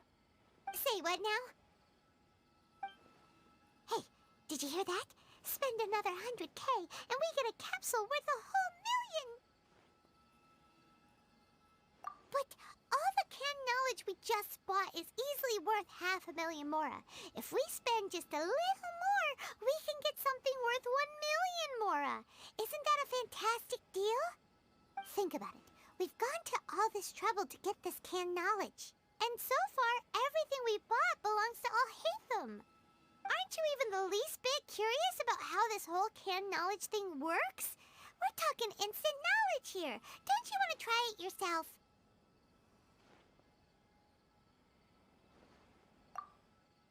Come on, come on! We still have around 100,000 of Alhaitham's mora left. So let's put it to good use by finding something useful for you. Ahem. You've got a deal, Dory. We'd like to spend an extra 100,000 mora. Excellent! Then please, select from this fine collection of canned knowledge over here. Hold on a second. Paimon thought we could choose whatever we wanted. Why can't we choose the ones from over there? Oh, but my dear customer, the knowledge capsules over here are worth 1,000,000 mora each. I'm sure discerning customers like yourselves will be able to find something to your liking. Please, take your time. Uh-oh, Paimon has a bad feeling about this. Let's use Elemental Sight again to check these.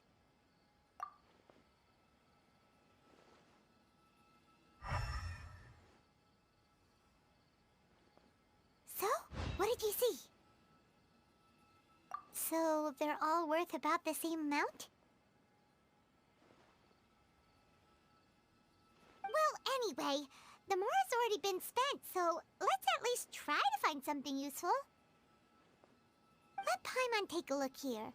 An introduction to traditional Sumeru brewing techniques, the art of growing spices, an overview of ancient runes. Oh, how about this one? Sword Fighting Techniques 8. Not sure we'd ever find volumes 1 through 7, but at least this knowledge should be useful, right? Let's go with this one. Dory, we'll take this one. All right, very good. I'm expecting some new goods in the next couple days, so be sure to check back again soon. Whether it's canned knowledge or anything else you need, bring your mora to Dory and doors will open. Our dealings with Dory went smoothly enough. Let's head to Wakala Funduk and meet up with Alhaitham. Hopefully now he'll finally tell us about what the Academia lost.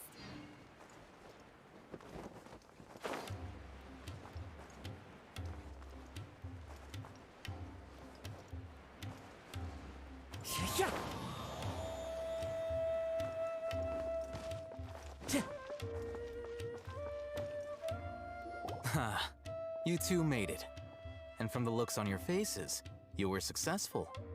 Whoa, there's so many people from the Academia here. Why would you pick this place as our meetup spot? Well, Wikelafunduk is under the Academia's control, so naturally the Academia has people working here. I came to Port Ormos under the pretense of conducting official business. You're a pretty daring guy. Relax. No one here is interested in anything we say, and the Matcher won't come here. Okay now, tell me how your encounter with Dory went. Okay, we did what you asked. So, can you tell us about the knowledge capsule that the Academia lost now?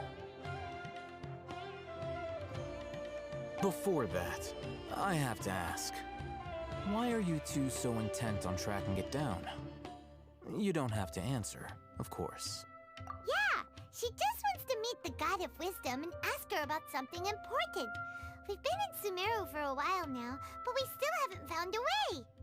When we heard that the Academia had lost something that might be related to the gods, we came here in case it turned out to be our lucky break. In that case, you're on the right track. A short while ago, the Academia lost a knowledge capsule in the desert. It's supposedly a divine knowledge capsule. Use it, and you'll gain the wisdom of the gods. Wow! There's really such a thing as that? Hey, if we find it, do you think we could learn how to meet the Dendro Archon? Ooh, or even how to find your brother? I highly doubt it has any mystical properties, but it does indeed exist. And it's right here, in Port Ormos. So, where exactly? That's what we need to find out next. I won't deny that. I am investigating because I'm curious as to what the divine knowledge capsule truly is. As you know, the Eremites in Port Ormos also have their eyes on it. It is an extremely precious item. The knowledge contained within may bring great power or wealth to whoever has it in their possession. Several brigades have been vying for ownership of it as of late, but there is still no victor. My personal finances and connections cannot compete with those of the Eremites. After attempting various methods, I finally managed to reach a tentative agreement with several brigades. I agreed to forego ownership of the divine knowledge capsule in exchange for the opportunity to study it. After all, there's no harm in understanding what it is. However, there are those who are less amenable to negotiation, such as those from Ain al-Ahmar. They adamantly believe that the divine knowledge capsule contains the Scarlet King's power, and that he will return to this world when they obtain it. They refuse to let anyone from the Academia tarnish their deity's soul. So you kept hounding them because they refused to cooperate with you? Yes. Ain al-Ahmar isn't exactly wealthy, but its members are determined to get that capsule by any means necessary. To that end, they've resorted to many methods more foul than fair in order to amass sufficient funds. So, I've been sabotaging their business to force them into negotiating with me. The divine knowledge capsule should be up for a secret auction within the next few days. Each brigade will place their own bid, and the prize will be covertly given to the winner. To ensure the capsule's security and to evade the Mantra's notice, the winning brigade will not publicly disclose their victory. Unless I know whose hands the divine knowledge capsule ends up in, my agreements with them will fall through. Dory is the most reliable source of information, but that avenue was previously closed to me. With you on board now, the situation is different. In other words, you wanted us to befriend Dory so you could find out where the divine knowledge capsule is. Yes, you can say that. But this arrangement harms none of us. The day after tomorrow, go back to Dory and try to purchase information on the divine knowledge capsule's whereabouts. If she has no information, wait 2 days and approach her again. If I get the opportunity to study the divine knowledge capsule, I will relay my findings to you. Will that suffice as compensation? Okay, then we'll meet up in 2 days. Alhaitham, before you go, we actually bought a knowledge capsule for ourselves, but we're not sure how to use it. You two want to try using a knowledge capsule? Sure, I can teach you. Doing so right under the Academia's nose is a bit problematic, though. What do you say we head to the outskirts of town?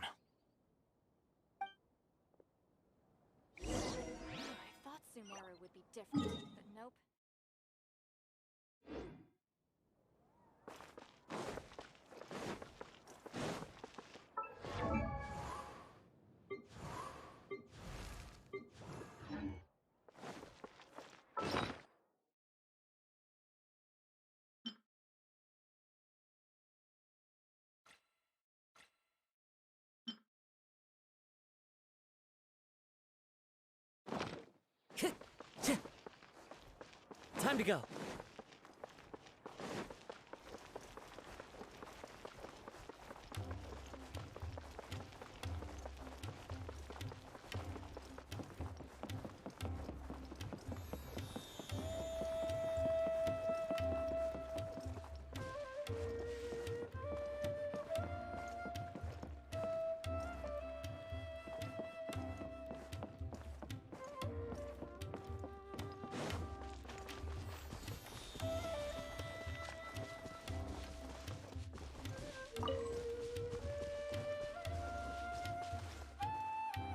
All right.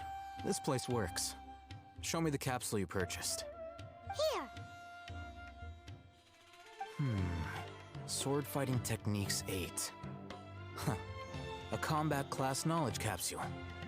This class is something of a rare find these days, since most have been taken by the Eremites to augment their battle capabilities. Really? Ah, yeah, what a great buy! If you want to determine the efficacy of this capsule, I can evaluate your combat ability. However, effects will likely be minimal if you already possess a high amount of strength. We can conduct a controlled experiment where you fight 2 battles, one before using this knowledge capsule and one after. While you fight, we can use an Akasha terminal to monitor your various physical parameters. There may be variances in your physical strength between the 2 tests, as well as a disparity in your opponent's abilities. But don't worry. I'll run statistical analyses afterward to mitigate any confounding effects. Wow! Haytham! You must have been one of those guys at the Academia who got top grades on everything. Paimon's curious about something, though. You definitely weren't one of those students who needed canned knowledge to graduate from the Academia, right? So, why are you risking getting caught by the mantra for this capsule? When you are unable to understand a researcher's actions, most cases can be attributed to curiosity. This is but one theory. Sounds like you're trying to avoid the question. All right, let's begin the test. Just fight as you normally do.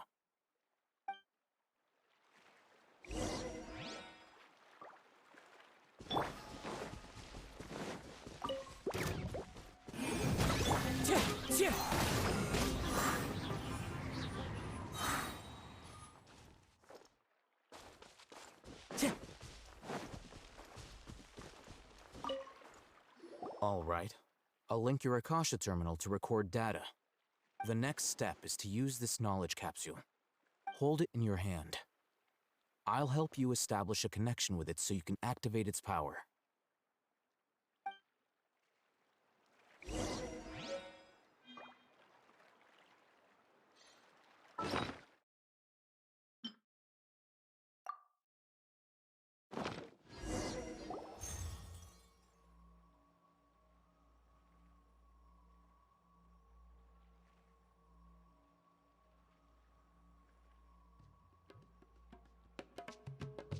Hey, how are you feeling? You mean that it worked? All right. Time for round 2. Fight with the same composure as before.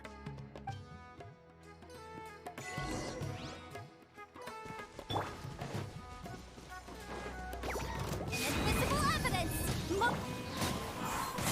Clouds high. The birds call. Wind strike.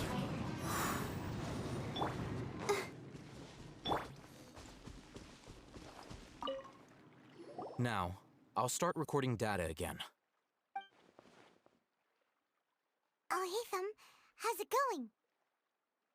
Well, the knowledge capsule you purchased did improve her combat capability. During the second fight, her overall fighting performance increased by 0.073%. Wait, how much?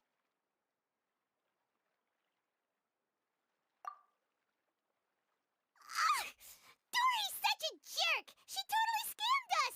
1 million mora? This thing isn't worth a tenth of that amount! Of course, this could be because she is so powerful that the capsule's contents were unable to produce a substantial increase. At the very least, this test allowed me to gain more insight into you two. Our deal seems increasingly worth my investment. I'm heading back to Ikela Funduk. I await your response in 2 days' time. This is Mora for when you ask Dory for information. Pay her...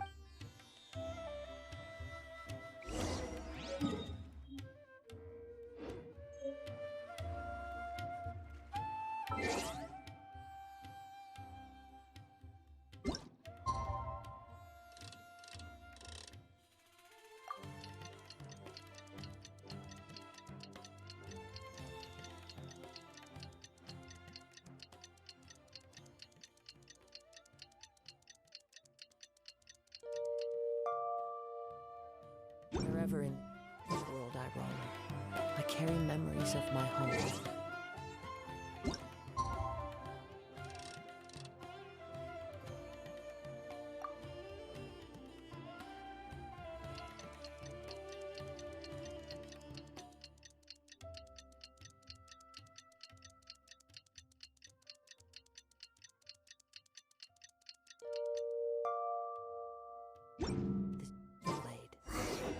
Let's see Dory today and ask her about which...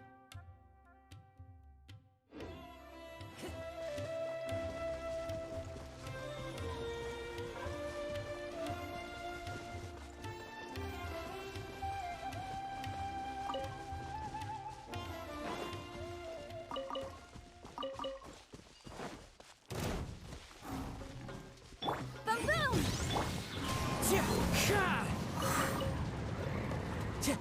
Time to go. Time to go.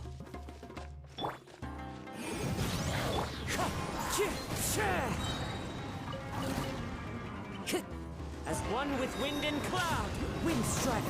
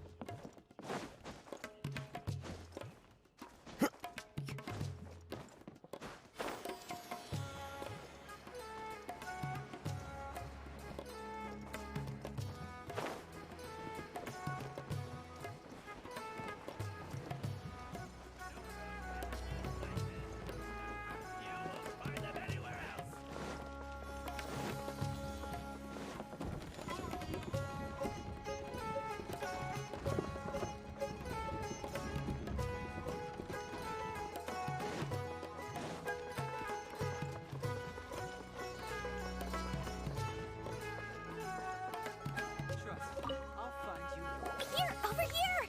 Oh, welcome back, my loyal patrons. What can I do for you this time? You name it.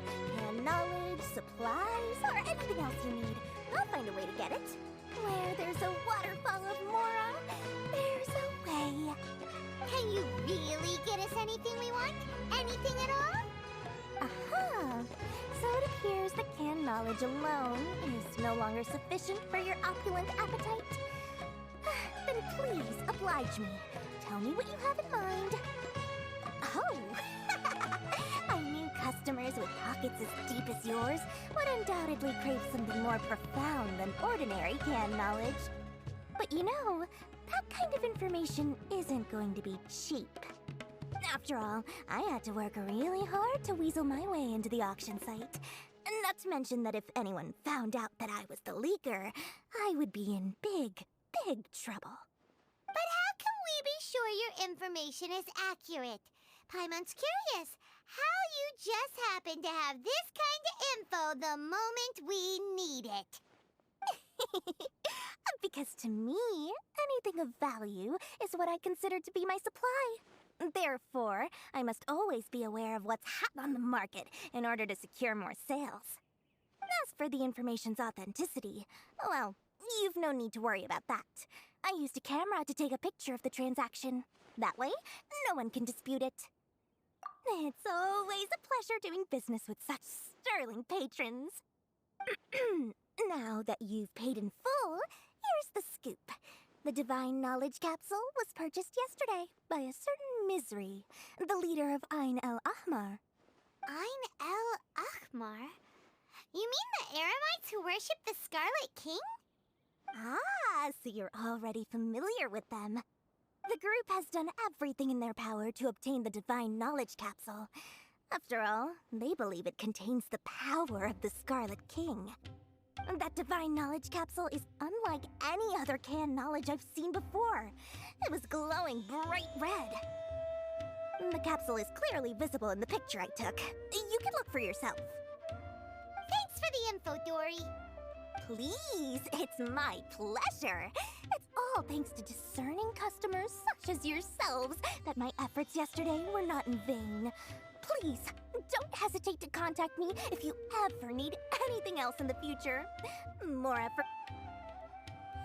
Well, we figured out where the Divine Knowledge Capsule is.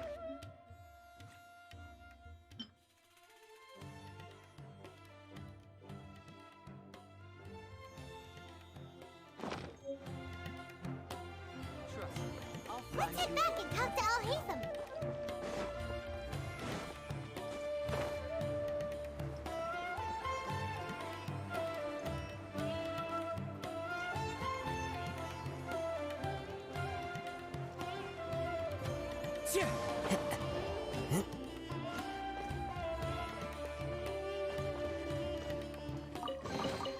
Brings a smile to my face.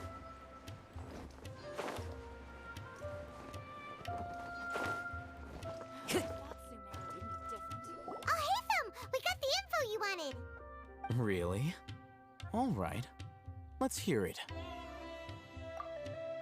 Dory even gave us evidence to verify the intel. Have a look. Huh, look at that. Clear as day. It must have taken some guts just to infiltrate the scene of the Eremites' transaction. But then to get close enough to take a picture like this. All right. The person in this picture is indeed Misery, the leader of Ain al-Ahmar. And the glowing red capsule he's holding appears to be the Divine Knowledge Capsule. In which case, if we play our cards right, when we confront them next week, we should be able to force them to show their hand. At first, Paimon didn't get why you were provoking these Ain el-Ahmar guys. But now, it sort of makes sense. Everything's playing right into your hands.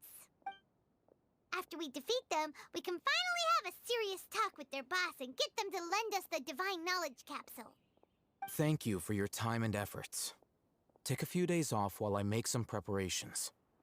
Let's meet up again on the afternoon of the arranged date, 3 o'clock sharp.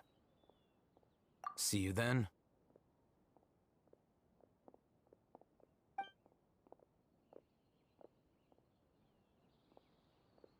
Al-Haytham sure is taking his time.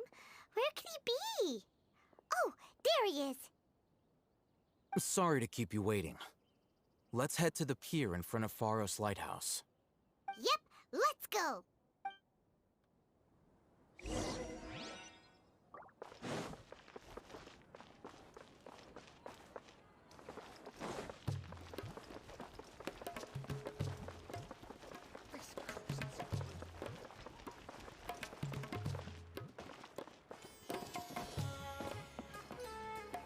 One with nature.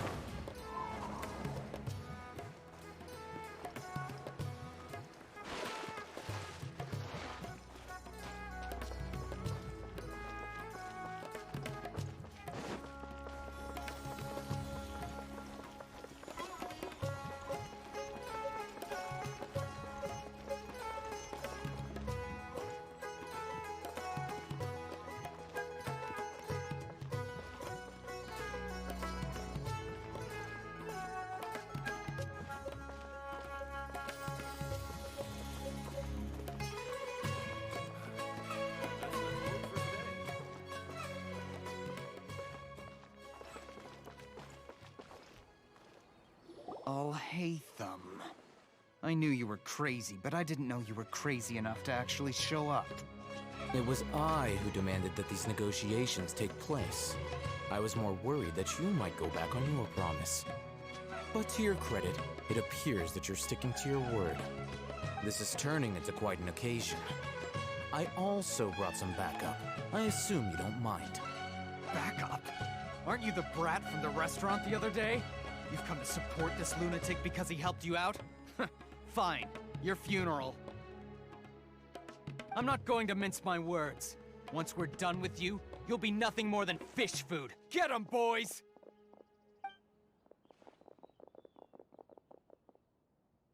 Uh-oh, here they come. Good luck, you two.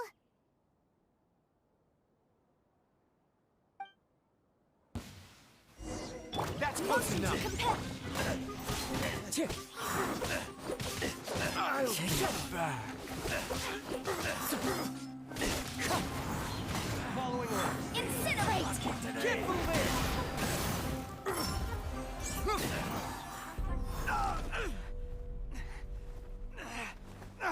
Academia scum!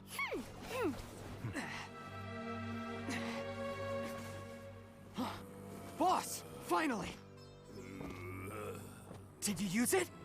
Great! Now we can...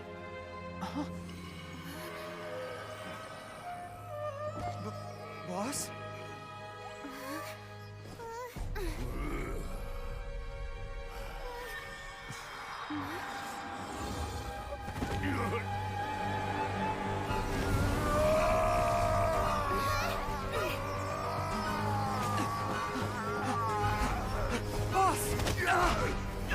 Boss! What's wrong? What happened to him? We have to cut his Akasha connection, now.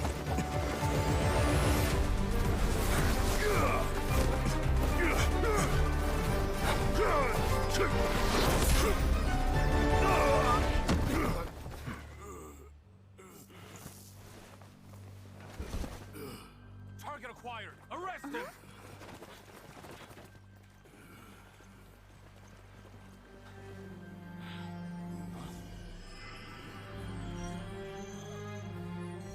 Do not impede our work. Is that understood, Al-Haytham? Of course. I was only trying to help. Take him away!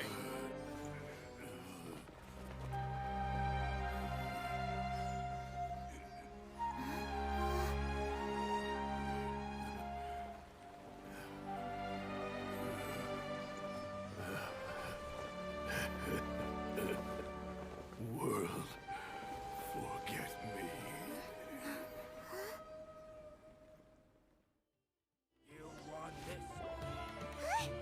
What in Tibet just happened? It's like that big guy suddenly lost his mind. It looks like he used the Divine Knowledge Capsule. You mean the Divine Knowledge Capsule did that to him? Oh, yeah. You mean how some researchers go insane after getting knowledge from Irminsul? I've heard of numerous incidents of researchers in Satyavada life going insane. The state that man is now in suggests that this is a similar situation. This Divine Knowledge Capsule does appear to be linked to the gods, but beyond that, it doesn't seem anything like the rumors suggest. Possessing it doesn't grant you divine wisdom or power. Did you hear what he said? World, forget me.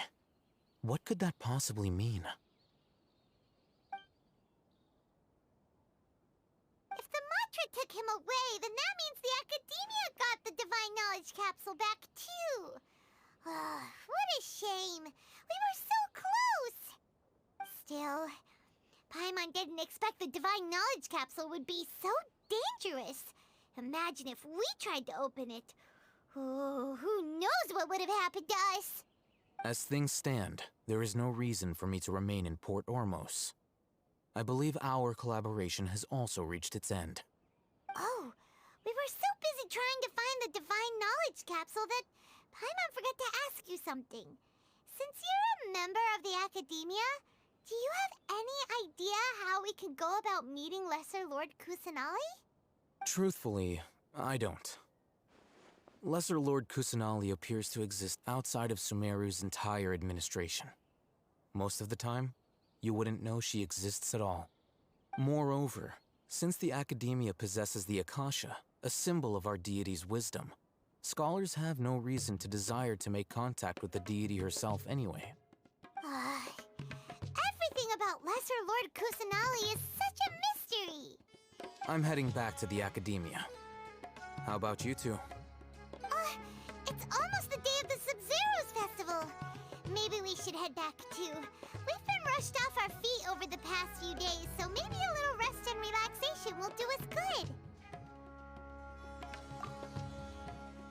Then we'll part ways here, Al-Haytham, until we meet again.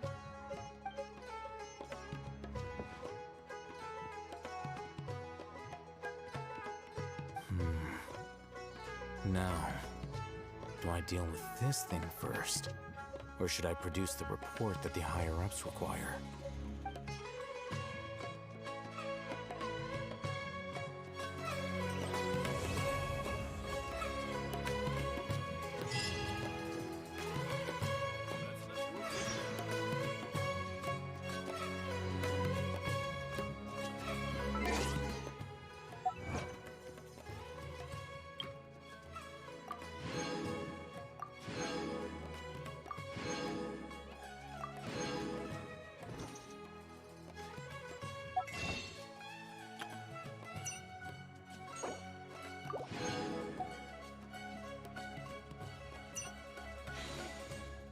Doing detective work means you gotta walk the walk.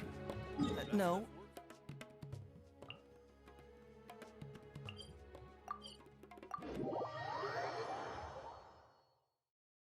We didn't miss the Sub-Zero.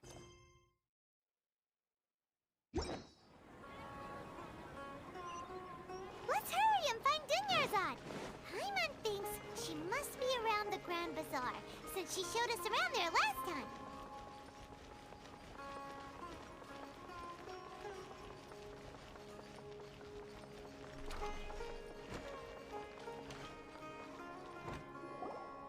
There she is! Dunyarzad, we're back! Just as promised, Traveler and Paimon. I'm so glad that you two came back to celebrate Lesser Lord Kusanali's birthday. Indeed. The festival's tomorrow. We've been preparing for so long that I can't help but feel a little nervous. There's no need to be nervous. Paimon's sure that Lesser Lord Kusanali will feel everyone's gratitude. Thanks, Paimon. I hope that everyone who comes to the festival will also have a good time.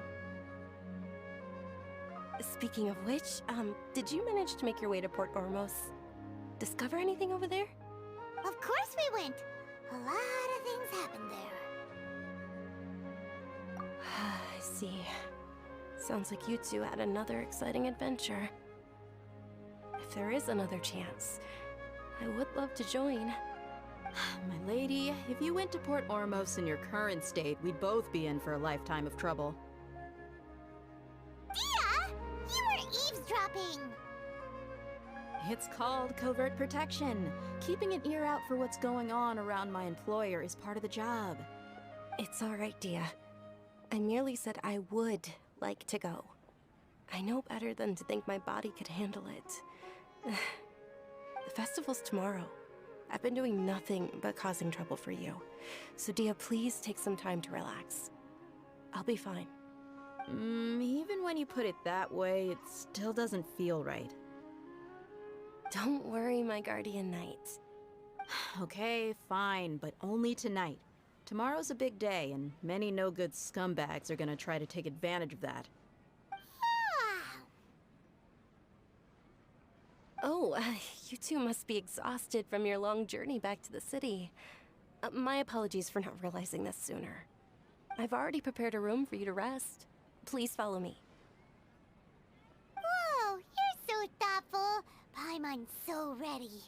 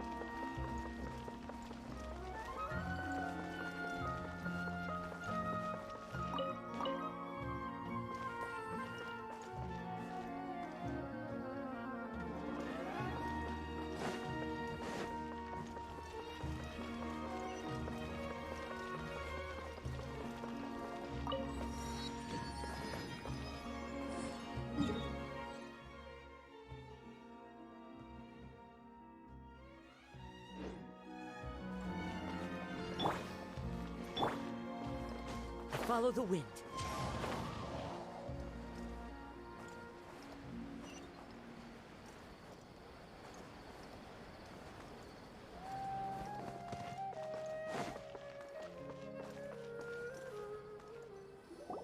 Here we are. It's also fairly close to where I've been staying. It looks really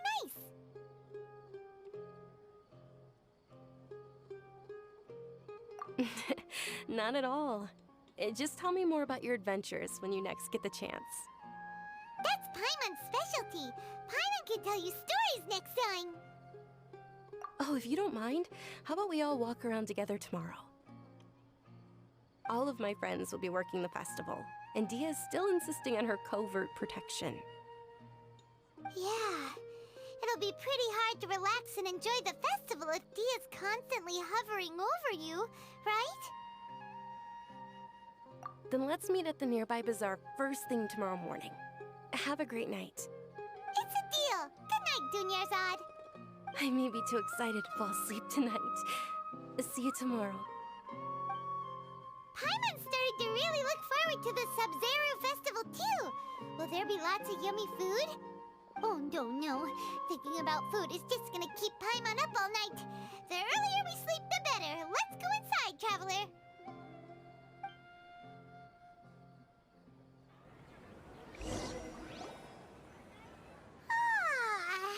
Did we oversleep? We should go meet Dunyarzad right away.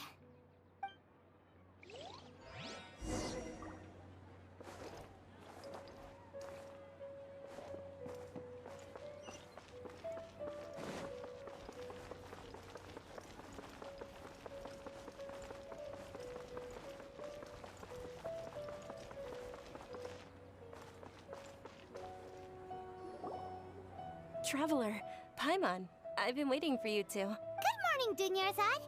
We must have overslept a little bit. Not at all.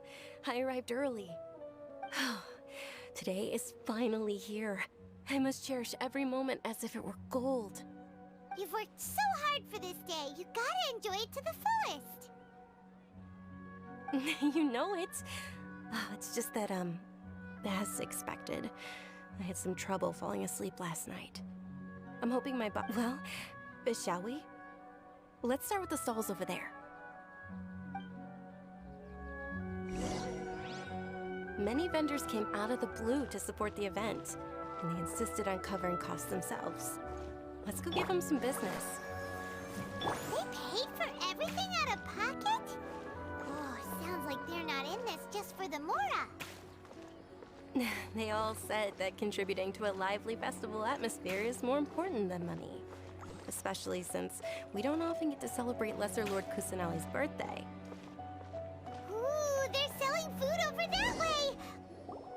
This is a stall offering foods from the Haftmewa feast. Oh, you could tell straight away. I thought most people nowadays wouldn't know. Mushrooms, flowers, and all kind of fruit? It's all vegetarian stuff. Aw, Paimon's a little disappointed. So, what's the Haftmewa feast you mentioned just now? It's another Sub-Zero's festival tradition. People used to set their tables with 7 different foods. Generally speaking, the most common selections were foods like Rukushifa mushrooms, lunar lotuses, Sumera roses, sunsetias, kapalatas, hara fruits, and zaytun peaches. So, the Sub-Zero festival is a vegetarian holiday? You don't have to be a vegetarian to enjoy the spread. We just use the 7 foods to symbolize the 7 virtues of the Dendro Archon. Wait, but if that's the case, if Sumeru uses vegetarian food to represent the Dendro Archon, then wouldn't the Pyro Archon's festival be full of food like roasted fowl, juicy meatballs, grilled steak? Oh, Traveler, we have to go to Natlan as soon as possible! I hope your wish comes true one day, Paimon. Thanks! Alright, how about we also check out some of these other stalls?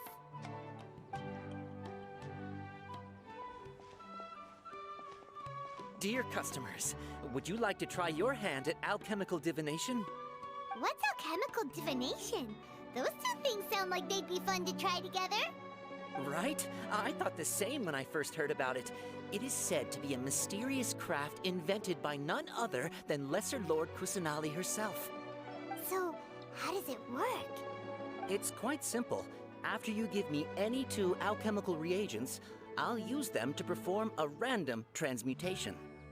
Sure sounds random. So random that it will probably fail.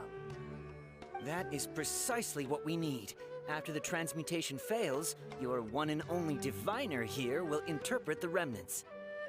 Well, according to Lesser Lord Kusanali, everything is interconnected, and all that occurs can be traced back to fate. You could say this is a pearl of old wisdom. Why does everything sound so much more credible when Dunyarzad says it? Are you guys working together? So that's the true wisdom behind it. This young lady sure knows her stuff. So, how about it? Want to give it a try?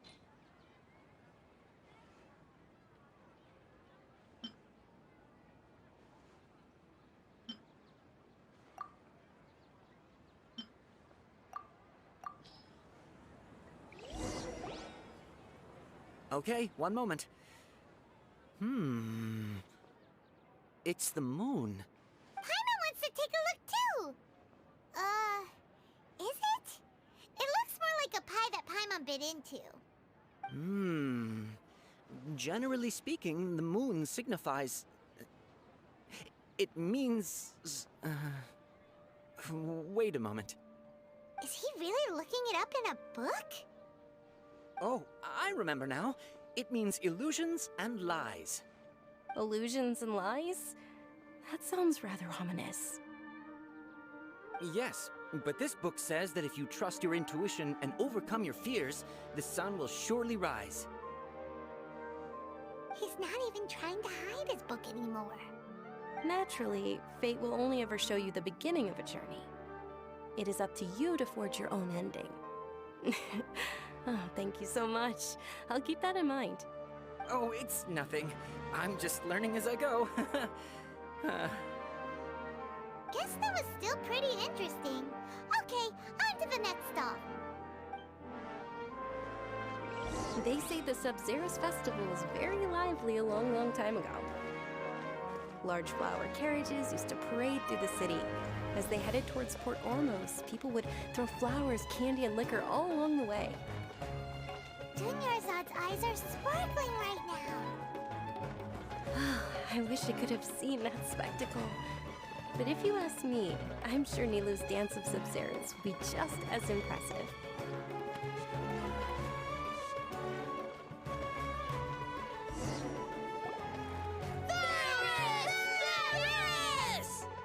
Attention! Soldiers, fall into formation if you want any Yalda candies.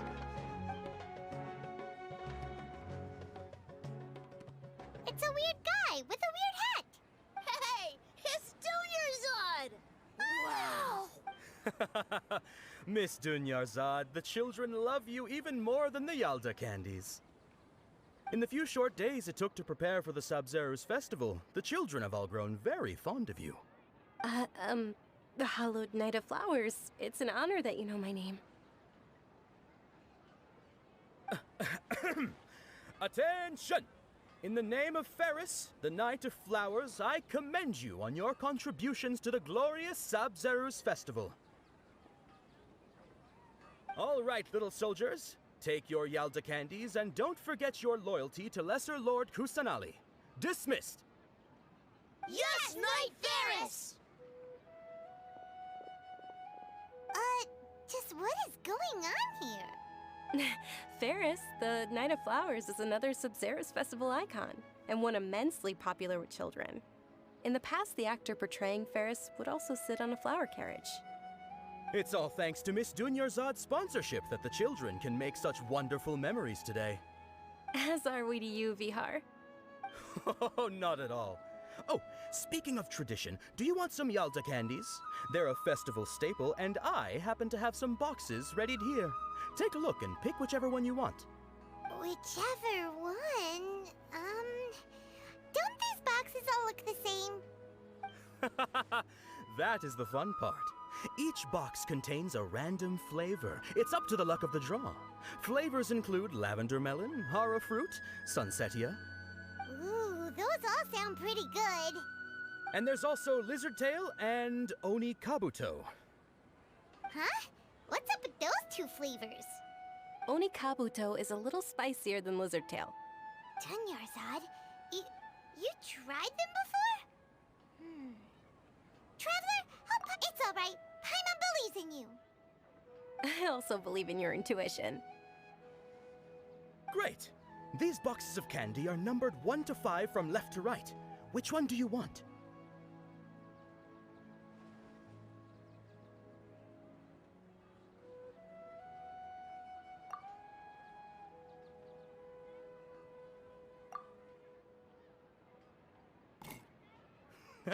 Excellent work! That is indeed Sunsetia. Paimon bet you survived so many epic battles because you had incredible luck, and Paimon was right. Attention! Here's your Sunsetia flavored candy. Thanks a lot, Knight of Candies. It's Night of Flowers, not Night of Candies. Paimon really wilted the carriageless Knight of Flowers. They all basically sound the same. We got our candy, so let's keep going. Oh, actually, I just remembered that I left something behind. Since you're here, can you come with me to get it?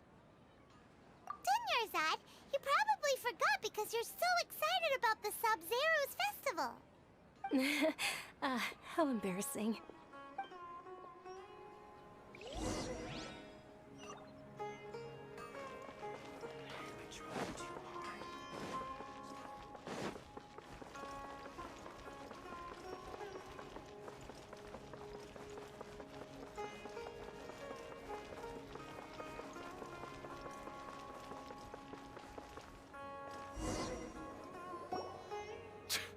We're too late.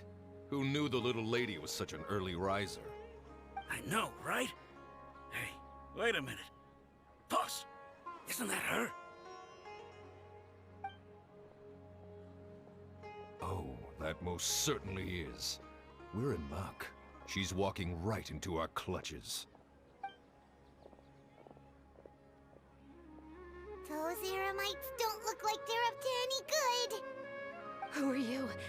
I don't believe the Homayanis hired you. That's right.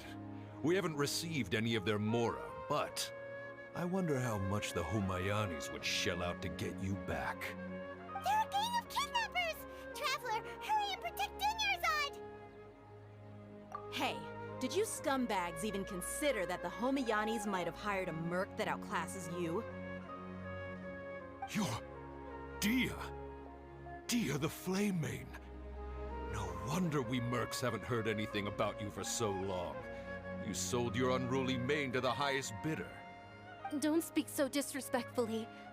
My family started working with her as gratitude for her past kindness to us. Don't worry about it, my lady. Just some friendly banter between mercs. One punch and those rabid dogs will expose themselves for what they really are. Aren't your claws all dull by now? Don't get too cocky!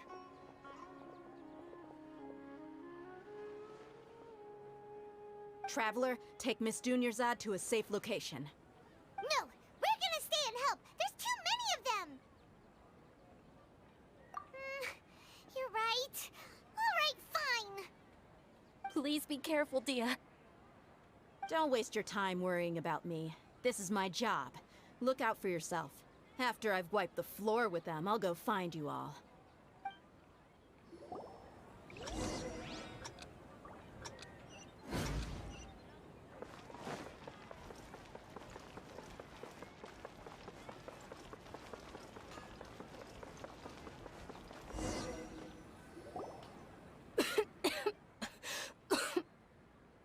Dunyarzad, are you okay? You look a little pale. Are you in shock? I'm fine. My body always reacts like this whenever I exert myself too much. You sure you're okay? I'll be fine after some rest. I'm more worried about Dia. After all, none of this would have happened if I hadn't insisted on coming out today. worry.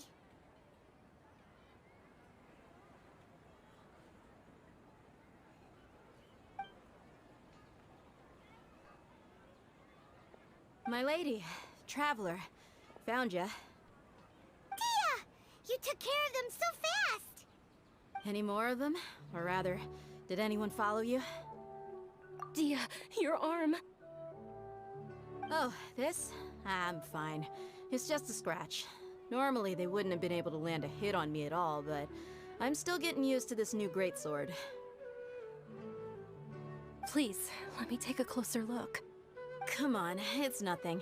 Us mercs aren't as fragile as you think. Hold on, you said something about a new greatsword.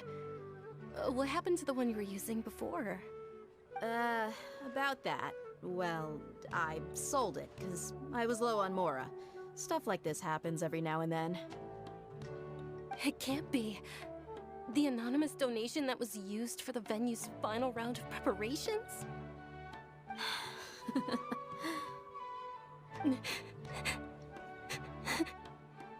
Hey, Miss Dunyarzad, I wasn't trying to make you cry, and I'm not gonna lose my commission because I made my employer cry, am I? Okay, making your employer cry won't affect your commission, but selling your weapon without permission and getting hurt? I'll have to reevaluate your performance.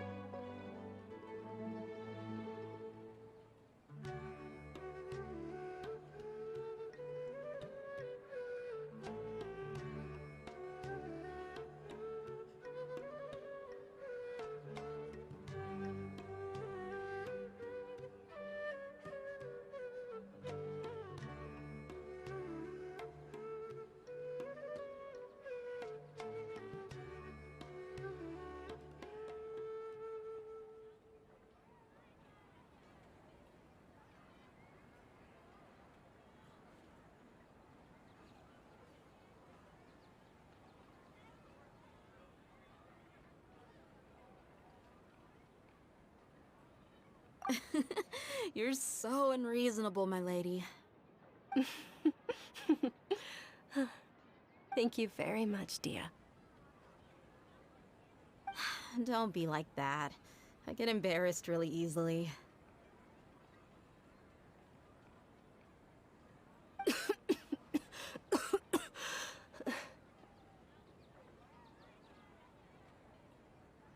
you feeling unwell again, Dunyarzad? My lady, your condition. Traveler, can you take her somewhere to rest? I'll look around the area to make sure we're safe from an ambush. Truly, I'm sorry for the trouble, everyone.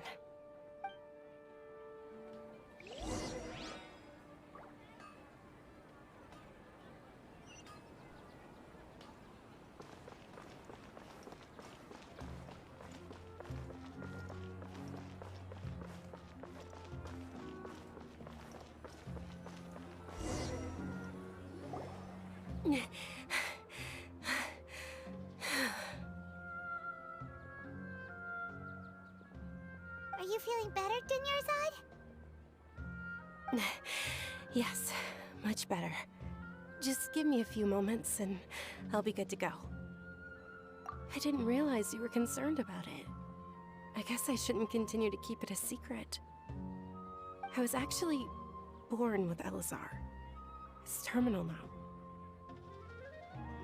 Can't believe it's Elazar! Oh, you've already heard of Elazar.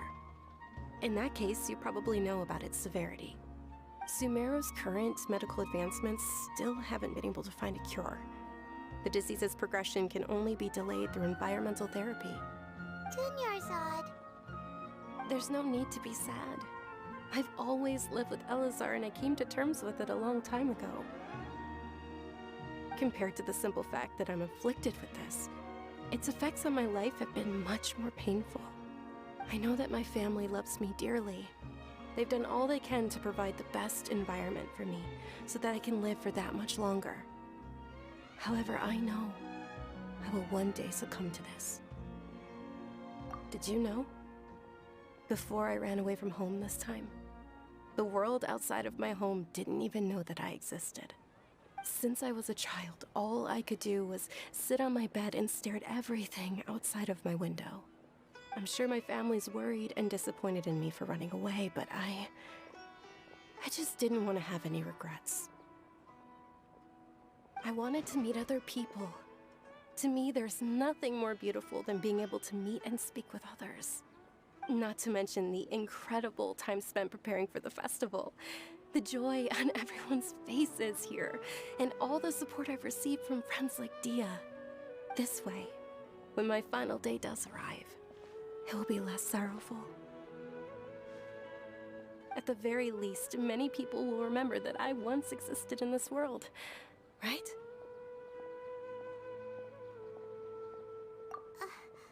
As long as you don't forget Paimon, Paimon also won't forget about you. No, even if you forget Paimon, Paimon will still remember you. Thank you two so much. I apologize for the depressing conversation. This is out of character for me. To be honest, Lesser Lord Kusanali gave me the courage to do all of this. If it weren't for her encouragement, I wouldn't have taken that first step. Thanks. There will always be frustrations in life, but I know that the point of living is not to leave behind any regrets. Oh, right. Isn't it almost time? Huh? Almost time for what? Isn't the Dance of Sub-Zeros about to begin? It's the part of the festival that I've been looking forward to the most.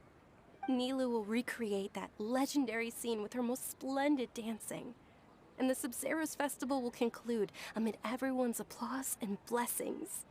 And with that, my wish will also... Then what are we waiting for? Let's go to the stage! Yeah, we should still make it in time.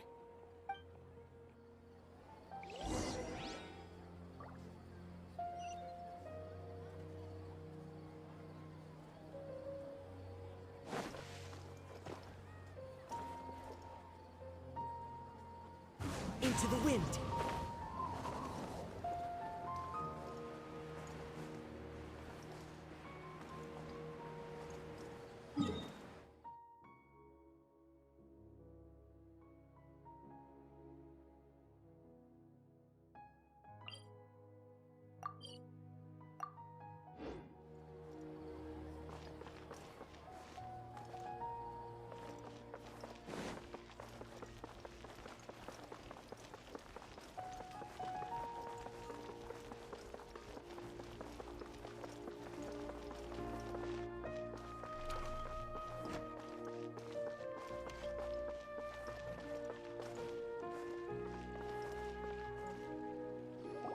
Were you not aware that the law prohibits this type of performance from taking place without prior permission?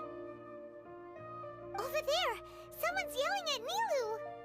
I think I just saw the Academia's Grand Sage. Why is he here in person? But the Dance of Sub-Zeros is one of the key parts of the Sub-Zeros Festival. If we can't perform it... The Sub-Zeros Festival.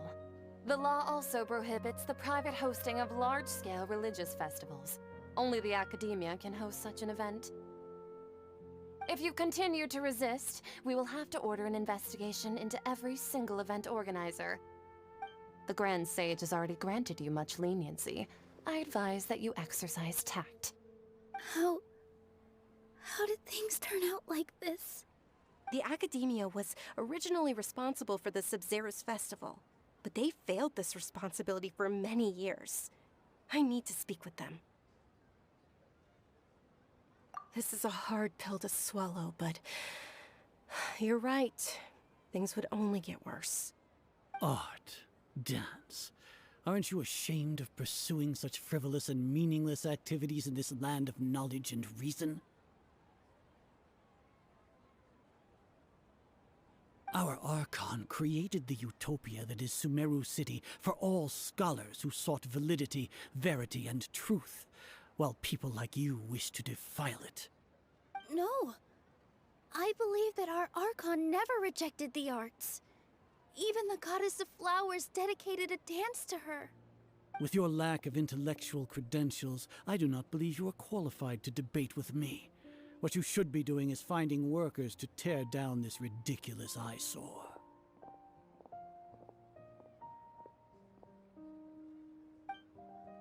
When we return, have the scribe draft an ordinance before the next Nyagarbha Day that prohibits public art performances. We will announce it to the public later via the Akasha. Understood. I will inform him when I return.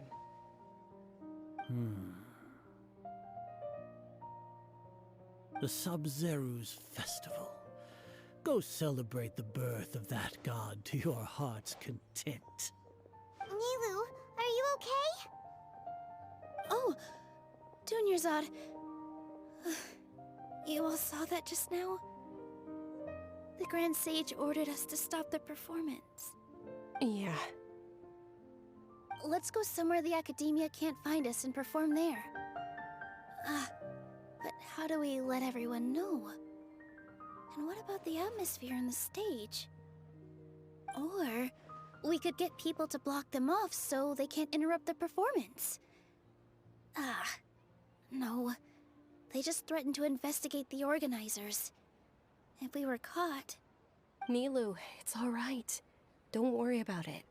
But you've been looking forward to the Dance of Sub-Zero so much. And I know how important this festival is to you. I don't want you to have any regrets. It's okay.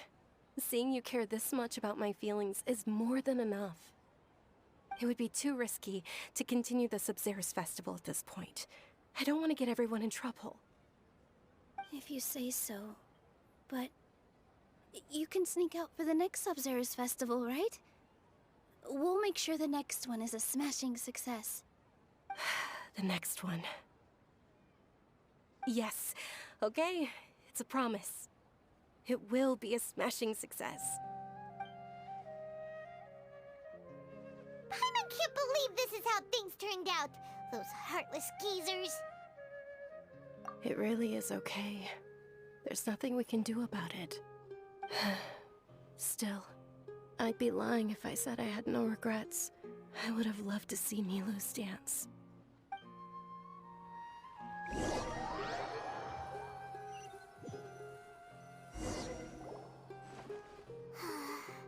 A lot happened today. It's a shame the festival ended the way it did. Nilu and Dunyarzad promised to make the next Sub-Zero's festival a success, but Dunyarzad is running out of time. Yeah.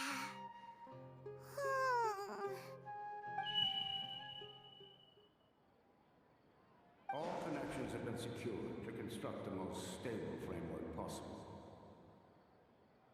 The project has entered its most critical phase. Power has begun to flow from...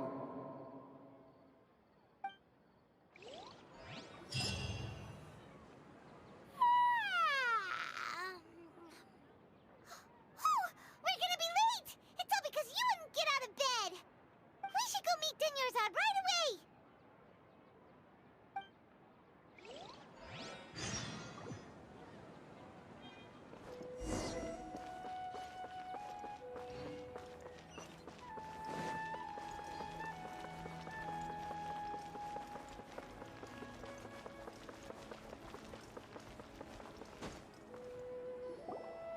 Good morning, Dunyarzad. Sorry we're late. Not at all. I arrived early. You seem kinda tired. Did you not get enough sleep? I'm doing well. There's no need to worry. Shall we go? Let's start with the stalls over there. Sure! Traveler? Why are you just standing there? Let's get going!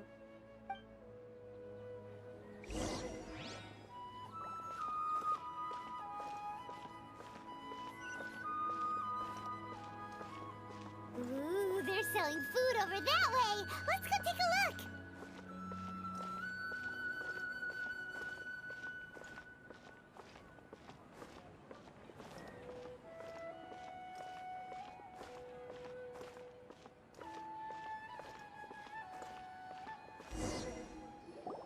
This is a stall offering foods from the Haftmewa feast. You are quite well informed, miss. I thought most people nowadays wouldn't know. They're all plants! Oh, Paimon's a little disappointed. Actually, what is the Haftmewa feast you mentioned just now? It's one of the Sabzeruz festival's traditions. People used to set their tables with 7 different foods to symbolize the 7 virtues of the Dendro Archon. Remnants appear to be in the form of the moon. Really? Paimon thought it looked like some kind of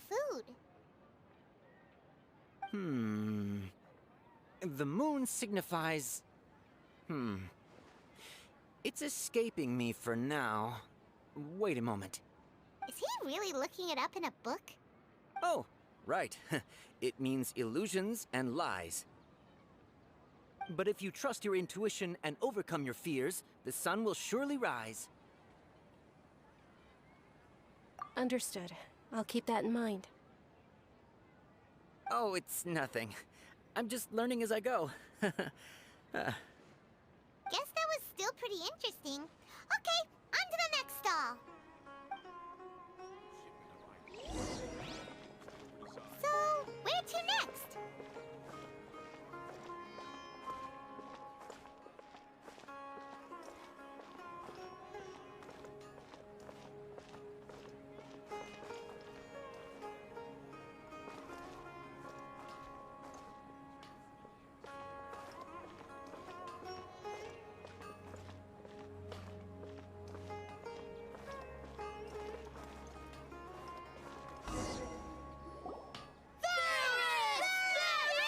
All right, soldiers. Now that you have your Yalda candies, don't forget your loyalty to Lesser Lord Kusanali. Dismissed! Yes, Knight Ferris! What's going on? Is this a play? Ferris, the Knight of Flowers, is another Sabzeruz festival icon and one immensely popular with children. It's all thanks to Miss Dunyarzad's sponsorship that the children can meet the Knight of Flowers. Oh, do you want some Yalda candies? I happen to have some boxes ready here. Take a look and pick whichever one you want. What's to pick? Don't these boxes all look the same? It's not that simple.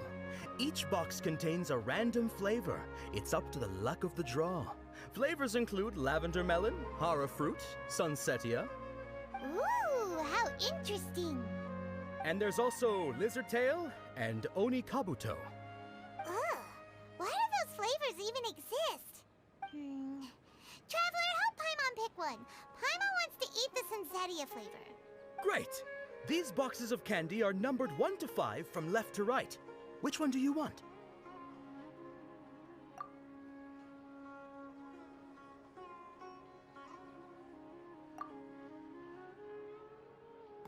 Ah, excellently chosen. Number 4 is indeed sunsetia. Paimon bet you had incredible luck, and Paimon was right. Huh? Are you saying that you instinctively chose the right box? But now that you mention it, Paimon also had the feeling you'd choose the right one. Is that kinda like what you felt? Maybe we didn't sleep very well last night. Or maybe we slept too much. Oh, sure. Huh? Where are you going? You're just gonna walk off like that?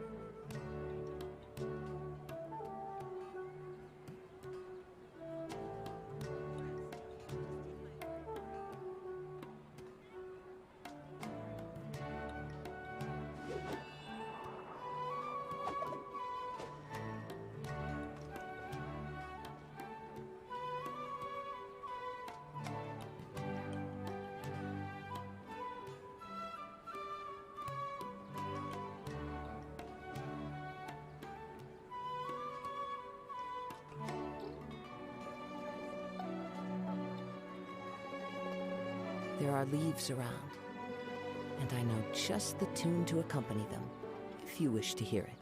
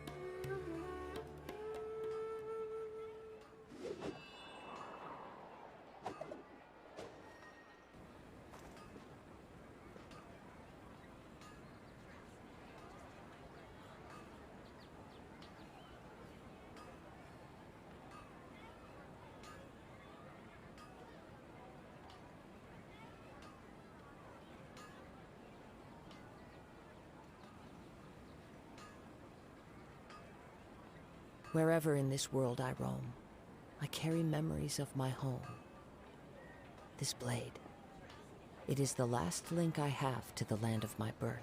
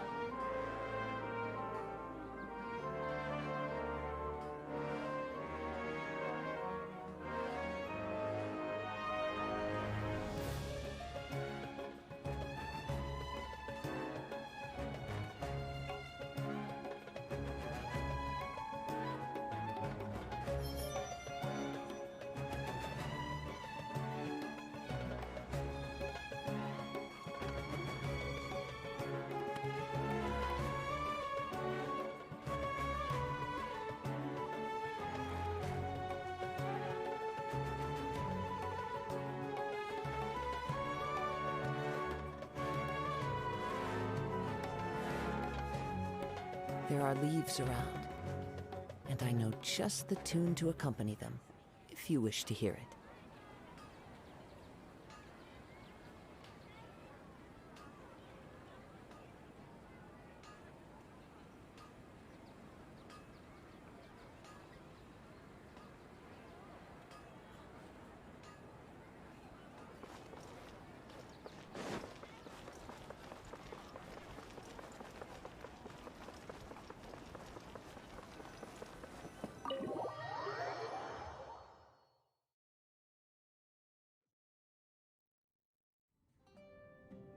A feeling of deja vu? Oh, Paimon knows what that is.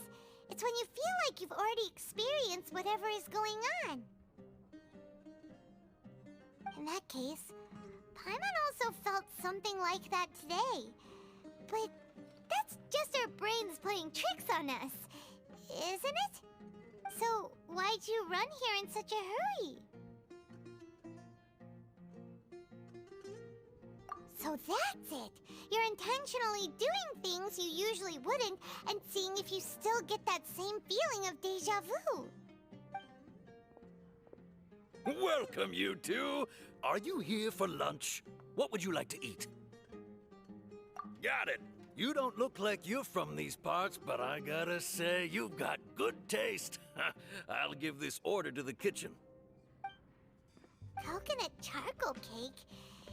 Isn't it that burned thing that didn't look tasty at all? Oh, Paimon understands what you're trying to do now. You'd never normally order something like this.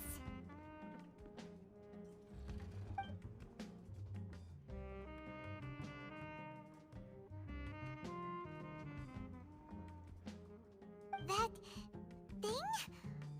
Are you really gonna eat it? Isn't this going a bit too far?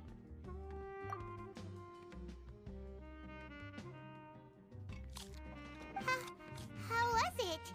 The look on your face is telling Paimon that it tasted awful. Then, you mean... That's impossible! We were just talking about how gross it looked! So, would this be a case of taste bud deja vu?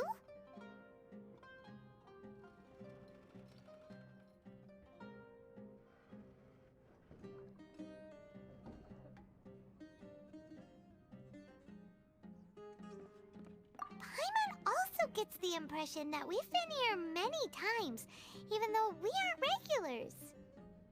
How about we go out again and try something else?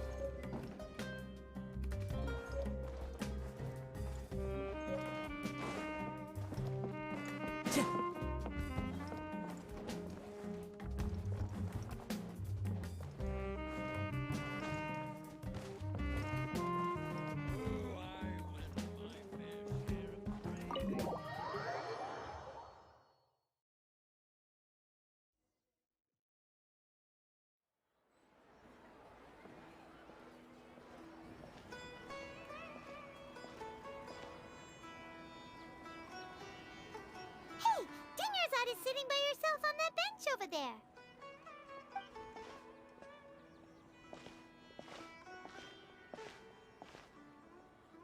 What a coincidence, Dunyarzad. We meet again. Why are you sitting here all by yourself? Oh, I ran into some kidnappers just now, but thankfully Dia came to my rescue. I started to feel unwell after that, so I sat down here. Kidnappers? Oh my goodness, are you hurt? I'm okay. Dia's arm got scratched, but it isn't serious. Whew. That's a big relief. But, Dunyarzad, you seem a little down today. It's the Sub-Zero's festival, and you've been looking forward to it so much. Not at all. I've always been like this. Excessive physical exertion or strong emotions tend to aggravate my illness. Besides, no matter how amazing today may be, it is but a single day. After however many more days, my time will come to an end. Paimon doesn't quite follow you, and Paimon feels like something's really got you down right now. It really is fine. I don't mind. Huh? Did something happen? Dunyarzad, have you ever felt deja vu? You know, like when you've already experienced something that's happening right now? Deja vu? No. But my days have been the same for years now. Even if I were feeling deja vu, I suppose I would already be used to it. Oh, Paimon sees. Then, is it only the two of us? It's almost time. Huh? Time for what? Nilou's Dance of Sub-Zeros is about to begin. Let's go.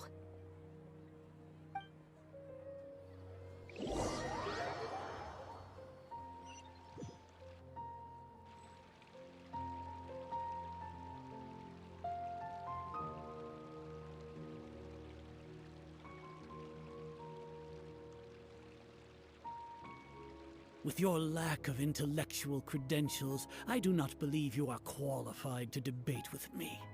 What you should be doing is finding workers to tear down this ridiculous eyesore. When we return, have the scribe draft an ordinance before the next Nyagarbaha Day that prohibits public art performances. We will publicly announce it later through the Akasha. Understood. I will inform him when I return. The Sub-Zeru's festival. Go celebrate the birth of that god to your heart's content.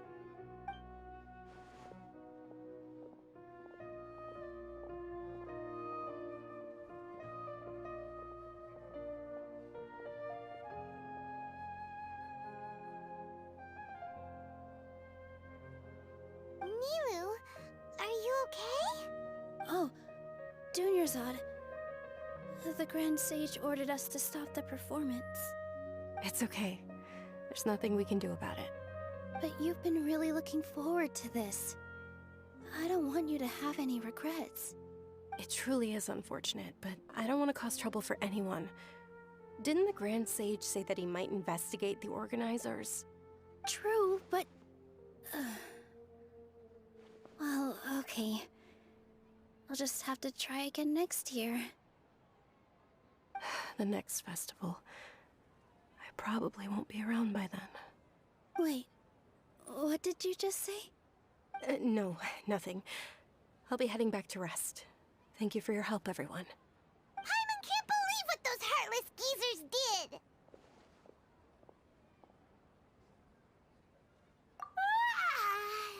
Did Dunyarzad already go back? We should also return and get some sleep.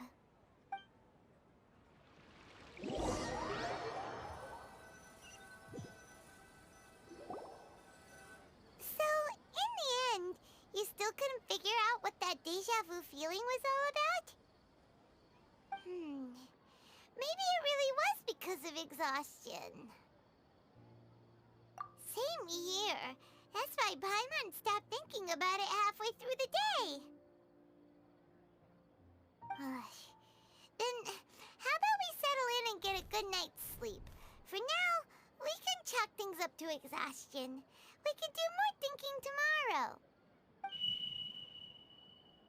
Observing a modest drop in the output of Jnana energy, but values still remain within normal parameters.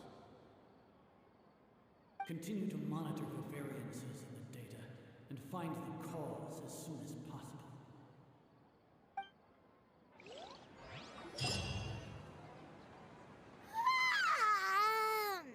Why does Paimon feel so tired after so much sleep? Anyway, we should go meet Dunyarzad right away.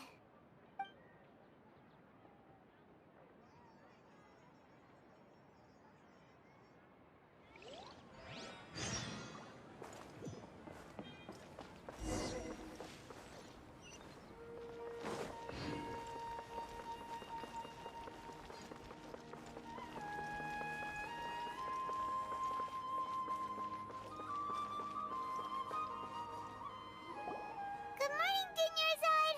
Sorry to keep you waiting. Not at all. I arrived early. Huh? Paimon thinks you sound kinda tired. Did you not get enough sleep? I'm doing well. There's no need to worry. Shall we go? Let's start with the stalls over there. Great idea! Let's get going! Traveler?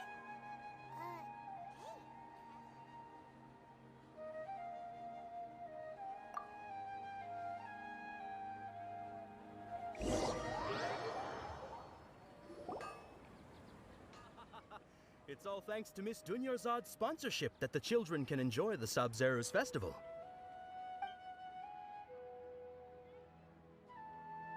Oh, are you interested in Yalda candies? I have some boxes of candy here. Pick whichever one you want. Not much of a choice. All these boxes look the same. It's not that simple. Each box contains a random flavor. It's up to the luck of the draw. Flavors include lavender melon, hara fruit, sunsetia. They all tasty. And there's also Lizard Tail and Oni Kabuto. Huh? What were those last two? She'll help me choose. Paimon wants to eat the Sunsettia flavor. No problem. These boxes of candy are numbered 1 to 5 from left to right. Which one do you want?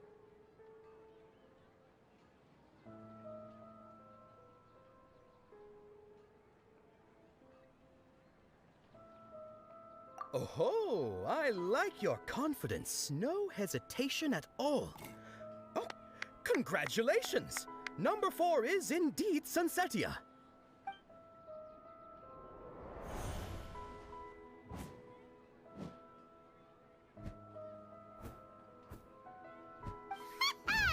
Paimon knew she always had incredible luck.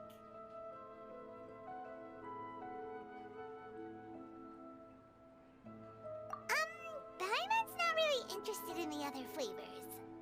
Ah, wait. How did you know? Don't tell. What? She was right about all of them? That couldn't have been luck. How is this possible? I packed all those boxes this morning and they've been sealed ever since. You couldn't have known beforehand. Mind reading? X-ray vision? Or some kind of magic trick? This is way too freaky. Tell us what's going on! Since when did you get superpowers?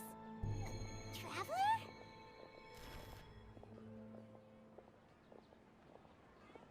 Hey, where are you going?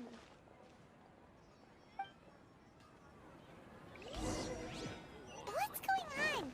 Did you see something? Us leaving Dunya aside without letting her know is kind of rude.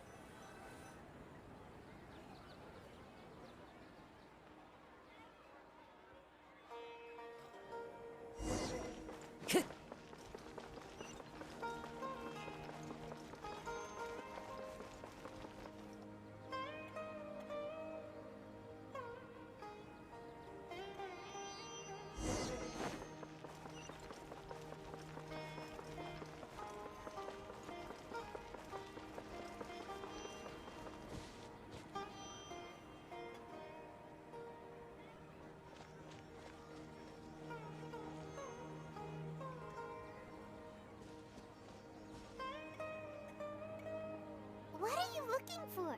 Why did we come here?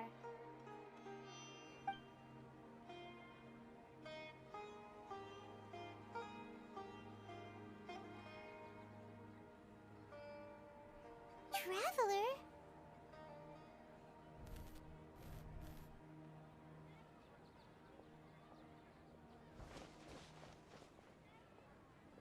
That's...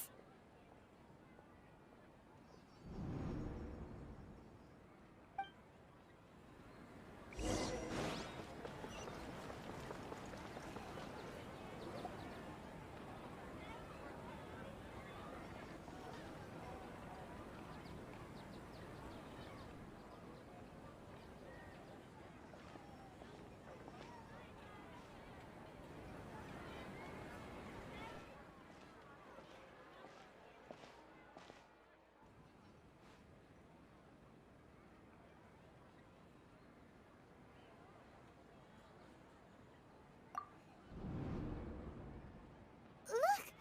That's... Isn't that Dunyarzad? What's happening here? Why are there 2 Dunyarzads? You already know that this isn't your first Sub-Zero's festival, don't you? I'm sure you already know how to use this. A knowledge capsule? Where did you get it? What's inside? You should use it too, Paimon. You know Paimon? Well, this seems kinda sketchy, but Paimon feels like this is what we should do.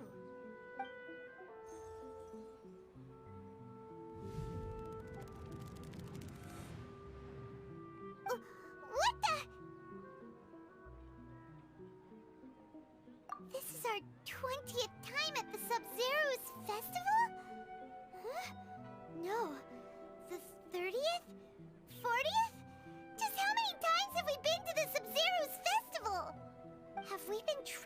in a single day? If it weren't for you, we wouldn't have even realized. What the heck was inside that knowledge capsule? Your memories are still scrambled? Try your best to remember. This isn't the first time we've met, and I answered that question a long time ago. Let Paimon think. Oh, it's coming back. Meeting you was the real catalyst for restoring our memories, and the knowledge capsule was just your means of showing our minds the way. What about everyone else? Why are you only helping the two of us? Your sense of deja vu is stronger than everyone else's, yes?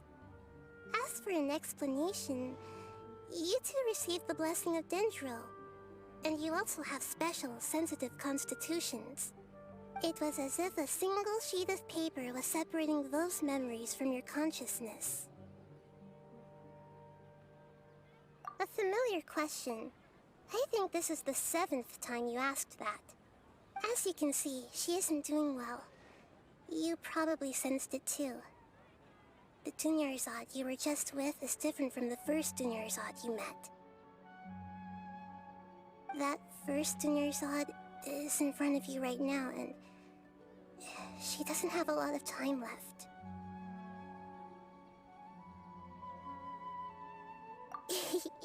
Looks like you're almost done sorting out your brain. Oh yeah, I'm Nahida. Good, you passed the test. What's happening? You can awaken our memories, and you seem like you know what's going on.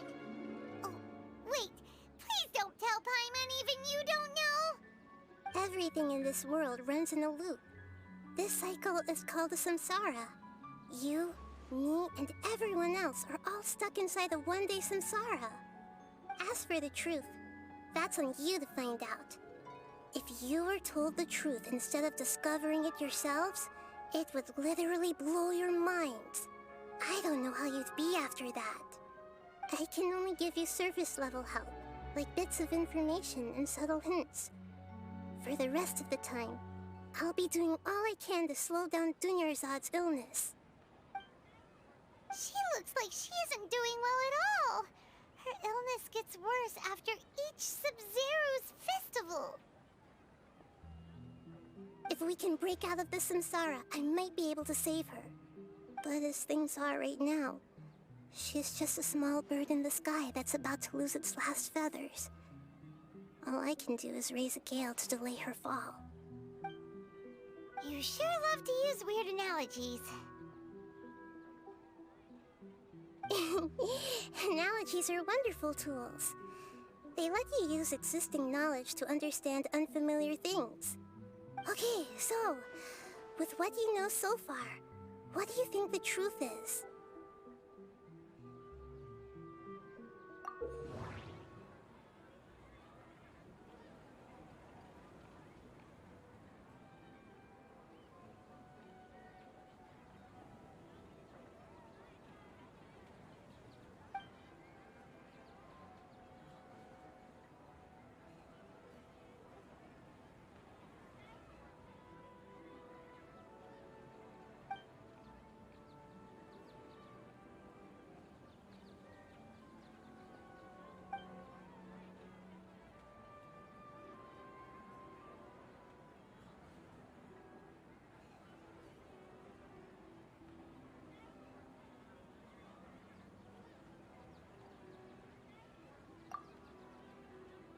My mind feels exhausted, even though I haven't done too much thinking.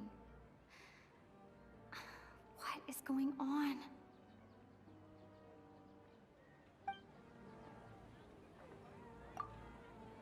What's happening right now seems to have happened before. This feeling has been getting stronger and stronger. The moon, illusions, and lies. What do they all mean? Grand Sage said, go celebrate the birth of that god to your heart's content. Did he mean something more? We've already experienced the Sub-Zeru's festival many times, and the day of the festival seems to be in a perpetual samsara. That doesn't sound right. I need to carefully think. The moon, illusions, and lies. What do they all mean?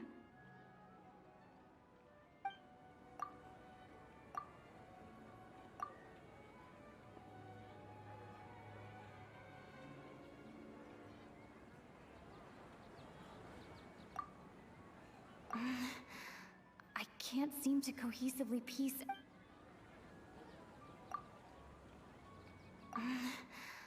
I.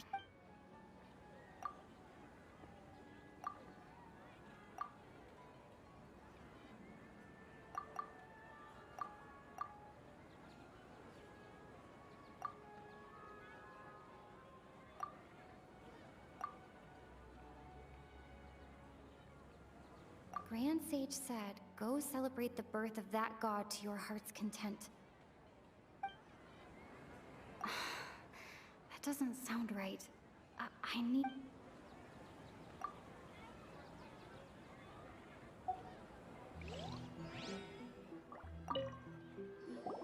Okay, so, with what you know so far, what do you think the truth is?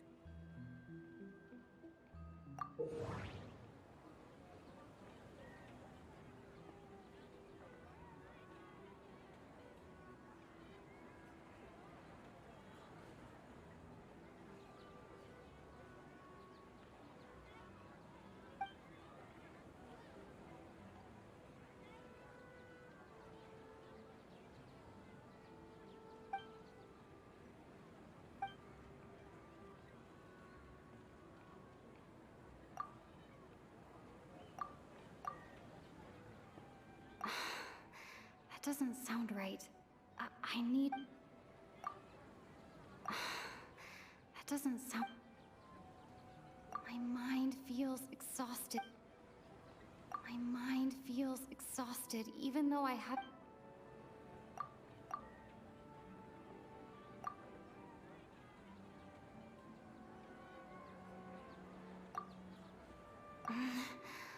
I can't seem to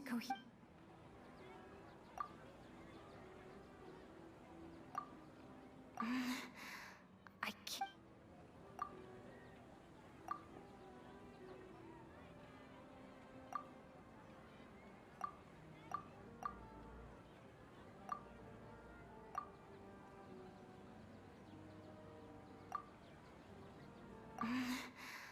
I can't...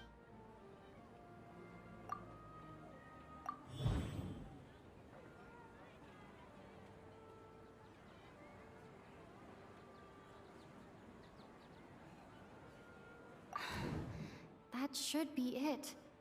The flow of time is endlessly cycling within one single day.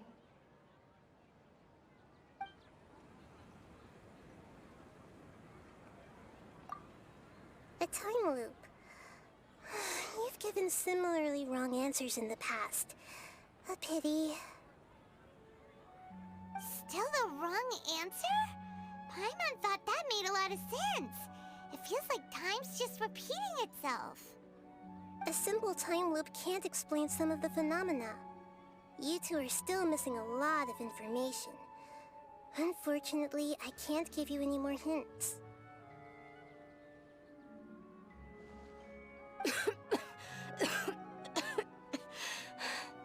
Dunyarzad! The Sub-Zeru's festival is happening every day, but that doesn't mean we can waste an infinite amount of them. Hurry and find the truth before today's festival ends.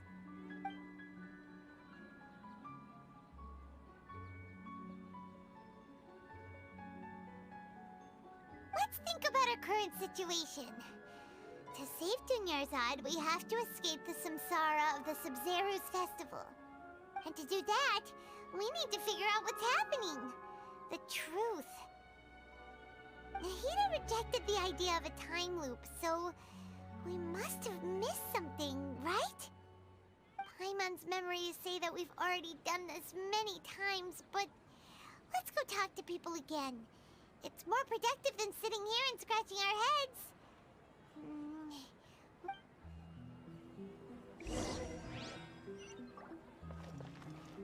Time to go.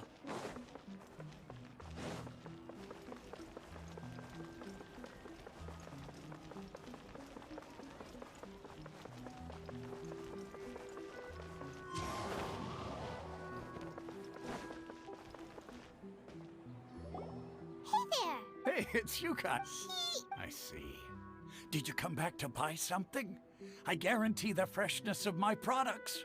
I harvested them from the forest just yesterday. Huh? What brought this about? I hurried back from the forest yesterday, and I'm selling produce here today. I haven't felt anything strange. To put it another way, if you really think about it, was yesterday truly yesterday? Did you actually come back from the forest yesterday? What kind of philosophical nonsense is this? Are you two daydreaming? Didn't you know that no one dreams in Sumeru? Go somewhere else if you want to find someone to daydream with. He actually has a point. Is this a dream? Is everyone dreaming? True. It's so weird that people here don't dream. Why is that? Anyway, if this all really were just a dream, we would have woken up a long time ago. Let's keep asking around.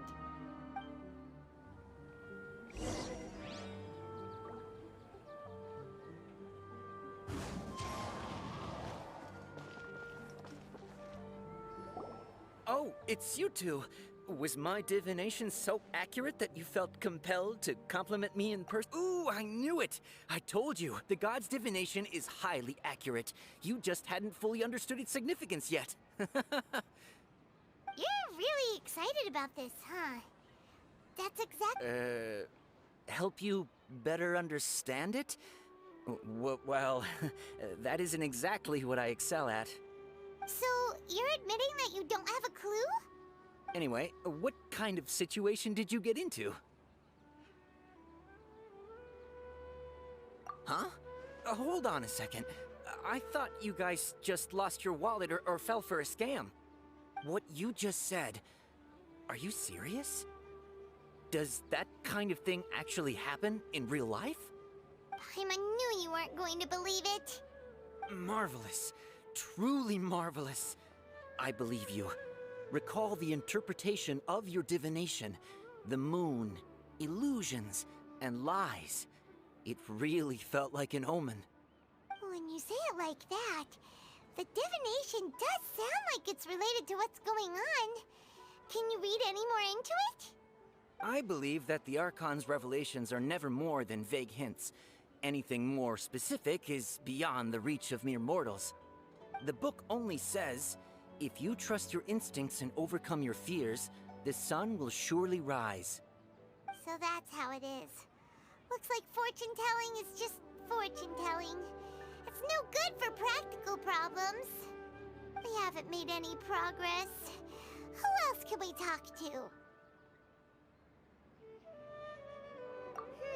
Paimon remembers that we tried talking to her a couple of times, but she always thinks we're playing pranks on her. You think she'll brush us off again? Yeah, if we tap into Dia's strong sense of responsibility as a mercenary, then she'll definitely take us seriously. At this time of day, Dia's probably just finished beating up those kidnappers. Let's go find her.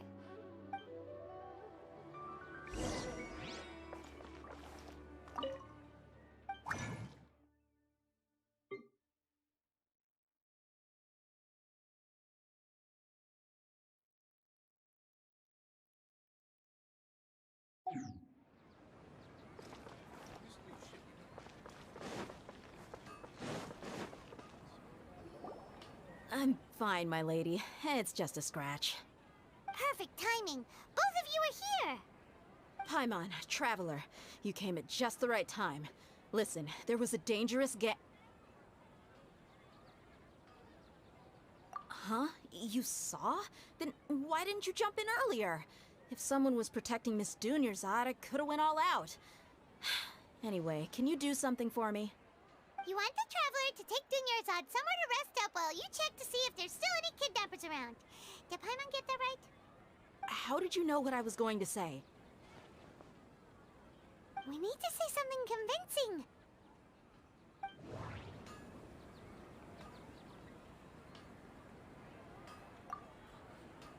Dia sold her greatsword to raise additional funds. And then she was injured because she wasn't used to her new weapon.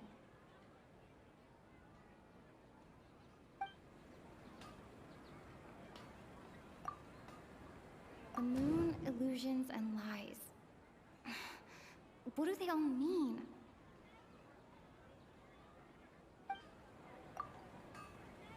My mind feels exhausted, even though I haven't done too much thinking. What is going on? Tell her, Traveler! I didn't tell anyone about that. Including Miss Dunyarzad. You couldn't have known. And just now, you literally took the words right out of my mouth. What's going on? All right, so this is the situation.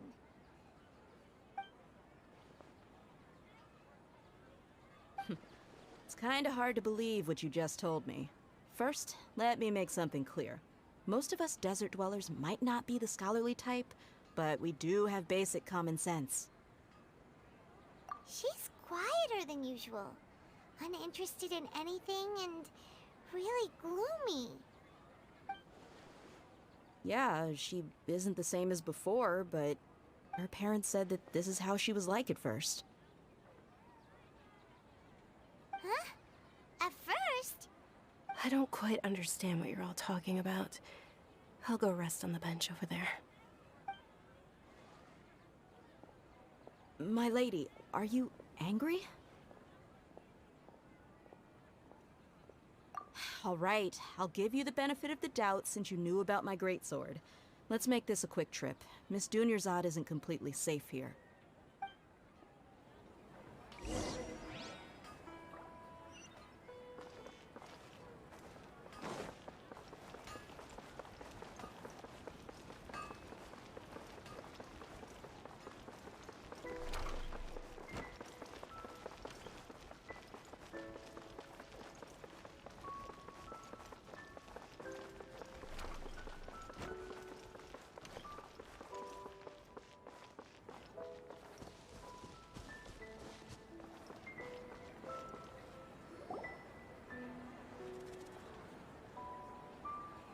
Nahida, we brought a friend.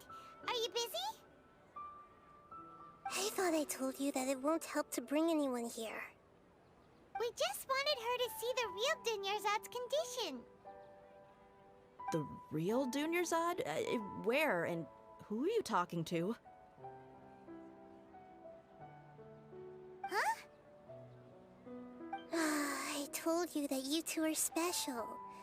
Other people can't see me or Miss Dunyarzad here.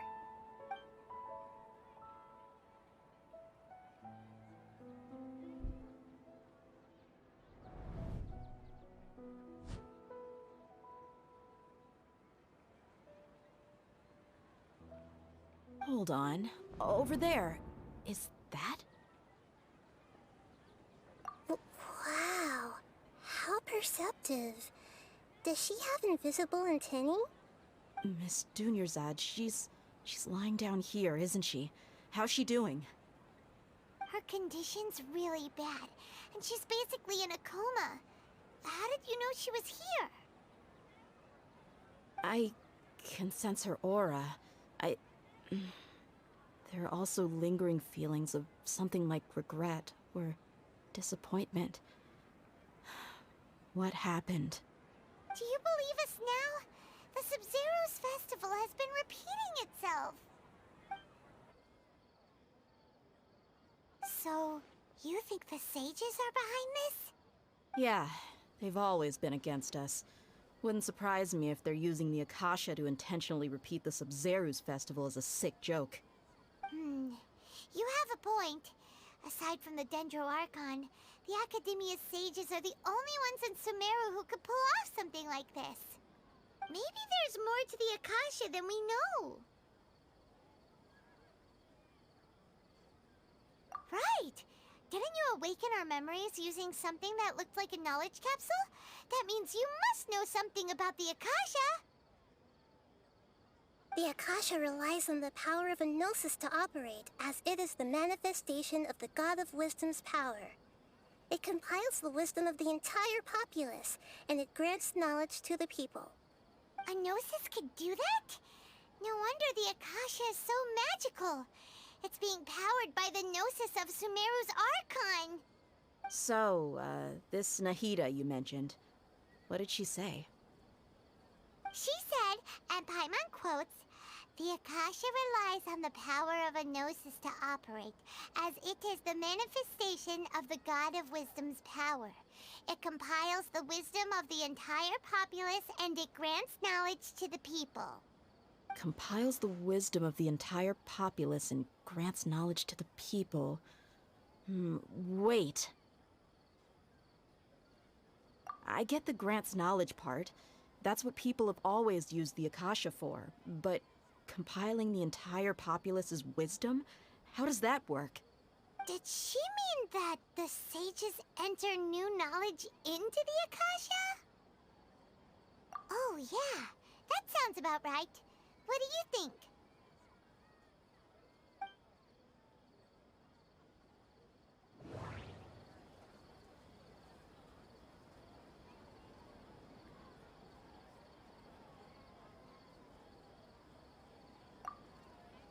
People in Sumeru don't dream. What a strange phenomenon.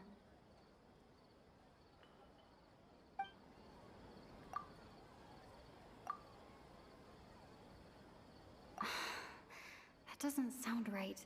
I need to carefully think. Okay, Nahida said, the Akasha relies on the power of a gnosis to operate, as it is the manifestation of the God of Wisdom's power. It compiles the wisdom of the entire populace, and it grants knowledge to the people.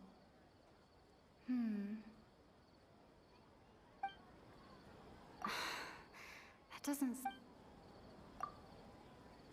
My mind feels exhausted, even though I haven't done too much... What's happening right now seems to have happened before. This feeling is...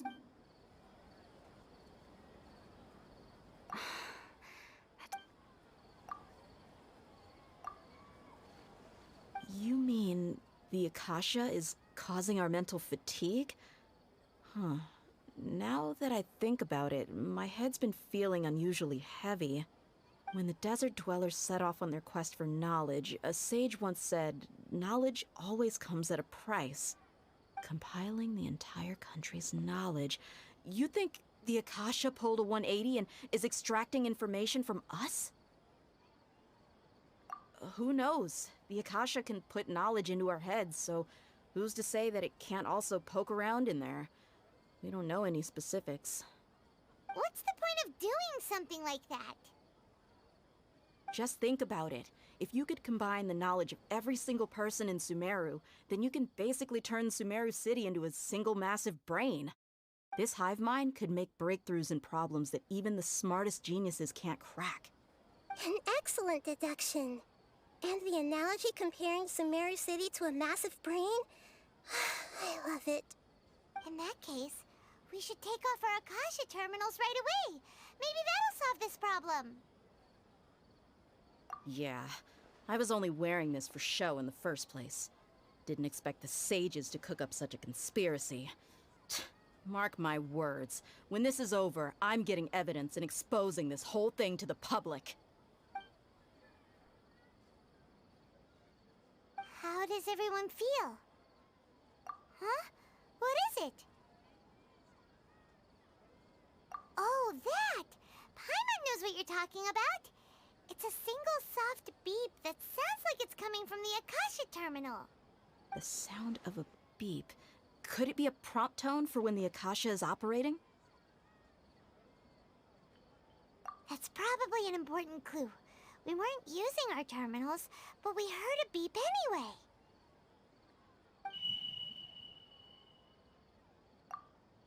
Traveler, did you hear that? I heard it too. Our ears aren't messing with us. There was definitely a beep, but it sounded like it was coming from inside my head. We took off our Akasha terminals.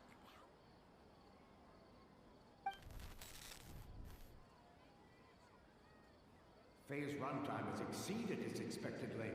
At this rate, there may be casualties. But we cannot lose all of our progress.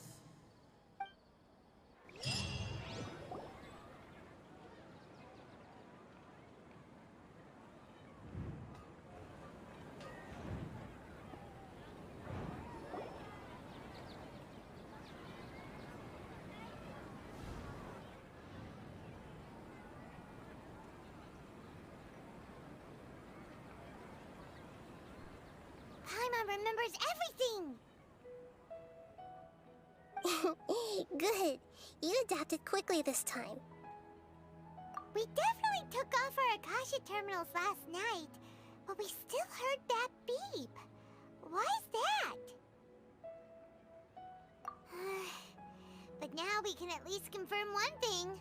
The Akasha definitely has something to do with whatever's trapping us in this cycle. Oh, Paimon doesn't get it.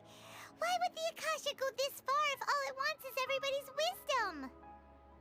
It's extremely difficult for lab rats in an experiment to understand why they're being treated the way they are. If we're lab rats, then what are you? Nahida, you've never told us anything about yourself. I guess I'm the moon. The moon? Wasn't that the result of our divination? Anyway, knowing who I am won't help you get closer to the truth, so you should focus on other things. Don't get distracted and miss any clues. Okay then. Dia helped us a lot yesterday, so let's go find her. If Paimon's reading the time correctly, those kidnappers should be showing up soon.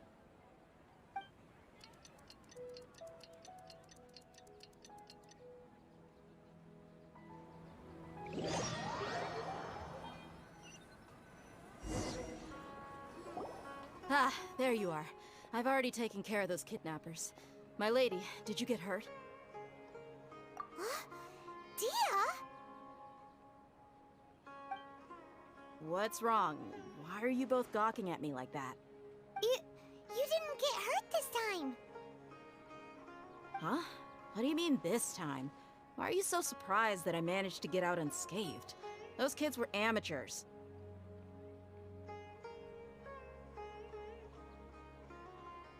Shh! How did you know about my greatsword? I haven't told anyone about it. Please, don't tell Miss Dunyarzad. So Dia's lost her memories after all. Anything strange? You already know that I got a new greatsword. If I had to say something, it's weird how such a new weapon could feel so familiar. It's as if I've already used it to fight a countless number of battles. You're saying that, although you don't remember using it, your body feels like it does? That's right. Both mercenaries and warriors heavily rely on muscle memory. Only knowing the theory of battle won't get you anywhere. Traveler, what do you think?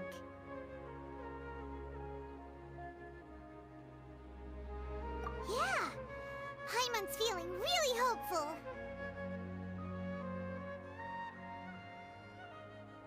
Oh, you're right! Earlier in the Samsara, something like this would have never happened. I have no clue what you two are talking about, but it's still dangerous here, so... So you want us to take Dunyarzad somewhere else to rest while you check if there are still more kidnappers around, right? How did you know what I was gonna say? Can you read minds? Forget Forget it. Go and do your thing.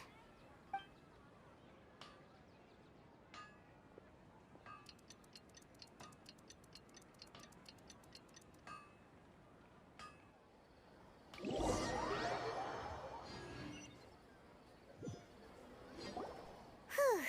It's finally nighttime. Aside from Dia not getting injured, everything seems to have stayed the same.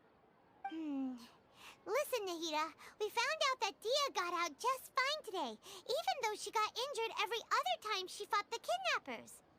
Do you think the Samsara has been broken? Have we saved Dunyarzad? Really? Good job on all that progress. Get some good sleep tonight. Hey, what kind of an answer is that? Tomorrow will come. Everyone assumes this is common knowledge, but the only way you can know that for sure is if you experience tomorrow. How many todays has it been? Is it possible that today will be followed by yesterday? Does tomorrow truly exist as anything beyond a made-up concept? It's even possible that this entire world is a lie, and the history of the whole world has just been one endless Sub-Zero's festival. Okay, no more. Paimon's brain is already shut down. That's why it makes no sense to waste your energy thinking about things you will learn tomorrow. Get some good rest. You know, use the bathroom and flush your anxiety dookie away. Huh? Hold on, what did you just say? Did Paimon hear you correctly? Huh? People always say they feel a sense of relief after they take a duk-duk. That's why I suggested you could try that. Is that so strange? It's so strange and so against common sense that Paimon's at a loss for words. You were sounding kind of smart just a minute ago. Yeah, even though it's happy and lively at the Sub-Zero's festival every day, it feels like it's been a long time since we've really gotten to relax. Let's go back to our room. Continue the harvest. Compared to what we stand to achieve, these sacrifices are trivial.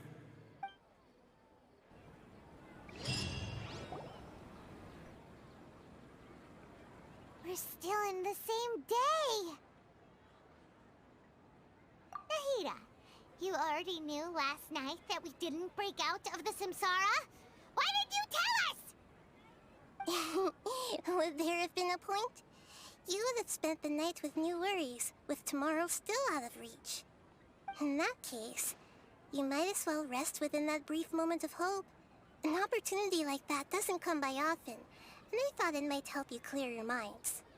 Paimon thought the Duke did that! Whatever. Guess you were looking out for us after all. Of course. In the time we've been together, you two have been everything to me. Paimon's flattered and everything, but maybe you're taking things a little fast. What I mean is, even though I had asked you to solve this puzzle, you two are still the only ones who can see me and sense my presence. In other words, if you weren't here, I may as well not exist. That's why you two have been everything to me. Get it? Nahida's talking about confusing stuff again. Anyway, that's enough chit-chat. So, Traveler, did the new clues yesterday help you gain a new understanding of the situation? Huh? Why are you scrapping your previous theory? Oh yeah, you're right! Gosh, how did we not notice that?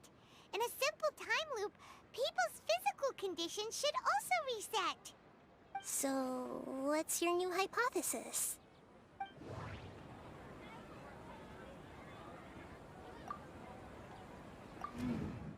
The beep is a prompt tone for Akasha operations.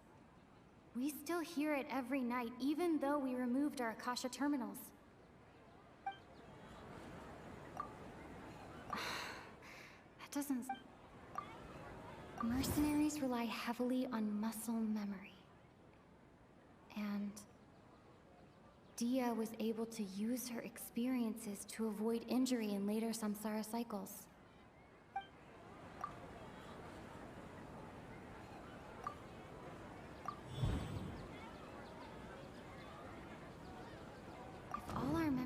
day are erased at the end of that day, then we would unwittingly relive that same day again and again.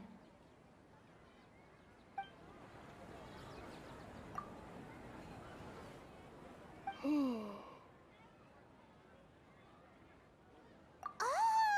Then the beep we hear every night could just be indicating the deletion of our memories! That's why when we wake up, everyone thinks the Sub-Zero's festival hasn't happened yet! It's already the next day, but everyone still thinks it's the day before! But muscle memory can't be erased. That's why Dia has been getting better at using her greatsword. Now everything makes sense! A brilliant deduction.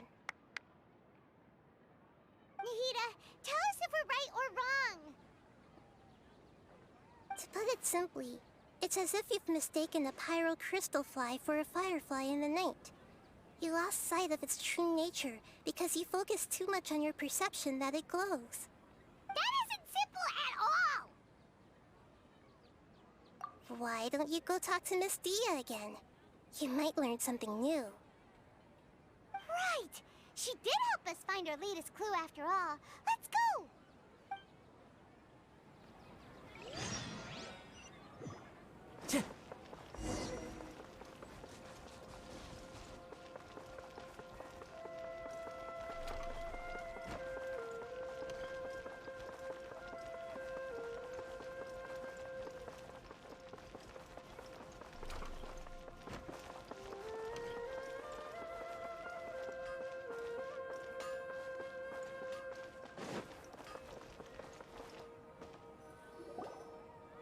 There you are.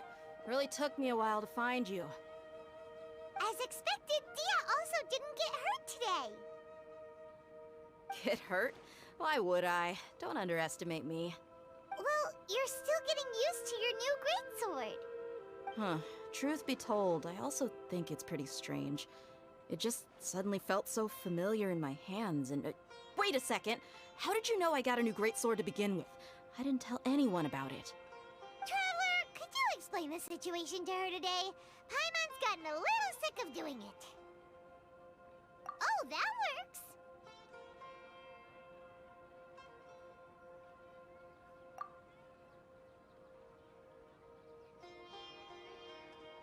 What happened to you guys while I was gone?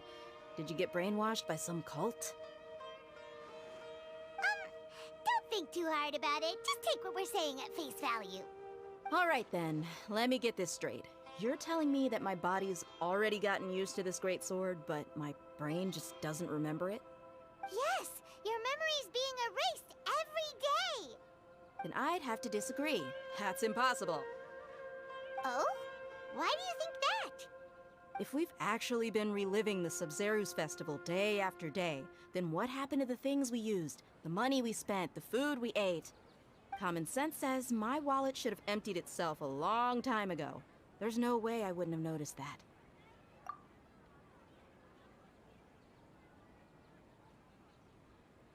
Right! They could use the Akasha to record what everyone did that day, and then use the city's resources to replenish everything! It's not very likely, but it's also not impossible. No, it is impossible. I've got proof. You have proof? Where? You two are surprisingly serious about this nonsensical discussion. Fine, I'll play along for a little longer. Come with me, Miss Dunyarzad. Please come along as well. I still can't guarantee that this area is safe.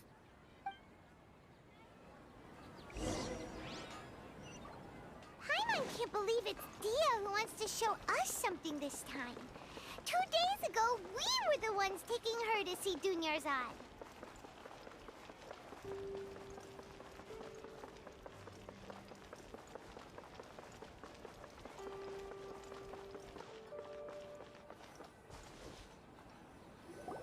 This is it.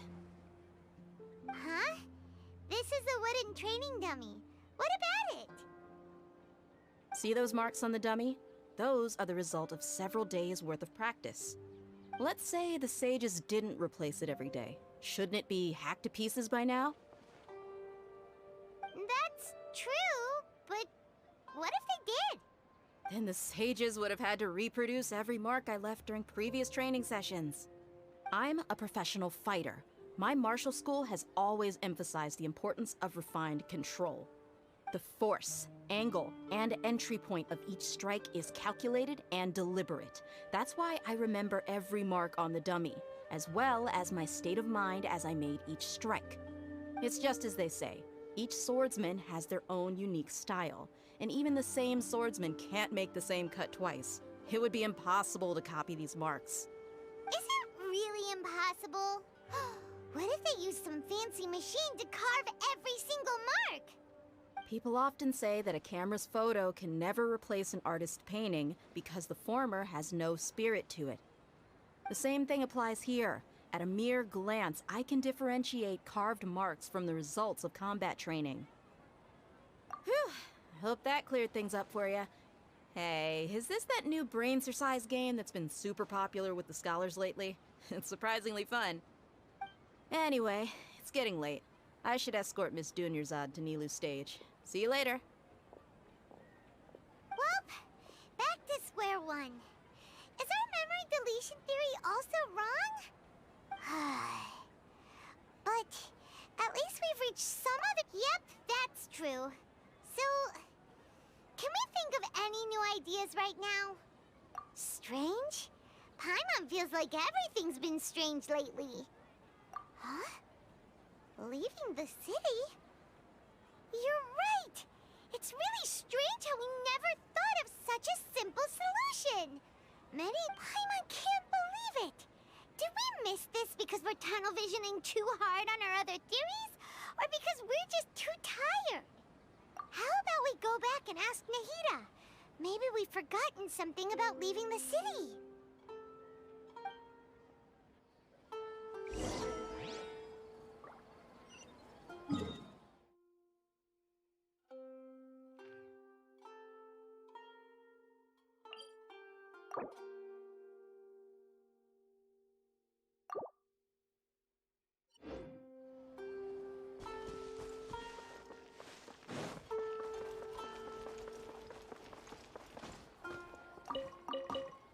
Time to go. Nahida,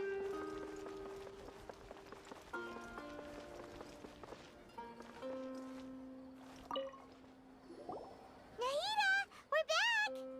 You're back early today. Did you find something new? Sort of. We're mostly sure now that we're not in a time loop. And we also aren't in the real world. But at the same time, we have a new question. Leaving the city. As far as I remember, you've mentioned your plans to do that twice before. We did? But we don't remember anything. What happened after we talked about those plans? What did we say when we got back? Let me think. I don't think you ever actually told me what the outcome was. Oh, it's probably more accurate to say that both times you never came back the whole night. But you two sometimes stay out the entire night anyway, so at the time, I didn't think too much about it. It is true that sometimes we lose track of time during our investigations. Before we know it, it'll already be the next day. But still, neither of us remember anything about leaving town. Really? That's kinda strange. In theory, I should have already awakened all your memories. Yep, something here's definitely fishy. Let's get to the bottom of this tomorrow.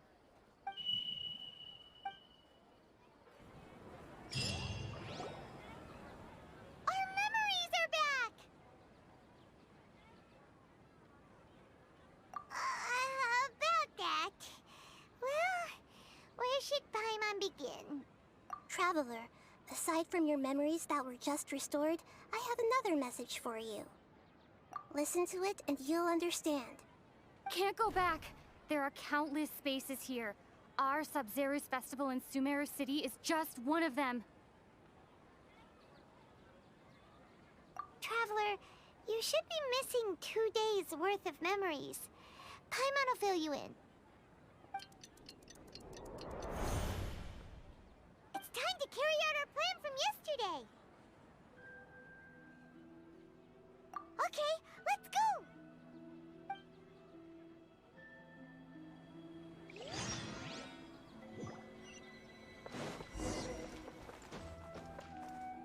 Yeah.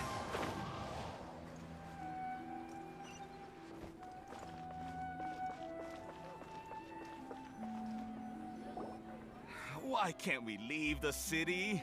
What is the Academia up to now? Don't ask me. It's not like I can tell you anything. This is a direct order from the Grand Sage. Just wait until tomorrow. I have a real emergency. My goods have already arrived at Port Ormos. If I don't hurry, they'll be stolen. That's your problem. Make sure you make a request in advance next time. But it's not like you can just predict business matters in advance. It looks like the Academia already announced a lockdown for Sumeru City today. How completely unsurprising. Let's go and question them. Hello, sir. Why can't we leave the city today? Here we go again. Don't ask me. I don't know either. We just received an order that no one is allowed to enter or exit Sumeru today. They didn't tell us anything else. Angering me won't get you anywhere. If I had that kind of insider info, I would have left this stupid post long ago. It looks like he really doesn't know. If we can't get anything out of him, let's take matters into our own hands. Why don't we climb over the walls? Those guards can't be everywhere at once. This is a good spot, and the guard hasn't noticed us at all. Let's hurry! Huh? Why? Are you going to leave Paimon behind? But what if things get really weird out there and you get into some trouble? Then Paimon won't be able to help you. Oh, Paimon knows that Paimon can't do much, but we've always been together, haven't we? Okay. Paimon will wait for you. Promise Paimon that you'll come back as soon as possible. Just a quick look. And please, be careful.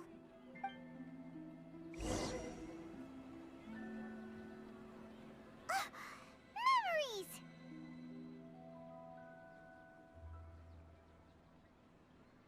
Traveler!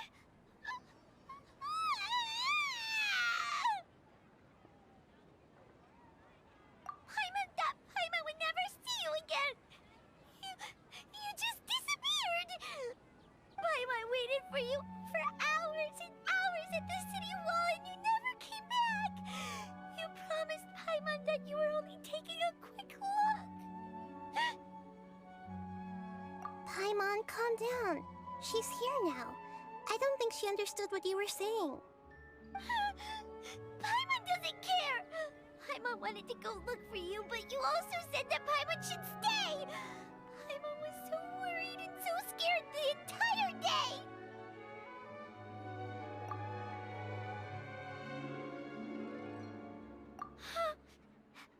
Okay. Paimon will forgive you. The most important thing is that you didn't actually disappear.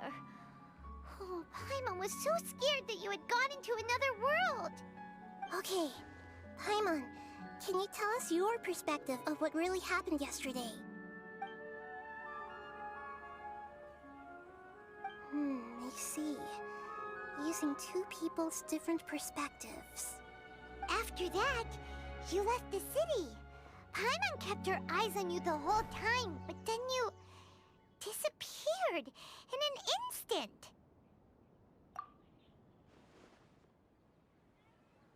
No way! Paimon was watching you with the fullest attention. What's your perspective, Traveler? You sure you don't have any memory of this? I guess that explains everything. You also lost your memories the last 2 times you tried to leave the city. Those days' memories can't be awoken. So, if we leave the city, our memories will be completely erased?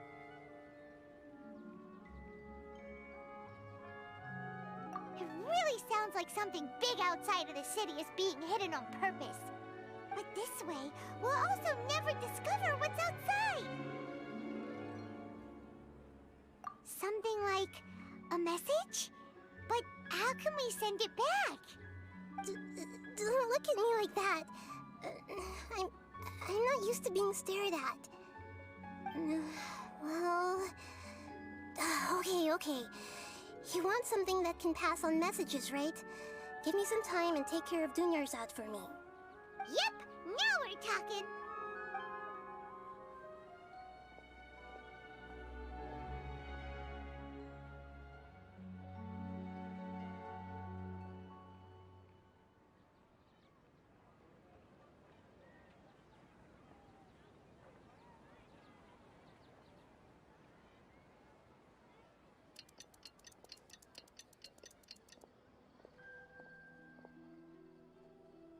I'm done. Here you go. What? Isn't this just an Akasha terminal? I made some little changes. Akasha terminals are already capable of sending messages. I just tweaked it so that it can connect to any node. To make something like this? Nahida, you really know the Akasha like the back of your hand. Anyway, we can use this now to record a message, right? Yep. I'll help you save the messages. It should be pretty easy to use. I just can't guarantee the user's status and signal coverage when they're outside the city. We'll never know until we try. At least we're taking the initiative now. Let's go then. Let's expose those sages. All right. Paimon isn't as worried about being separated since it happened once yesterday. But Paimon still isn't happy about it. Okay, see you tomorrow, Traveler. That covers everything that's happened so far. Yes, although the signal was choppy and had some interference, we still managed to receive 2 messages from you when you were outside. Okay, now that you understand what's going on, let's hear the messages together.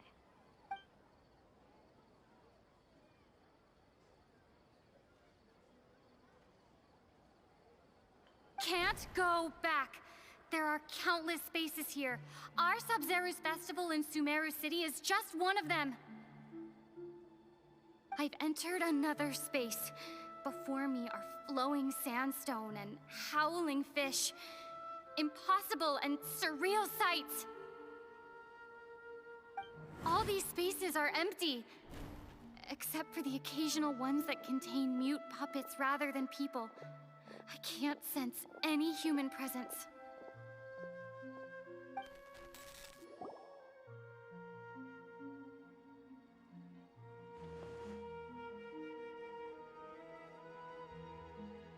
That's one heck of an info dump.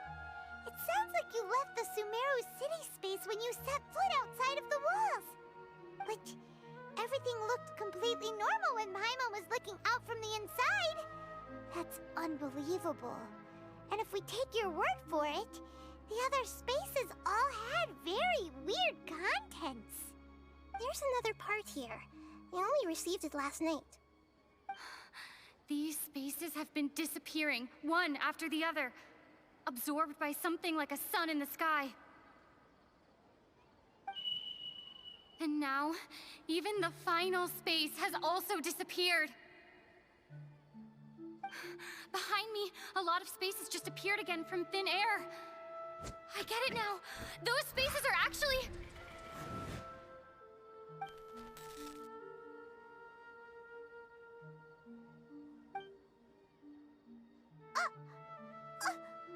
Why did the message end right there? What did the Traveler want to say? What are those spaces? Probably because yesterday just happened to end at that moment. Oh, right. Paimon did hear a beep from the Akasha. Did it come from here or from the message?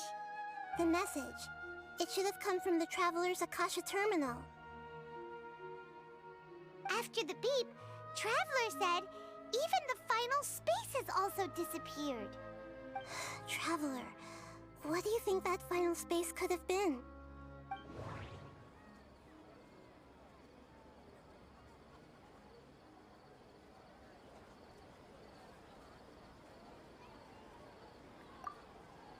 My impression impression is that each day in this samsara only ends at the sound of that beep from the Akasha.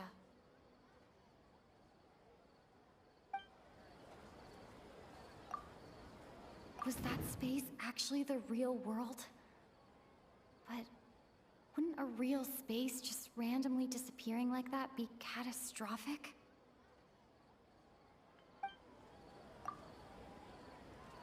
All the bizarre spaces I saw outside the city had one thing in common: a lack of human presence.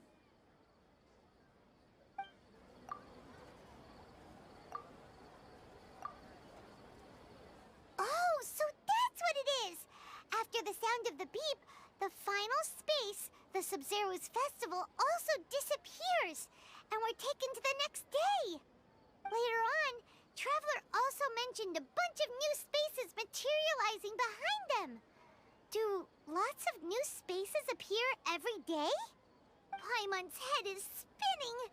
Just what are these spaces anyhow? Well, consider this. For all the horrors of the Archon War, at its heart, it was just a game where a bunch of gods fought over 7 seats. So no matter how strange or spooky things may look on the surface, maybe all they point to in the end is a small and simple secret. Wow, the Archon War, huh? That's an analogy and a half.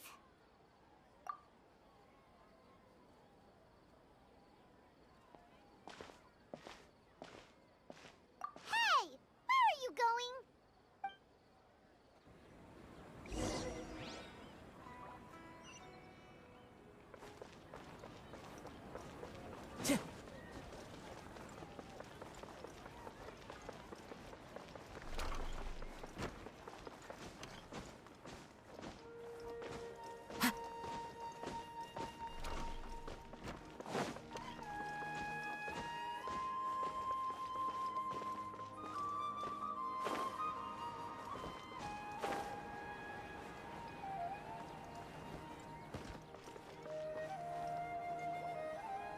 Do you want some alone time to think? All right then, Paimon won't disturb you.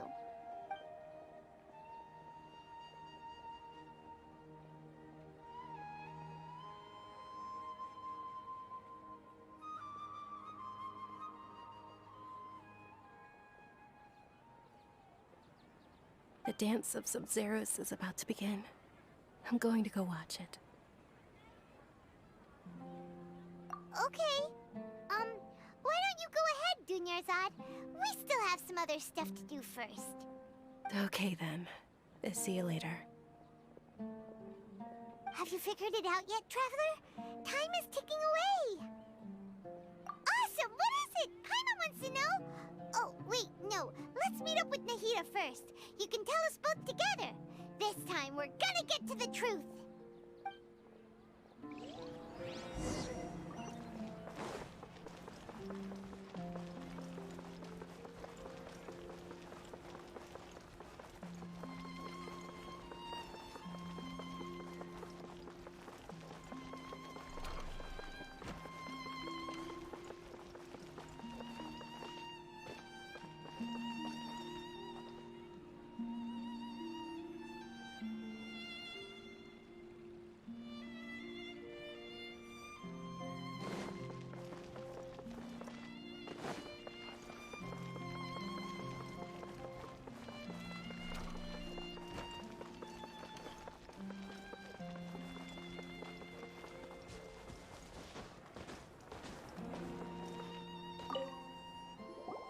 You're back!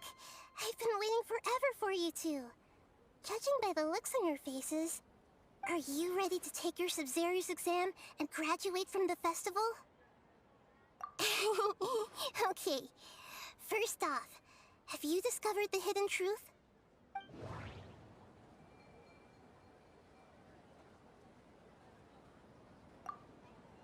All the bizarre spaces I saw outside the city had one thing in common: a lack of human presence. Those spaces remind me of dreams, like the one I had in the Avidia forest. Except these have no sign of human presence.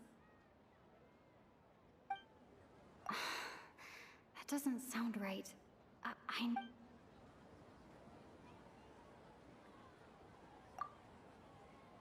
People in Sumeru don't dream. What a strange phenomenon.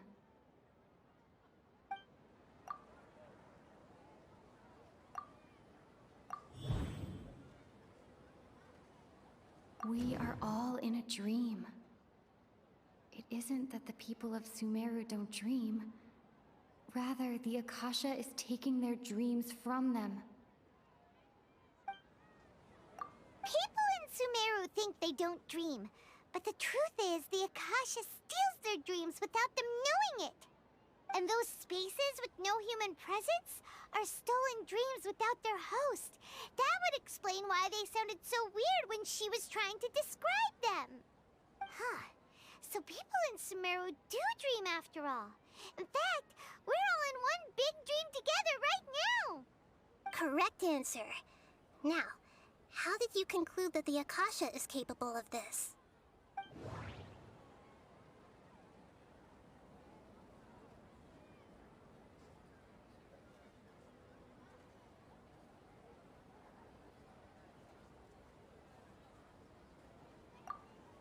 The Akasha relies on the power of a gnosis to operate. It is the manifestation of the God of Wisdom's power.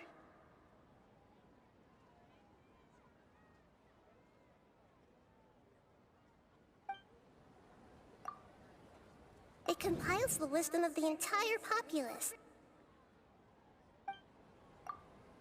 And it grants knowledge to the people. Oh, okay. Those dream-controlling creatures in the forest also get their power from the Dendro Archon, right? That would explain why the Akasha has the ability to control people's dreams, too. But is stealing everyone's dreams really how the Akasha compiles their wisdom? Isn't there anything more to it than that? Dreams are fantastical, complex, and full of imagination. People's brains are the most active when they're dreaming. In other words, dreams are rich bundles of human wisdom. So in other words, the complete opposite of how Hypatia understood it. Paimon remembers her saying that the sages think dreams are foolish delusions, and the fact that no one dreams is a blessing from Greater Lord Rukkhadevata. So it was all a dirty trick? The real story is that the sages from the Academia are using the Akasha to steal people's dreams for their own use, huh? Oh? By the sounds of it, you understand the current situation pretty well. So then, what about the Samsara?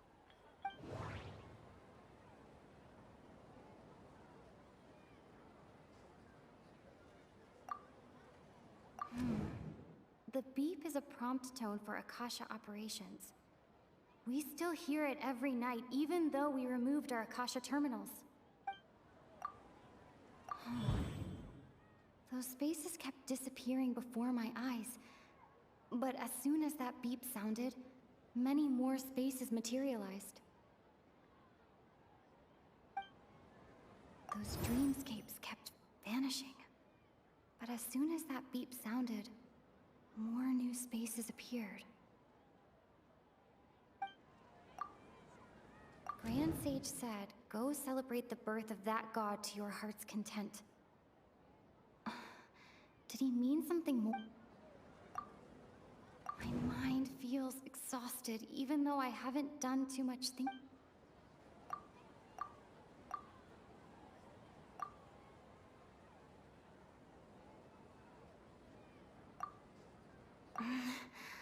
I can't...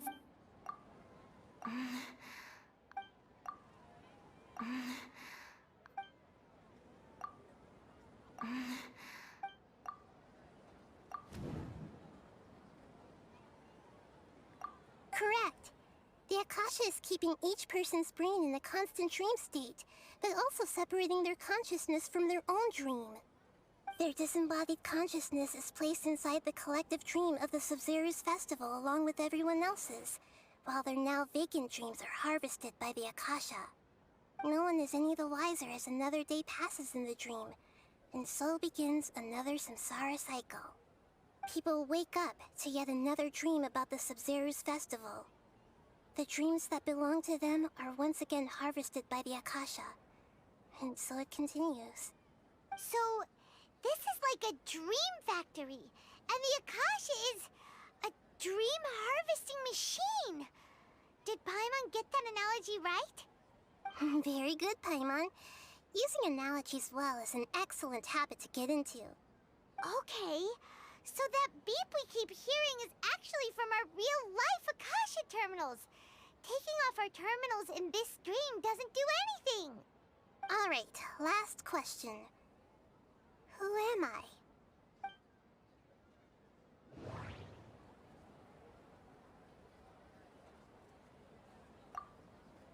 They say that alchemical divination is the Dendro Archon's divine revelation. So then, if Nahida has referred to herself as the moon...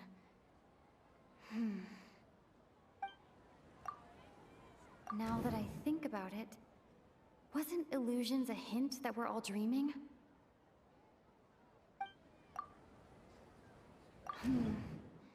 Now that I think about it, wasn't illusions hinting at the sage's deception of Sumeru's people? That doesn't sound right. So you noticed.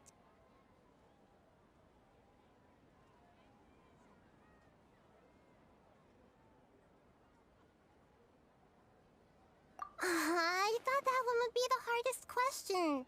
That's why I put it last.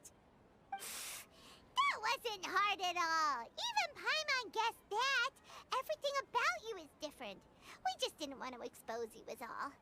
Now that you mention it, Nahida, you've been hinting to us since the very beginning. It's funny. Thinking back to when we were asking all over the place for info about Lesser Lord Kusanali, Paimon didn't expect to meet you like this. Yes, those can wait until we're back in real life. On the other hand, I'd be happy to answer any more questions you have about here and now.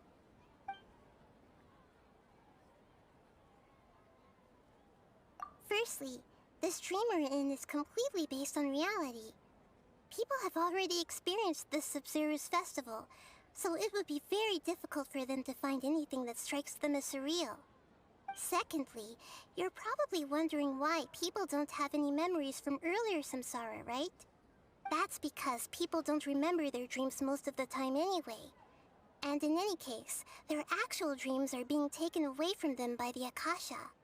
So whenever they wake up in this dream of the Sub-Zeru's festival, they don't remember anything from their previous identical dream. That reminds Paimon.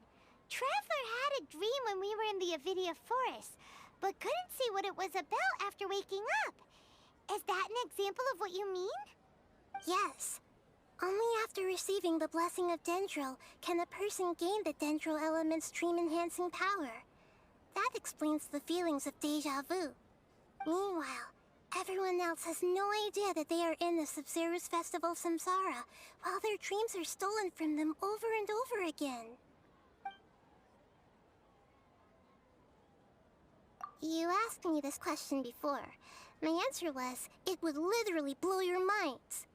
Now that you know this is all a dream, this answer should hopefully make more sense. Have you heard the saying, don't wake a sleepwalker? Likewise, if someone suddenly had told you all this instead of you learning it on your own, your notion of reality and dream would be thrown into irreversible confusion. I couldn't expose you to that kind of risk.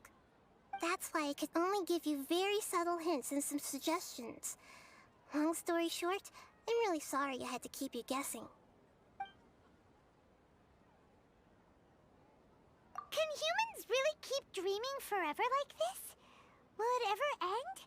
And if so, when? You might say your mental fatigue has already answered this question. Eventually, there's only so much that people can tolerate. Especially those whose health is compromised to begin with, like Dunyarzad. This relentless exploitation takes an even harder toll on them. People's lives are at stake here, and nobody knows a thing! We've got to put a stop to this!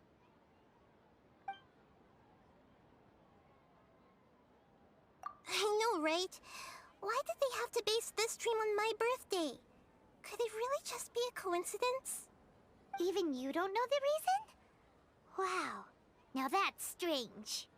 The Academia sages are determined to harvest lots of dreams in a short time, no matter the cost. They have to be up to no good. Unfortunately, I don't know anything about it. Traveler, do you have any information?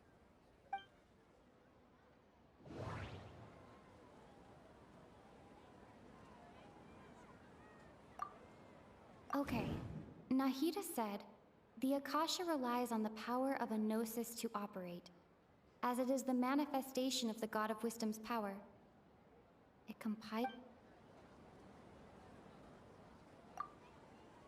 Grand Sage said, go celebrate the birth of that god to your heart's content. Did he mean something more? Those spaces remind me of dreams, like the one I had in the Avidia Forest. Except, these have no sign of human presence.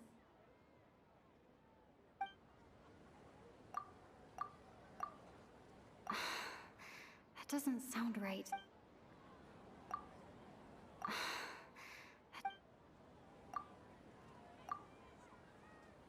Celebrate the birth of that god? Could it mean...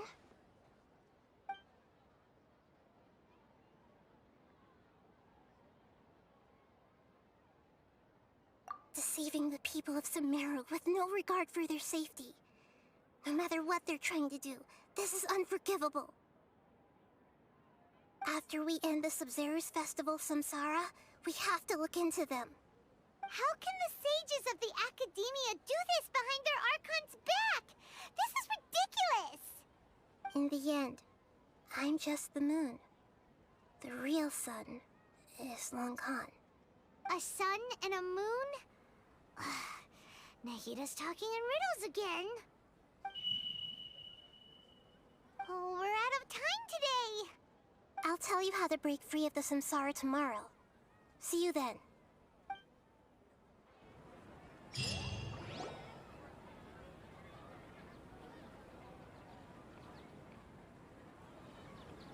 Good morning, Nahida. Wait. Now that Paimon remembers everything, should we instead say good morning, Lesser Lord Kusanali? Hey! What's wrong, Nahida? You don't look too good. I'm afraid that what you're thinking right now is correct. Did Dunyarzad already disappear? No way! Are we too late? The real Dunyarzad's consciousness has indeed disappeared. It can no longer endure the constant dream harvesting. Paimon can't believe it. Wait, so what about that other Dunyarzad? Just what is she? Is she also going to disappear? She's actually something like a puppet, but not completely. The real Dunyarzad's consciousness could no longer keep playing her role in this dream. So another Dunyarzad appeared to replace her in the dream. Just like the grass and the trees, that Dunyarzad is just a building block of the dream that helps to keep it going. But personality-wise, she's nothing like the real Dunyarzad. Puppets are stiff, and can't copy a living person's vitality. After all, they're just there as filler. You know, speaking of which, the old Dunyarzad might not have been too different from a puppet. Dunyarzad truly believed that she met you within her consciousness, and it was you who inspired her. So you do remember her after all. Yes. Back then, her family was overly protective of her. No one cared about her personality or thoughts. It was as if she only lived to stall her Elazar. I just gave her a little wisdom so she could look at life in a new way. So that she could be her own person. But even so, she still... Far from it. I'm still a long way off from being a real Archon. I couldn't even save her.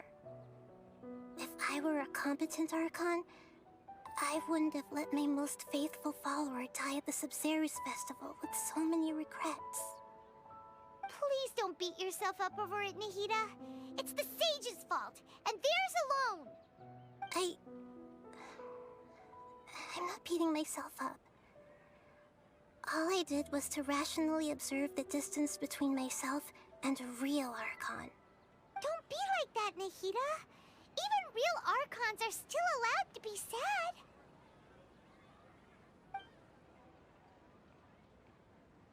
To prevent more tragedies like this, we must end the samsara as soon as possible.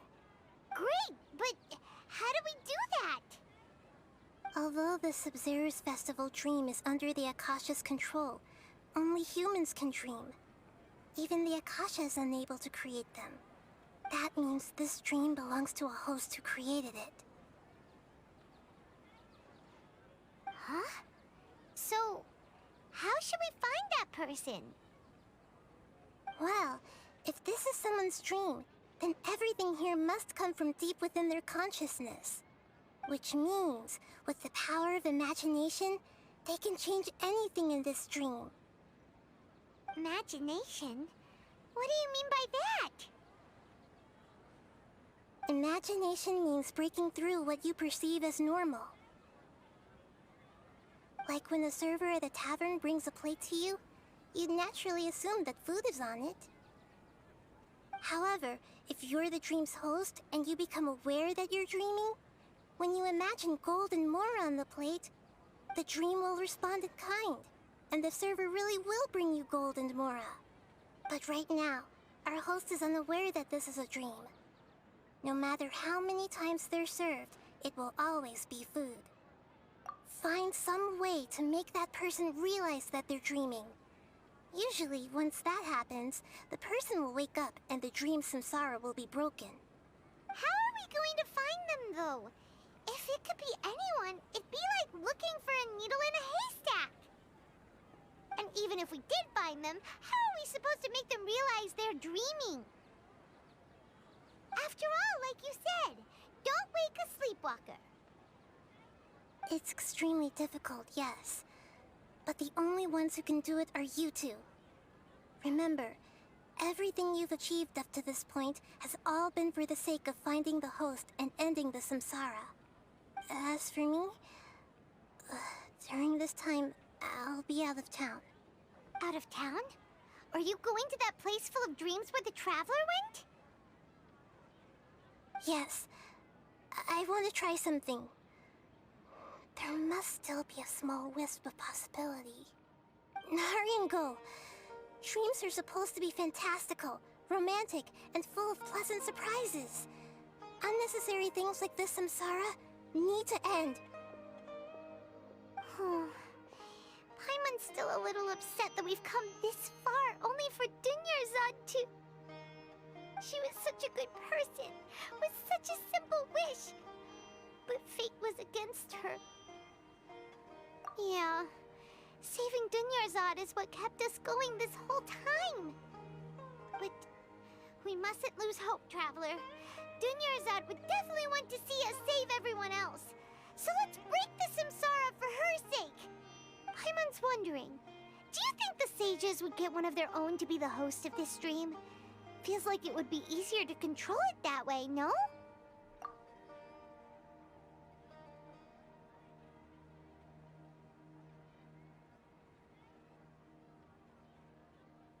Huh. That's true. Plus, the sages probably weren't counting on there being other factors beyond their control, like Nahida and us. So, who do you think the host of the dream is? Oh, that would make sense. Ferris, the Knight of Flowers, is a symbol of the whole Sabzeruz festival, right? Pretty core character. Let's go ask him some questions, shall we?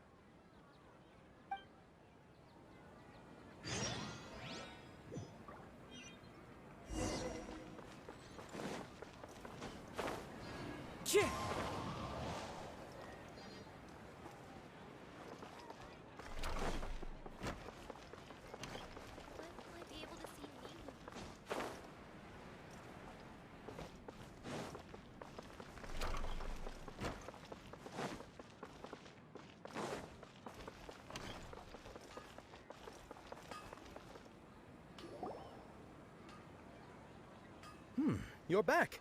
You left in a hurry last time. Is everything okay? Everything's fine, just, it's a little hard to explain.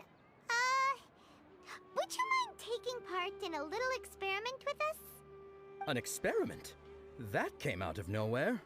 I'm listening, though. What do you... Could you make a wish?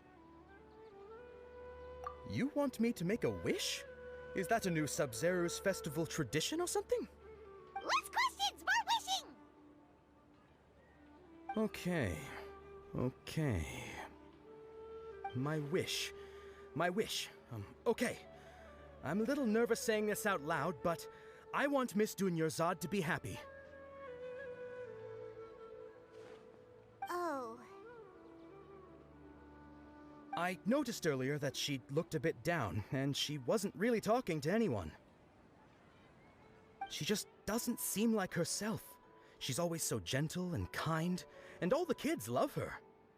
I've also wondered if the reason she asked me to be Fairest Knight of Flowers is because I'm special to her, or something. So, you have a crush on Dunyarzad? Oh, is it that obvious? After what I just said, I guess it is. When she placed the hat of the Knight of Flowers onto my head, she said to me, I want everyone to have a happy Sub-Zero's festival. What she didn't realize was that I'm not that interested in how everyone else feels. In that moment, I just wanted to be her Knight of Flowers for the rest of my life.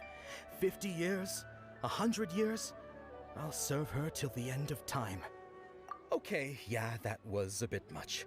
Felt like the right moment to get it off my chest, but that was pretty embarrassing. Okay, I'm ready to make my wish. I would like Miss Dunyarzad to appear in front of me right now with a smile on her face. Here goes. Please come true.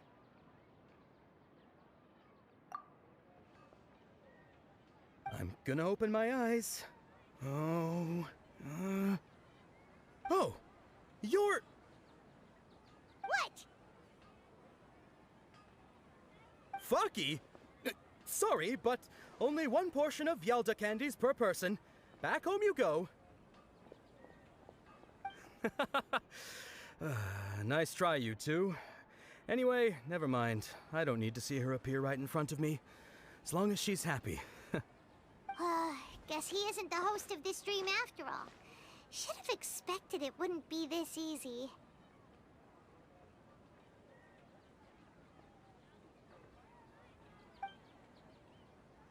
It seems like everyone who knows Dunyarzad loves her, but none of them has any idea that she...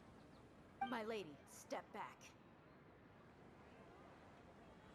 That sounds like Dia! Oh, right. This is when Dunyarzad bumps into the kidnappers. Huh? But Dia can handle them. Hey, Traveler!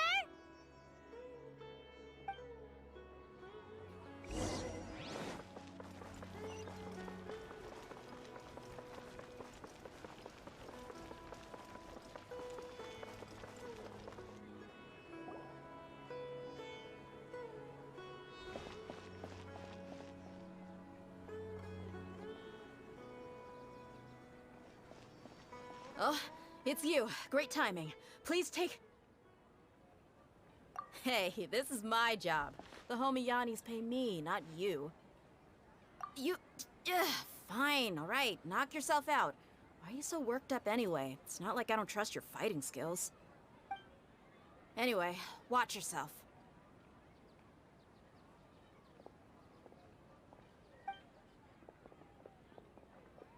So you got yourself some backup. Suit yourself. You're...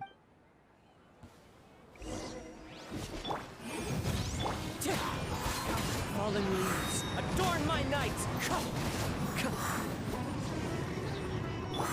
I'll protect us. Time for your rain! Wind strike! Clouds high, the birds call!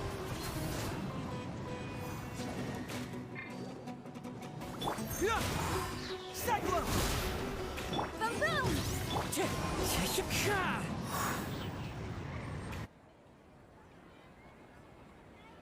Traveler, were you just taking your anger out on those guys? You and Nahida both. Dunyarzad wouldn't want to see you two like this. Oh, and speaking of her, Paimon just remembered something. Remember how during the first Sub-Zero's festival, before the Samsara started, we came here with Dunyarzad because she wanted to pick something up? She said it was because she had forgotten something. Okay, so Paimon's memory is working so far. Anyway, Paimon also remembers that she is staying somewhere around here. She pointed it out to us the night before the Sub-Zero's festival. Yeah, even if it's only a tiny clue, it'll probably still help us more than this needle in a haystack search.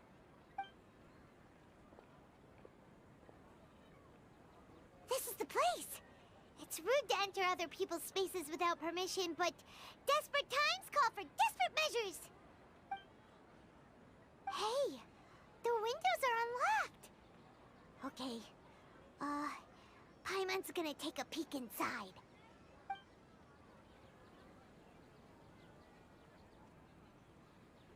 This was only a temporary residence, so there was pretty much nothing inside except this book on the table. Should we open it?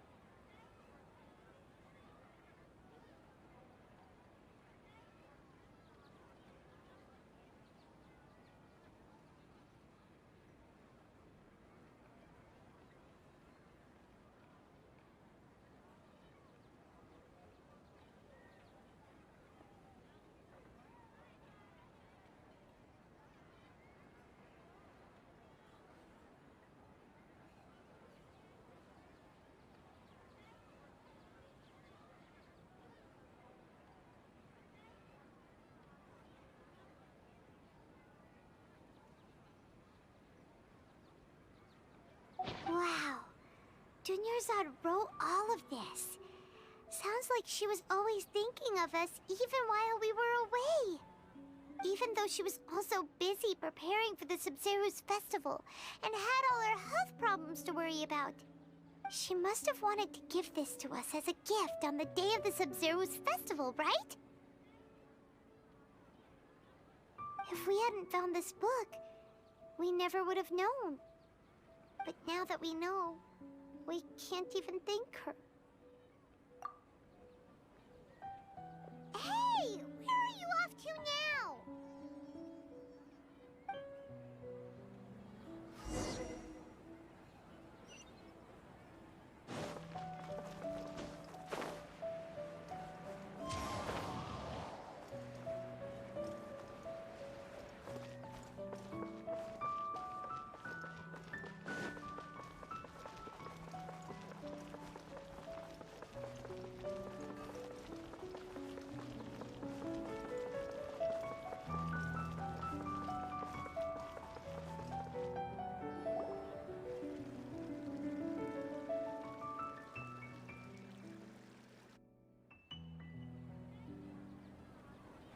It's Dunyarzad's puppet.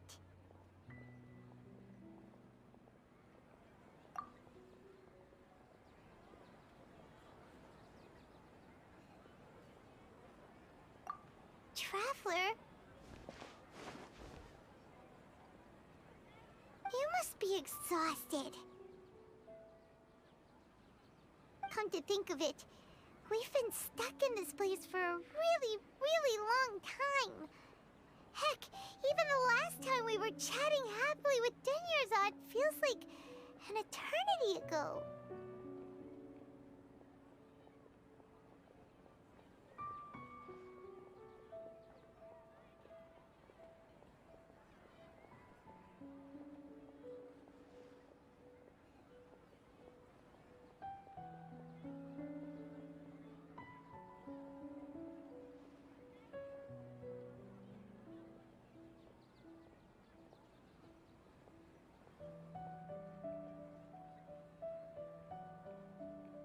Paimon still remembers when we were sitting here, and the way her eyes sparkled when she talked about Nilu's Dance of Sub-Zerus.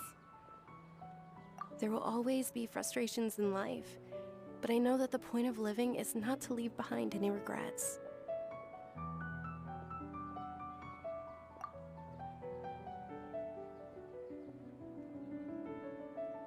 That was what the real Dunyarzad said, wasn't it?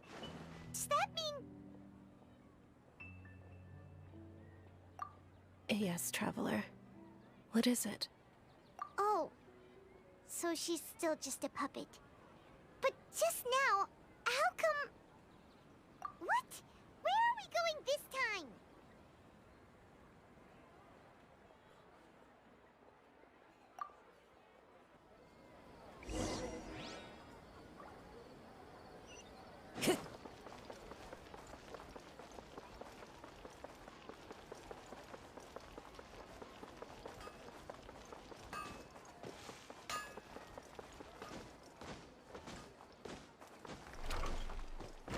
Time to go.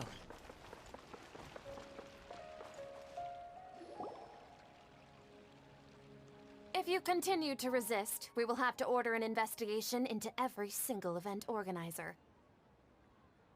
The Grand Sage has already granted you much leniency. I advise that you exercise tact.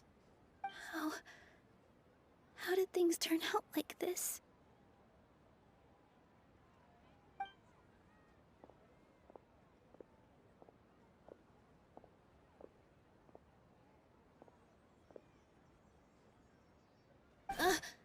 Traveler?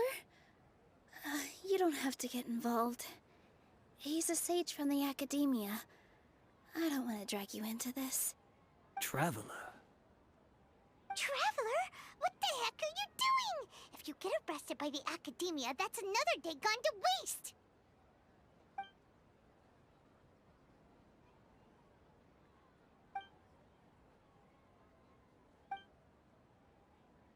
Wait, they're not reacting.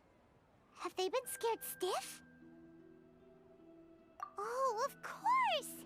If this is the Sage's plan, they wouldn't put themselves through this. So they're just substitutes. What is this? What happened to the Grand Sage and his entourage?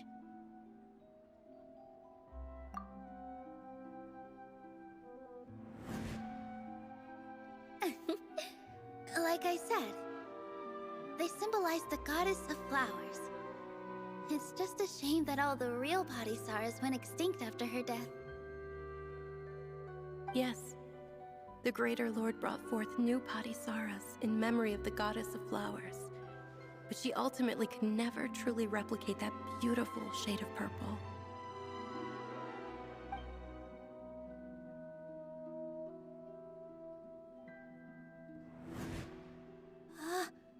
That beautiful shade of purple. Aren't these flowers real Padisaras? Just like the ones from the legend? I didn't even notice. Dunyarzad, did you find these?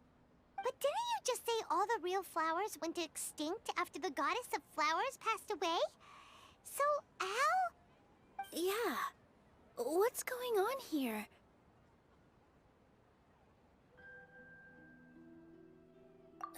Huh?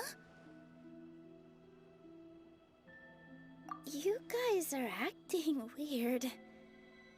But okay, I'll try.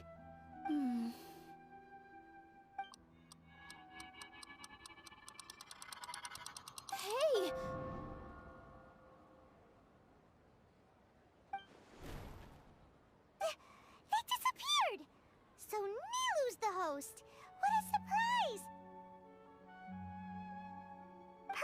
Patisaras don't exist in the real world anymore.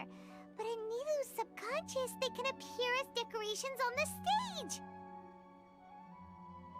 It's just like the example Nahida told us. People assumed there will be food on a plate, and Nilu assumed there would be real Patisaras in the flower pots. So when you saw the flowers, you instantly knew it was Nilu? But if we want to end the samsara, we need the host to become aware that they're dreaming. How should we make Nilu realize that? Am I dreaming? Huh? So I'm right.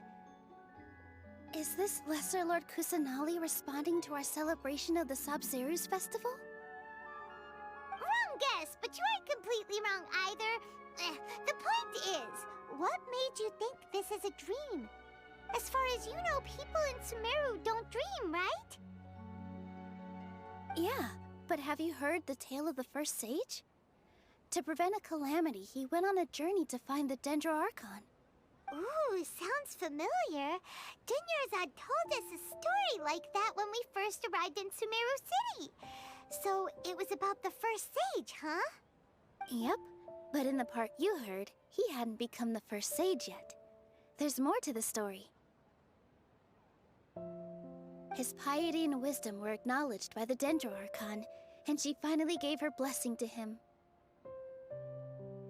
All kinds of spectacular scenes appeared in front of the first sage, as if all the knowledge in the world was being painted onto a canvas right before him. He was captivated. After who knows how long, he mastered all the knowledge he could comprehend. Afterward, he said to the Dendro Archon, "I miss my parents, my wife, and my children. I've been away from home for far too long. They must be worried." The Dendro Archon smiled. The next second, the sage found himself lying in his bed, as if he had just woken up from a dream.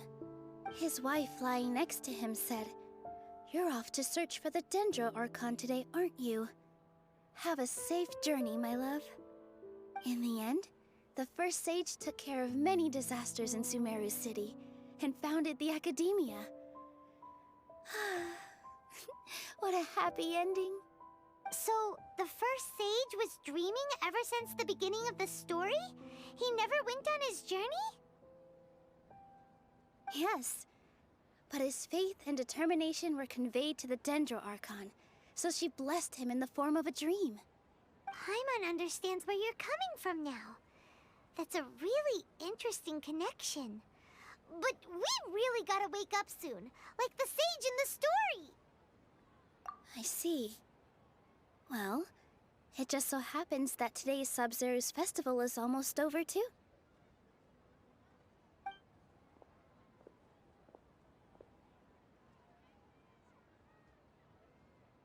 Since we're in a dream, let's make this final dance of Sabzeruz as beautiful as we can.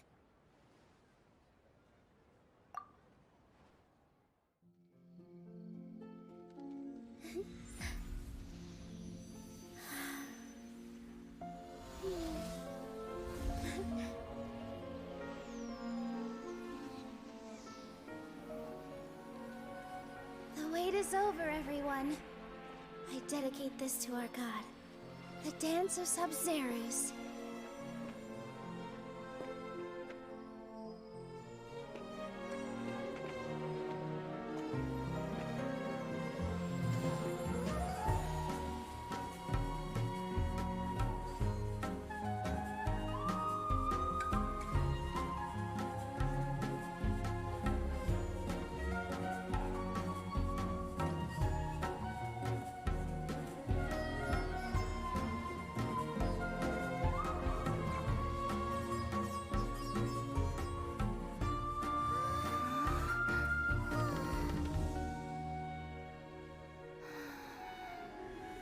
I'd be lying if I said I had no regrets. I would have loved to see Nilu's dance.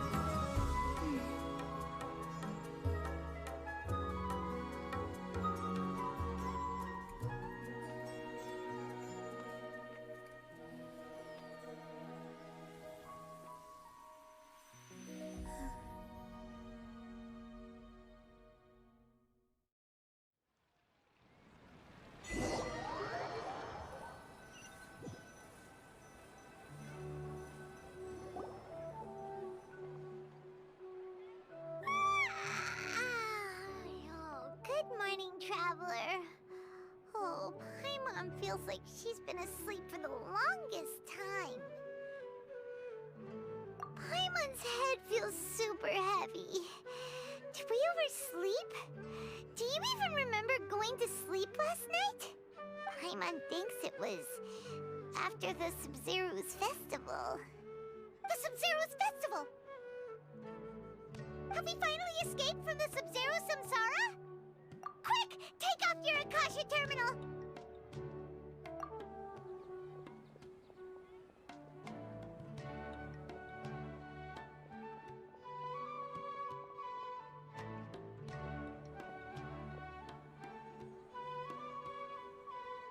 She's not in her room. What happened? Huh? What usual spot?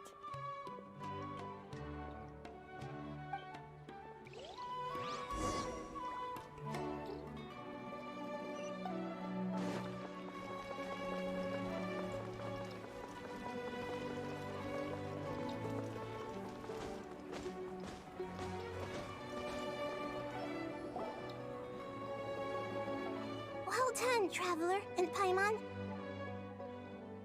And thank you, Dunyarzad, for organizing the Sub-Zero's festival for me. I'm sorry, who are... Dunyarzad! You're okay! Oh, don't scare us like that! Oh, Traveler Paimon. I have something amazing to tell you. I just had a dream, and I saw Nilou performing the dance of Sub-Zeros.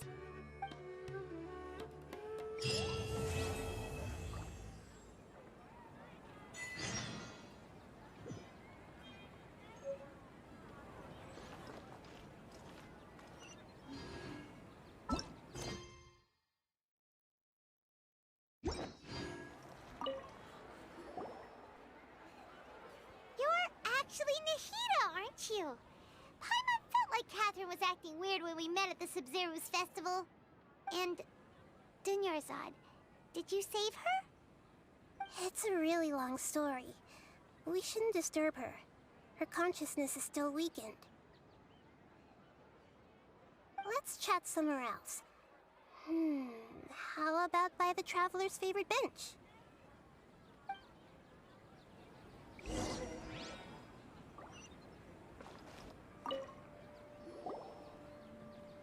What's going on?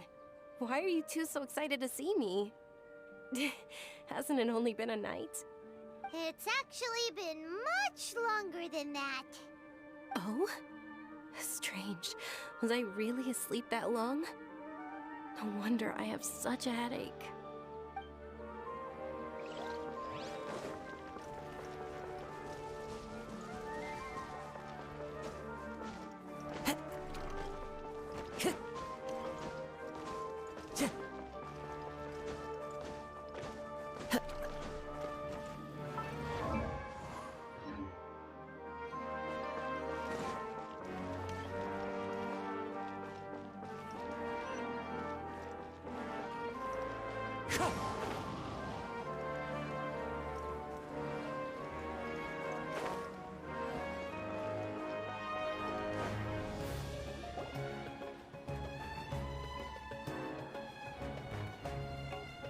Let's talk about Dunyarzad first. It's such a relief that she's alright. After we parted on the last day of the Sub-Zero's festival, I left the city and saw what the Traveler had described. Among the countless dreams, I found one that was growing fainter and fainter. This proved my suspicion. Once Dunyarzad could no longer bear the Akasha harvesting her dreams, her consciousness began to dissipate. But this also meant it escaped the Akasha's control. Such a small fragment of consciousness can't last for very long, though. It will return to its original dream, where both will gradually fade until they completely disappear. I used all the power I had to keep her dying dream alive as long as possible, but it still wouldn't have lasted for much longer if it hadn't been for you two breaking the samsara. So it looks like we did manage to save Dunyarzad in the end. And not a moment too soon. Huh? Why are you two smiling so happily? I thought you'd be so moved that you'd start crying. I need to spend more time observing human emotions. Both are fine. Everyone reacts differently. All right. You two must have a lot of other questions for me, right? After all, you saved my faithful believer. As you recall, at the Avidia Forest, there was this incense that made the traveler fall unconscious and dream of a huge tree and a red sky. You also heard someone's voice, right? It said world and forget me. Yeah, so you do know! We've been wanting to ask you what that was about, and if the red sky was related to Conria. It seems like the traveler established a connection to Irminsul. That was a message left by Greater Lord Rukkhadevata's residual consciousness in Irminsul. Perhaps her last memory before she died.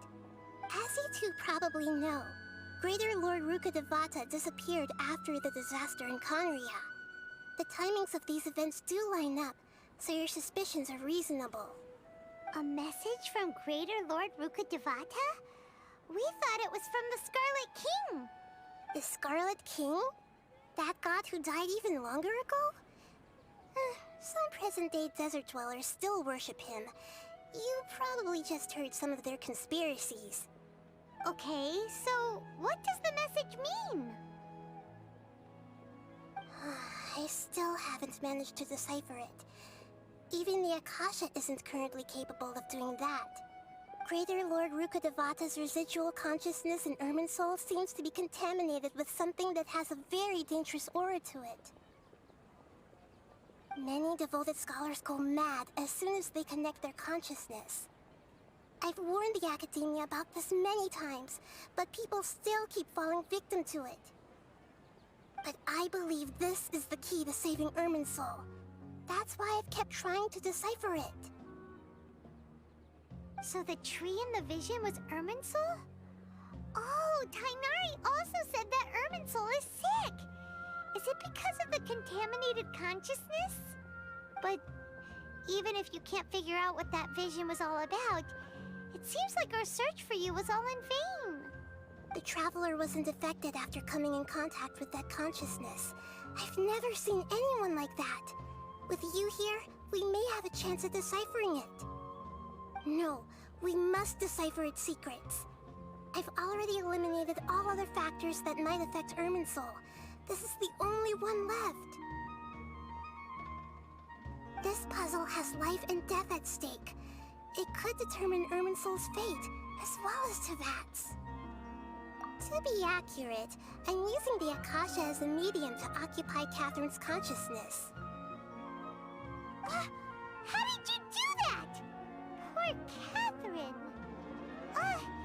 Does this mean you can also occupy other people's consciousnesses? Theoretically, I can enter anyone's mind as long as they're wearing their Akasha terminal. The Akasha is the legacy of Greater Lord Rukkhadevata. As Lesser Lord Kusanali and the first Akasha terminal, my consciousness has always been linked to the Akasha. I've always respected my people's free will, so I've never actually occupied their consciousness. When necessary, I just borrow this bionic Snezhnayan puppet. Hold on. Did we just learn some deep, dark secret? So Catherine is... No. What about your own body? Why do you need to borrow other people's? Don't you live in the sanctuary of Surasthana? That story begins a long time ago. After Greater Lord Rukkhadevata disappeared, the sages found my newly born self and took me back to Sumeru. At that time, I was young and weak. The sages kept me in the sanctuary of Surasthana, ostensibly for the sake of protecting me. But I've hardly heard from them since. However, I do understand that they had hoped to find Greater Lord Rukkhadevata instead of me, a symbol of her passing. So, the sages basically put their new Archon under house arrest? How dare they! Why don't you teach them a lesson, Nahida? In some ways, they aren't wrong. Greater Lord Rukkhadevata was omniscient and omnipotent. Even after her death, the Akasha is still empowering this nation. And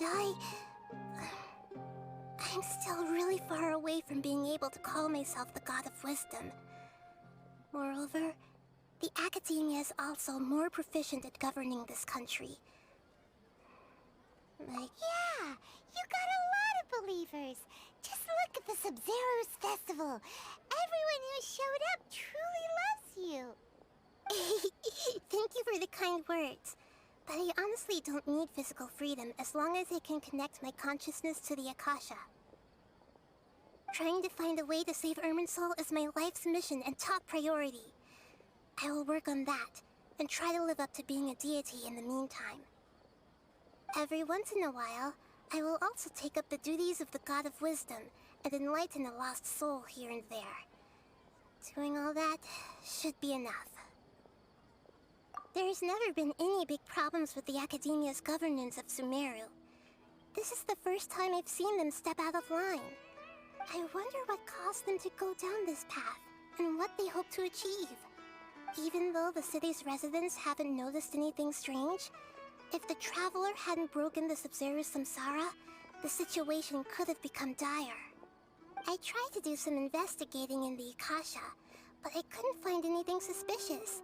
And all the people of interest seem to purposely avoid wearing their Akasha terminals. I think they're deliberately trying to hide something. Oh, that reminds Paimon. In Gandharvaville, there was a sage who had invited Kainari to join some kind of project. Could it be related?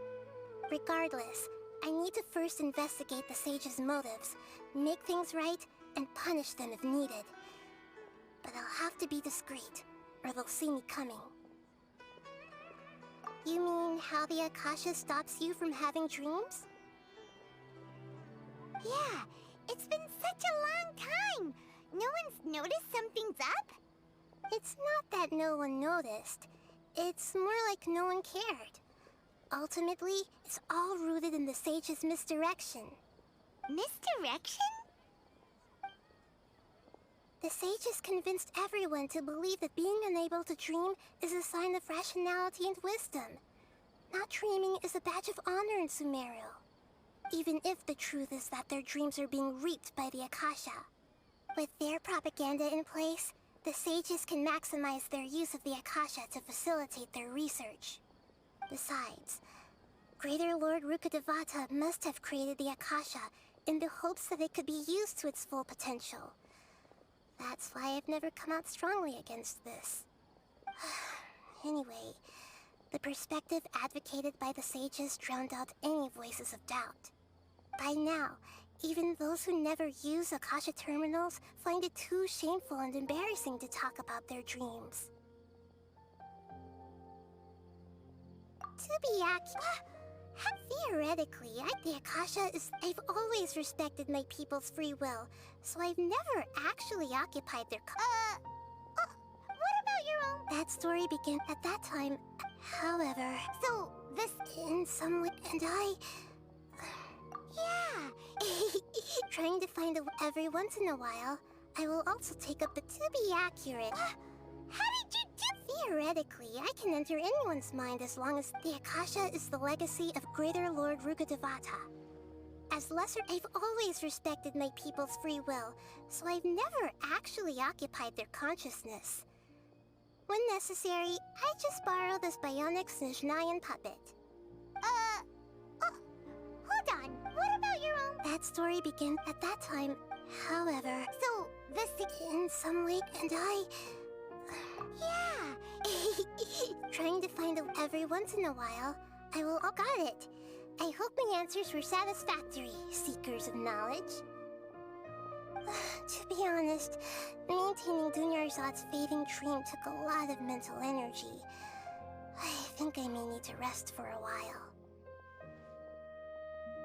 Oh, and you don't need to worry too much about the sage's activities for now. The Akasha won't be able to conduct another project on the scale of the Sub-Zero's samsara in the immediate future.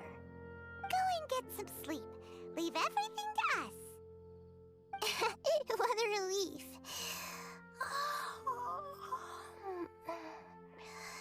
This is truly the most exhausting birthday I've ever had.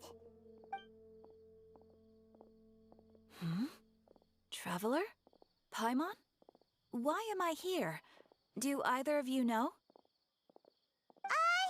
Maybe you were sleepwalking. You know you can't wake up a sleepwalker. We happened to walk by, so we thought we'd wait for you to wake up. I see. Huh. I should visit my maintenance personnel sometime.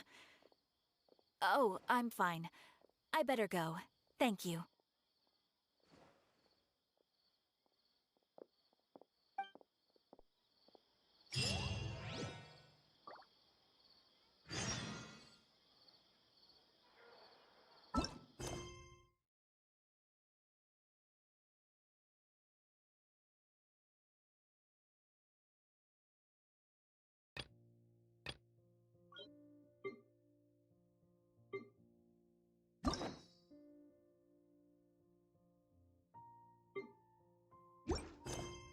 Wherever in this world I roam,